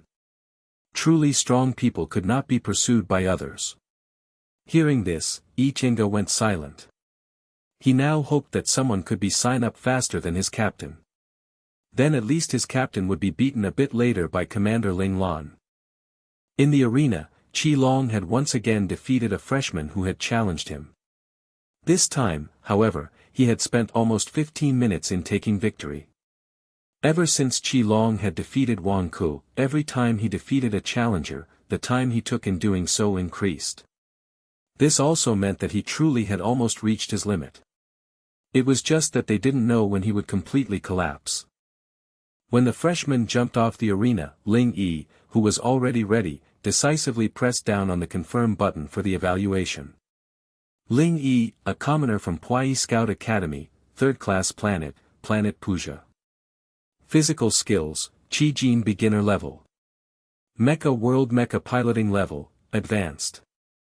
Ling Yi's information was sent to the observation room through the optical supercomputer, and his data made the captains all gasp in disbelief. Compared to Wang Ku, Ling Yi surprised them even more.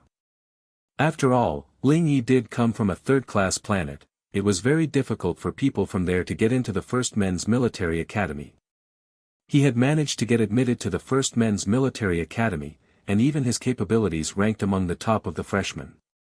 The opponent he has chosen is Ling Lan. Boss.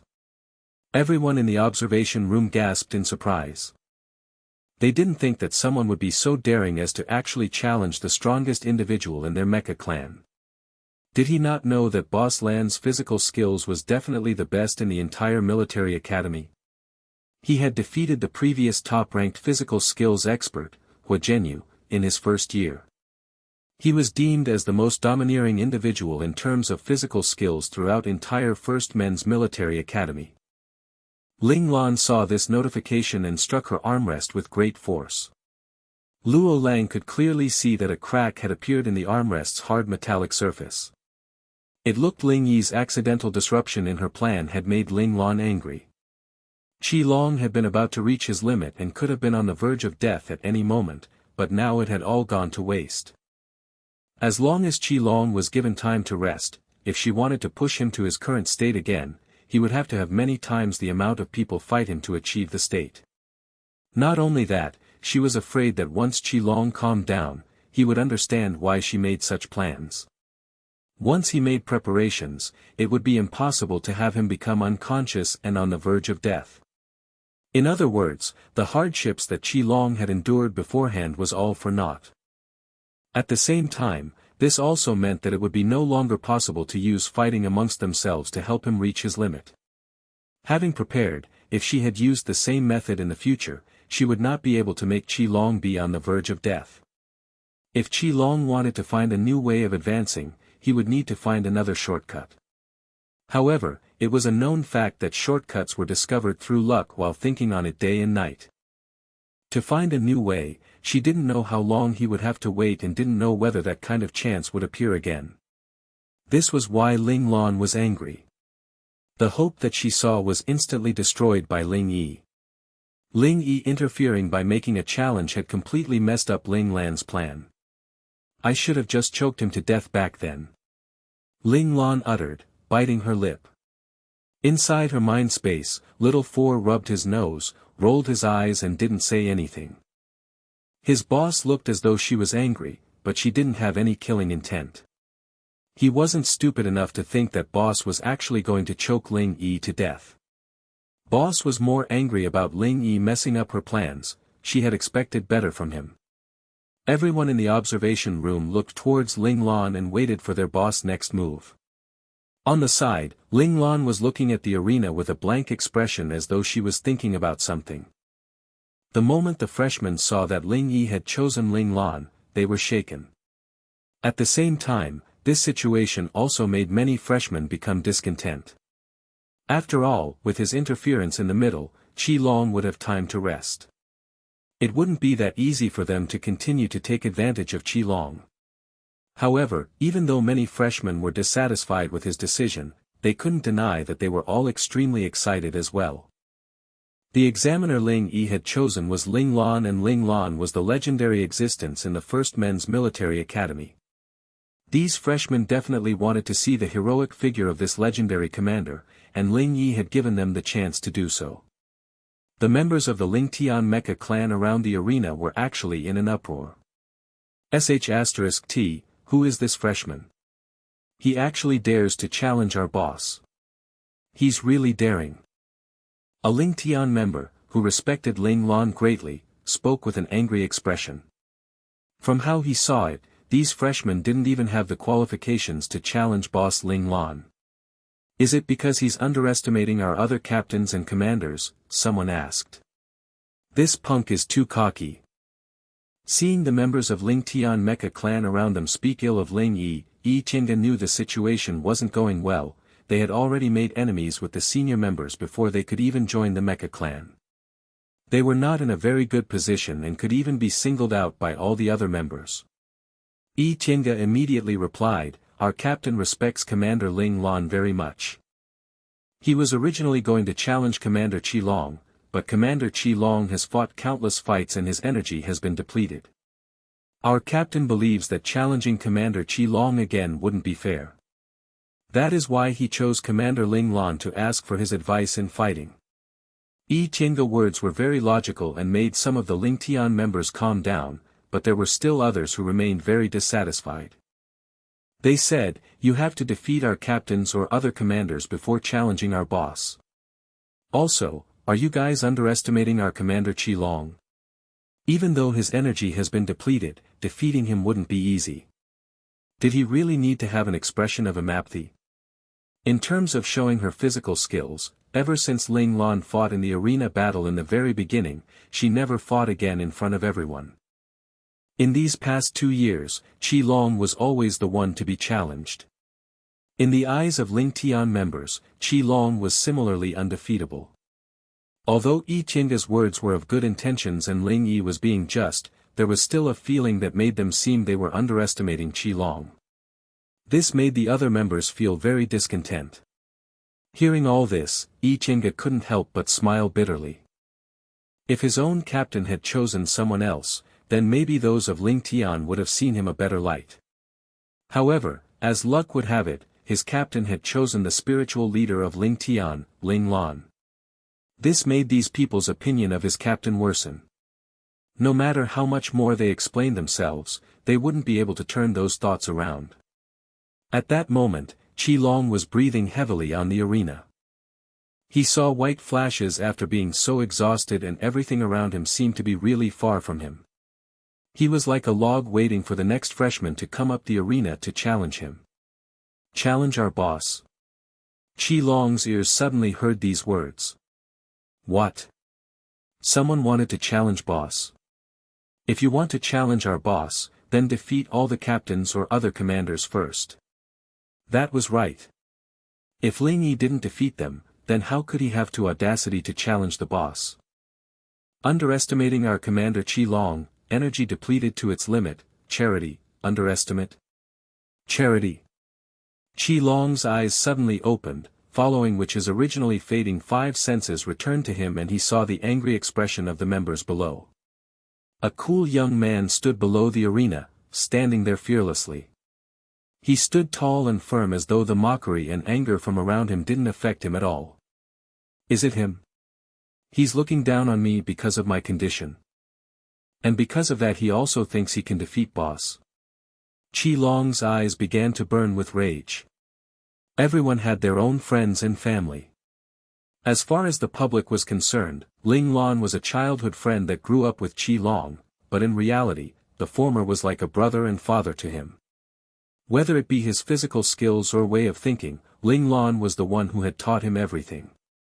He could accept any insults directed to him, but he couldn't let anyone look down upon Ling Lan. Right at that moment, Ling Lan had finally come to a decision. She was getting ready to defeat Ling Yi at lightning speed and continue her previous arrangement, but just then, in the arena, Qi Long's entire aura suddenly changed. Ling Lan frowned and looked towards Ling Yi, who was waiting for Qi Long to descend the arena. Her lips perked up as she said, making plans but the plans fail. If don't plan, something amazing happens. Ling Yi, your luck isn't bad. You've gotten away from danger. At that moment, Ling Yi suddenly felt his body become cold. Before he could figure out why, he heard Qi Long's deep voice coming from the arena, asking, "Are you the one who wants to challenge our boss?" Ling Yi nodded in response. The only reason he had worked so hard for so long was to let young Master Lan see his potential, to have him judge whether or not he was qualified to stand behind him. Qi Long suddenly burst out in hysterical laughter. Haha, if you want to challenge our boss then defeat me first. Otherwise, you're not qualified. The sentence with the words, "not qualified," was roared out, his voice exploding throughout the entire training dojo. It actually made a few people who had lower levels in physical skills become shaken. Ling Yi looked at Qi Long's red eyes and immediately frowned. He suddenly felt that the current Qi Long was very dangerous. His aura was very different compared to when he was fighting others. Qi Long looks kind of odd. Han Jijian, who knew Qi Long best, had a change in expression. Ling Lan's expression tensed up and she quietly agreed, yes. Although Qi Long was asking for a fight, Ling Yi didn't go into the arena. The one he had challenged was Ling Lan, and thus they could only wait for her answer. At that moment, a cold sharp voice sounded out in response to Qi Long's outburst. Let's do what Qi Long wants. Ling Lan's eyes narrowed. He didn't think that Qi Long was so trusted by young Master Lan. Young Master Lan actually let Qi Long interfere and fight. After leaving young Master Lan for more than 10 years, did the person who was now standing behind him this man? The intent to fight flashed in Ling Yi's eyes. Since he wants to fight, then we'll fight. He moved quickly and jumped onto the arena. He said, then Commander Qi Long, please advise me. Fight.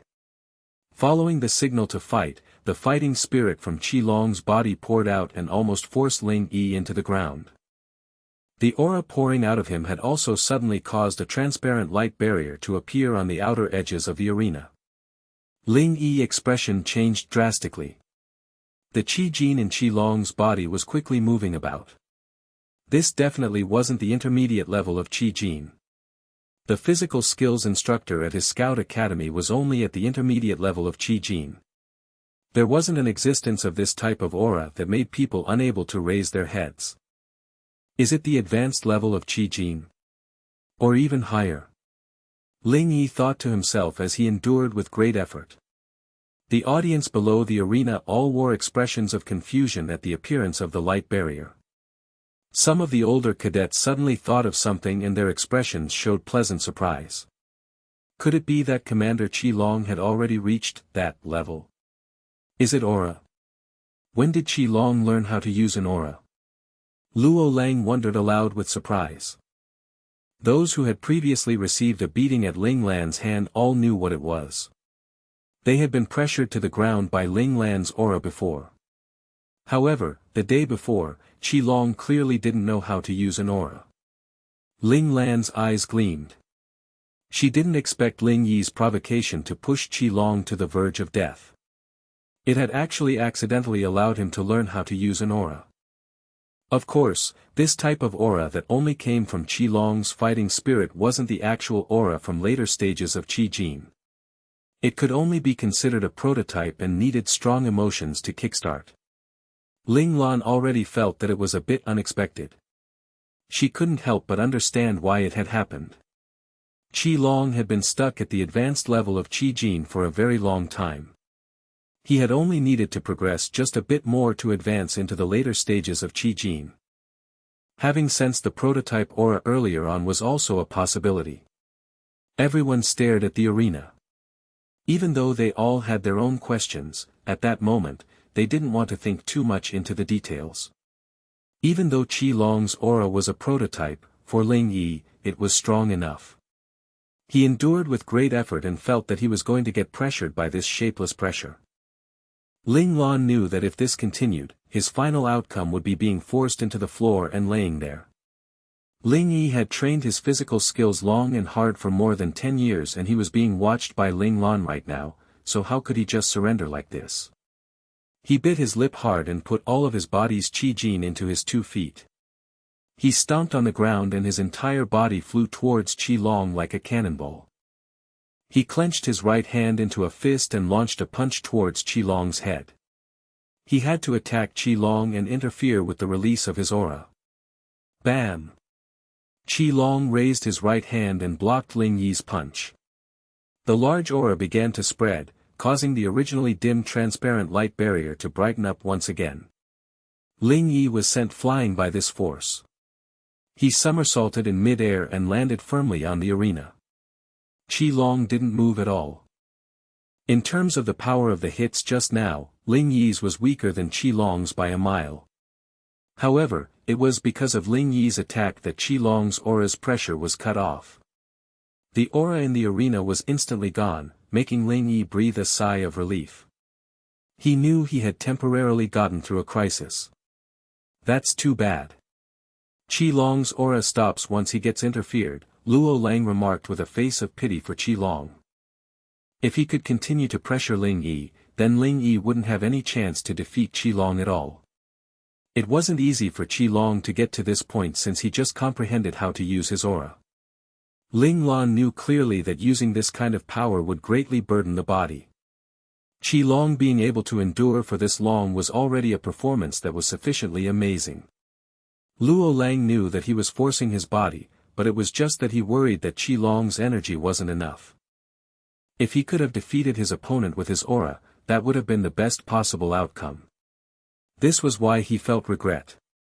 No longer under the pressure of Qi Long's aura, Ling Yi began to attack again. He was afraid that if he hesitated even for a second, his opponent would use that shapeless aura again. Ling Yi didn't know that that aura just now was only accidentally turned on by Qi Long. If he wanted to use it again, he may not be successful. Qi Long, who couldn't fully control this ability yet, would need to use a lot of time to train and study if he wanted to completely control it. Qi Long saw his opponent come towards him with an attack and raised his fist to block. Qi Long's way of using physical skills was to attack. He favored using offense to go against offense and using attacks as defensive moves. On his side, Ling Yi was afraid that Qi Long would release that aura of his if he got a chance, and thus he didn't dare to back off. Because of this, the fight in the arena had now become a true hand-to-hand combat. The two of them exchanged punches, each thrown fist landing a blow on the other's body. Bam! Bam! Bam! The sound of intense collisions rang in the air, which made the audience members below the arena feel that their own bodies were hurting. However, the two people in the arena before had indifferent expressions, as though the body that was being hit was not their own but someone else's. These two are both ruthless people, some of the audience couldn't help but remark. If they were the ones up there, they didn't know how long they would have been able to endure this kind of battle. Do the two of them not feel any pain? Someone asked with surprise. How could they not feel pain? It's just that their endurance is really strong and they don't show that they are in pain, someone responded. Looks like Ling Yi knows the method that the Ling family uses for physical training. I'm not sure who gave it to him. Was it Chamberlain Ling Qin or Ling Yu? Ling Lan frowned. However, no matter if it was Ling Qin or Ling Yu, it meant that they didn't give up on Ling Yi. It was Chamberlain Ling Qin. I remember that when Boss was in your second year at the Scout Academy, Chamberlain Ling Qin asked you whether to look after Ling Yi a bit.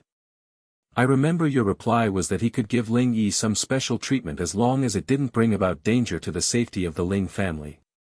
Little Four suddenly appeared and answered Ling Lan's question. Right, I remember now. Little Four's reminder made Ling Lan remember that part of her memory. She had allowed Ling Qin to be fully responsible, but she didn't expect that Ling Qin's expectation of Ling Yi was so high. He had even given Ling Yi the Ling family's method of physical training. It's also because of this physical training that made Ling Yi attend school a year later than he should have attended, Little Four added. Ling Lan finally understood why Ling Yi was 2 years behind her when he was only 1 year younger than her. Physical training was good, but he needed 1 year's time to train. She didn't know how Ling Qin had managed to convince Ling Yi to make him give up entering a Scout Academy in his first year. It should be known that cadets who entered a Scout Academy after the first year would not be able to enter the best Scout Academies regardless of whether they possessed excellent talent. Some late cadets would even be put into third-rate Scout Academies. This act was to punish those cadets who didn't apply on time. The only reason why it was so strict was that most cadets would become soldiers in the future. Soldiers had to obey all rules and orders, and the military was especially even more strict when it came to time management. It should be known that arriving later than a minute on the battlefield could cause the entire battle to be lost. No one could take that kind of burden, and thus the military had to start placing restrictions while cadets were children and make them understand the importance of rules and the importance of time. No wonder he was studying at that third-rate planet. Everything was now clear and could be explained. Although Ling Lan had allowed Ling Yi to leave, she didn't want to completely destroy the latter's future. The sympathy that Chamberlain Ling Qin had shown for Ling Yi wouldn't have him be sent to a third-rate planet. The worst would only be a second-rate planet. After a brief bout of intense fighting, the now separated two people were both facing each as they trembled. Ling Yi breathed heavily as he felt an incomparable pain in his body.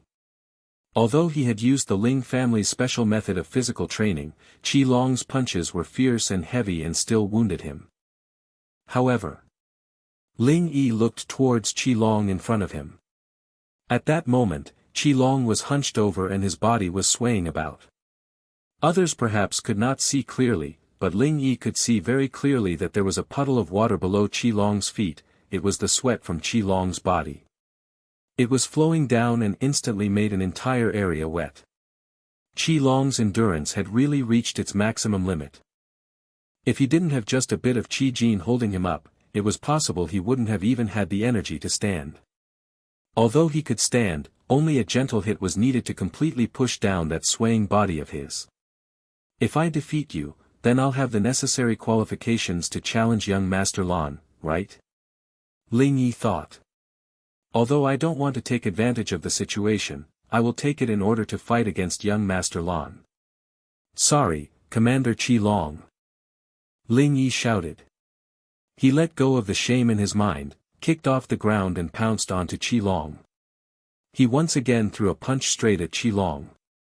Qi Long did not even have the energy to open his eyes at that moment. He couldn't feel anything around him. He felt as if his entire being had become engulfed in darkness. He even felt that he didn't even have the energy to breathe. Only his heart was beating intensely as though it was going to jump out of his chest. Dum, dum, dum, the beating sound of his heart became faster and faster. Qi Long felt that his heart couldn't handle the pressure from the beating and felt like it was going to explode. Am I going to die? Unable to breathe and feeling his heart pressured so much that it seemed on the verge of exploding, Qi Long really thought he was going to die. He couldn't even feel his body. It was as though his everything had disappeared. Could it be that I've lost my fight against Ling Yi? At that moment, Qi Long was very curious as to why he wasn't worried whether he was dead or not. Instead, he was thinking about whether he had lost to Ling Yi or not. If I lose, then will boss have to come down? *T. Qi Long roared angrily. This was a disgrace to boss and it was all because he was useless. If he had just a bit more endurance, there would have been no way for him to lose, right? Why did you exhaust us of all our energy and then let us be examiners? Why, boss? Qi Long shouted begrudgingly. Because you guys aren't strong enough. Ling Lan's cold voice suddenly exploded beside Qi Long's ears. After hearing this voice, Qi Long's dark world suddenly became enveloped in light. He stood in the mid-air and looked below him. There he saw green fields, wherein laid countless hidden buildings. When the wind blew and the trees shook, the buildings could be seen just a little bit. At that moment, a few hover cars suddenly flew down from above and stopped in front of a huge ball-shaped building. 7 or 8 young men came out of the hover cars. They each had their own personalities. There were serious ones, and there were also ones who smiled. There were feminine ones, and then there were masculine ones as well. There were happy-go-lucky ones, and then there were cool ones. The leader was a cool, young man. He seemed to feel something and turned to shoot a cold glare at Qi Long, which almost froze him. Boss, what's wrong? A young man behind the leader asked in confusion. The leader turned around indifferently and replied, nothing. Let's go into the fighting dojo. Yes. Everyone followed the cool, young man and walked into the large ball-shaped building. Qi Long knew who these people were. They were boss Ling Lan and his other friends. That young man who had asked Ling Lan what had happened was Qi Long himself. This was Qi Long's memory, but they had gone to the fighting dojo many times in the past.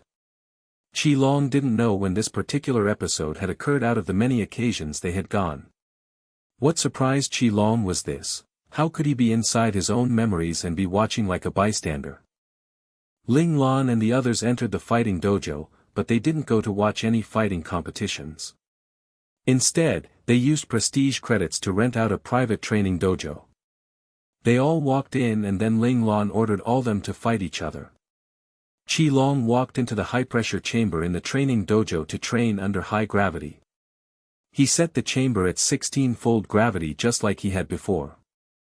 Qi Long and the others didn't notice that they could almost take on a 4-fold degree of gravity, while Qi Long could take on 8-fold. Qi Long had even taken on 16-fold gravity before. His best time was a bit more than 3 minutes, which wasn't as long as the time that boss Ling Lan could endure. Qi Long and the others fought in the dojo without a care in the world. They did not discover that as time went on, the 16-fold gravity had become 24-fold unbeknownst to anyone.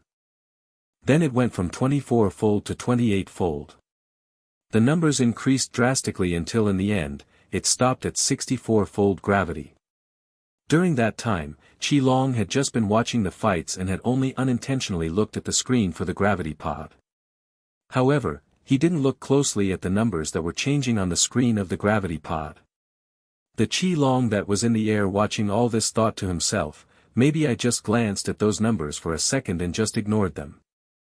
Now that I'm looking into my own memory as a bystander, I have discovered this.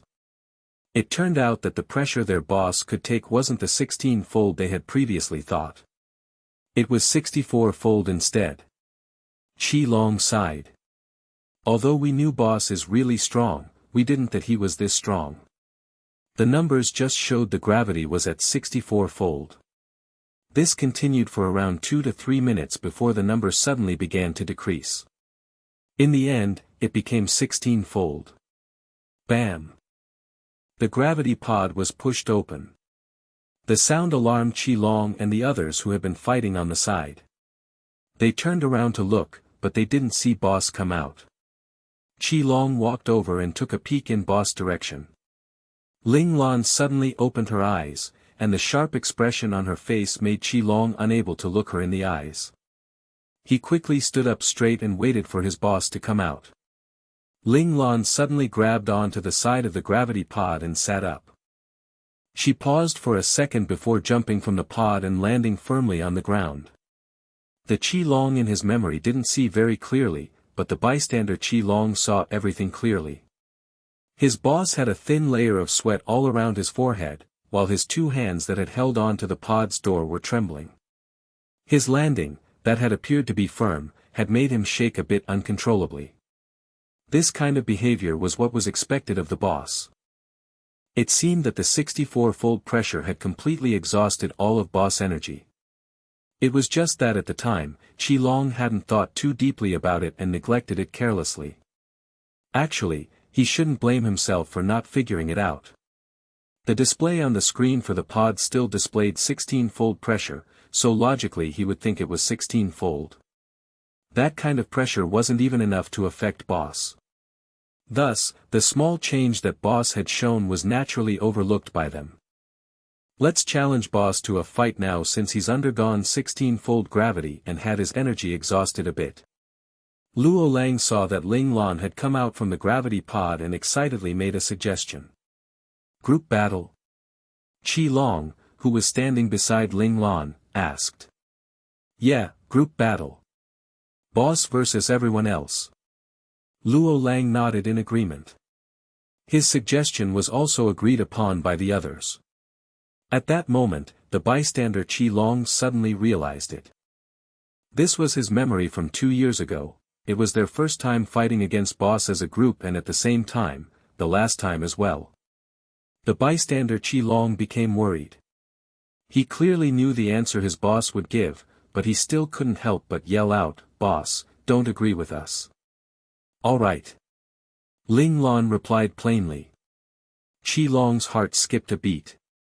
"You already know you have no energy left. Why would you agree to it?" Ling Lan slowly walked into the fighting dojo. At the time, Qi Long and the others thought boss was giving them more pressure by moving into the dojo slowly, but now Qi Long knew that it was because boss hadn't had the energy to walk fast. Every step seemed easy but was actually very painful. Qi Long saw Ling Lan's hands, covered by his sleeves, clenched together very tightly. He could even see that with every step boss took, his sleeves were trembling. However, the Qi Long, Luo Lang and the others from back then hadn't discovered all the signs. They saw that their boss was standing calmly in the middle of the fighting dojo. Before he could stand firm, they all excitedly pounced on him. If they waited until he was ready, the boss being so strong, their odds of winning would be 0. "Boss, eat my fist." Luo Lang was the first to pounce onto Ling Lan. His strong punch ruthlessly flew towards Ling Lan as he shouted. Ling Lan didn't wear any expression. She raised her right arm, performed a counter-spin attack and cleanly pushed back Luo Lang. But before she could take a breather, the attacks of the others all arrived. Bam, bam, bam. Following the consecutive sounds of fists colliding, Qi Long and the others were sent flying by Ling Lan one by one. Qi Long, who was in control of his backwards flight, was puzzled. Boss blocks today were not as strong as before. However, the suspicion he felt back then vanished the next second. Perhaps Boss was being merciful and actually fighting them for real. At this thought, Qi Long's fighting spirit rose even more. Haha. Boss, your killing intent doesn't seem to be enough today. Luo Lang, who landed firmly, had a bright gleam in his eyes. He had also sensed what Qi Long had felt, thought the same thoughts as Qi Long had. Almost everyone in Ling Lan's battle team believed that Boss pressuring force today was meant for them train well. These kinds of opportunities were very scarce, which made Luo Lang become even more excited. If Qi Long was a combat junkie, then Luo Lang would be a combat maniac. The difference between them was that Qi Long fought fairly and justly, whereas Luo Lang would do anything once he went berserk. As expected, as soon as Luo Lang stopped talking, his expression suddenly darkened then showed a hint of insanity. At that moment, Luo Lang made Qi Long feel a bit of danger. He knew clearly that Luo Lang had most likely activated his innate talent. He just didn't know which personality Luo Lang had activated. The difference between them was that Luo Lang only needed to activate his innate talent by himself. With Boss whipping Qi Long, his animal instinct would activate as long as it entered combat mode. Of course, he still didn't have full control of this power. If he wanted to use animal instinct to its full potential, then he would need to be able to activate it himself. Qi Long used the activated animal instinct and focused on Boss. What he had to do now was to keep fighting and then let his animal instinct find the best time to attack. The change in Luo Lang's aura was also felt by Xie and the others. Their blood all began to boil. Xie laughed and said, "We can't lose to that punk Luo Lang." Right as he finished, his face became stern. Purple arcs of lightning suddenly appeared from his two hands. Those purple arcs of lightning, along with the chaos, made the entire atmosphere of the training dojo become wild. As he activated his innate talent, Xie's face began to twitch and frown as if he was enduring pain. Although he hadn't activated his innate talent ever since Boss had given some pointers, he had used the electricity it generated to train his body, and that training had brought him some small results. Unfortunately, the amount of time he had trained for was too short. While he wouldn't end up electrocuting himself and fainting like before, the pain that he felt when he came out of this state was even more tormenting.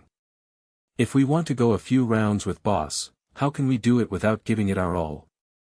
Lin Zhongqing said quietly. His presence began to disappear. A few seconds later, Lin Zhongqing's very being had become so transparent that if Qi Long and the others didn't look at him, they actually couldn't sense his presence. It was as though he had vanished into thin air.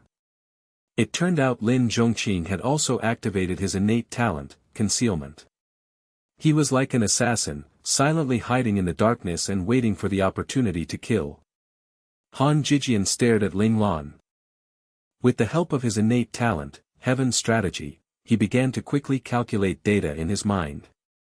It was actually more than 4 times the amount than normal. Everyone gave their all and didn't hold anything back. They wanted to see their boss' real potential. At the same time, they wanted to know what level they were at as well. They wanted to know if they could get to the level of boss Ling Lan, who was undefeatable in their hearts. Since you guys are this serious, then I need to get serious as well. Ling Lan looked around at the comrades who were surrounding her. She extended her right hand and for the first time, she took a defensive stance in front of her comrades. Ling Lan's focus moved Qi Long and the others, but at the same time, they were also very excited.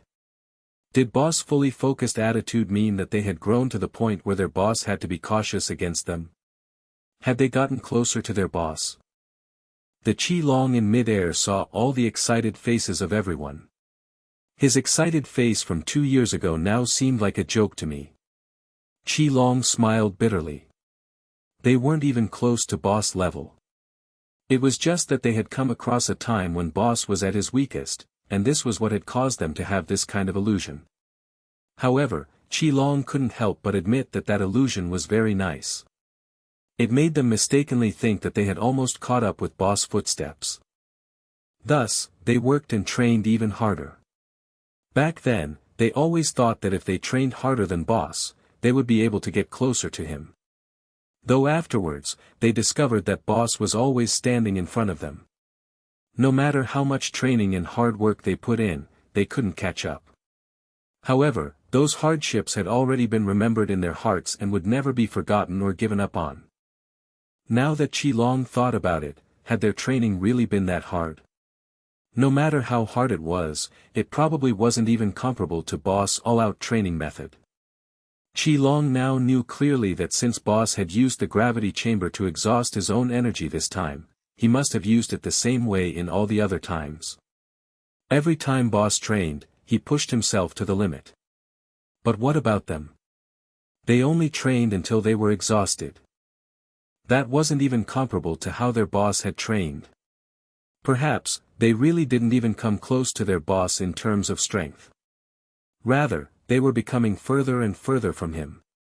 Boss, although I knew that torturing us was for our own good, I just couldn't understand. I thought that I was already strong enough. Even if I continued to train, I wouldn't become another person like boss due to the limitations of my talent. Since it is like this, then why were you beating us to our death like this? Sometimes, although I didn't refuse your training, I still felt resentment. Qi Long's eyes couldn't help but tear up. But now I understand. Boss, you have such great strength because you also use this method of limit training. I hope that we'll be able to follow in your footsteps. You hope that we'll be able to become stronger and be able to walk with you to the end of the road. You hope that we won't someday lose our life. We neglected to see that your strength didn't just come out of thin air. We even got used to your care. We never paid attention to the hard work you put in. Your pain, your feelings. We took it all for granted. We're not worthy to be your followers. Not worthy. After thinking deeply about the past, Qi Long found that they had taken what boss had given them for granted and didn't even think of returning the favor. They hadn't understood the real meaning behind boss ruthlessly training them and actually held resentment for it. They hadn't cared about what boss was thinking and let his care go to waste. What had they done that made them worthy of being boss underlings? Qi Long asked himself this question. Every time their souls were whipped, he became emotional and felt resentment. It turned out, however, that he owed boss so much, and hurt him so much too. Qi Long's tears uncontrollably ran down his face and fell into the air. In the arena, Qi Long's previously closed eyes suddenly showed regret and sorrow. At that moment, Ling Yi's punch was just about to hit Qi Long's face, but he suddenly felt as if his fist was being obstructed by an invisible force and couldn't get close to Qi Long. Ling Yi was surprised. What's happening? Ling Yi had never battled against someone at the refinement stage of Qi Jin. Although his instructor had told him about Qi Jin beforehand, he didn't know that Qi Jin could be switched between attacking and defending. It's an aura shield. Ling Lan's eyes gleamed. Aura shields were a type of Qi Jin where the shape of the aura was changed. It changed the outside force from an attack mode to a defensive mode. Originally, Qi Long would have needed to advance to the refinement stage of Qi Jin to control it. However, Qi Long hadn't actually advanced into the refinement stage yet he was able to skip a stage and use it.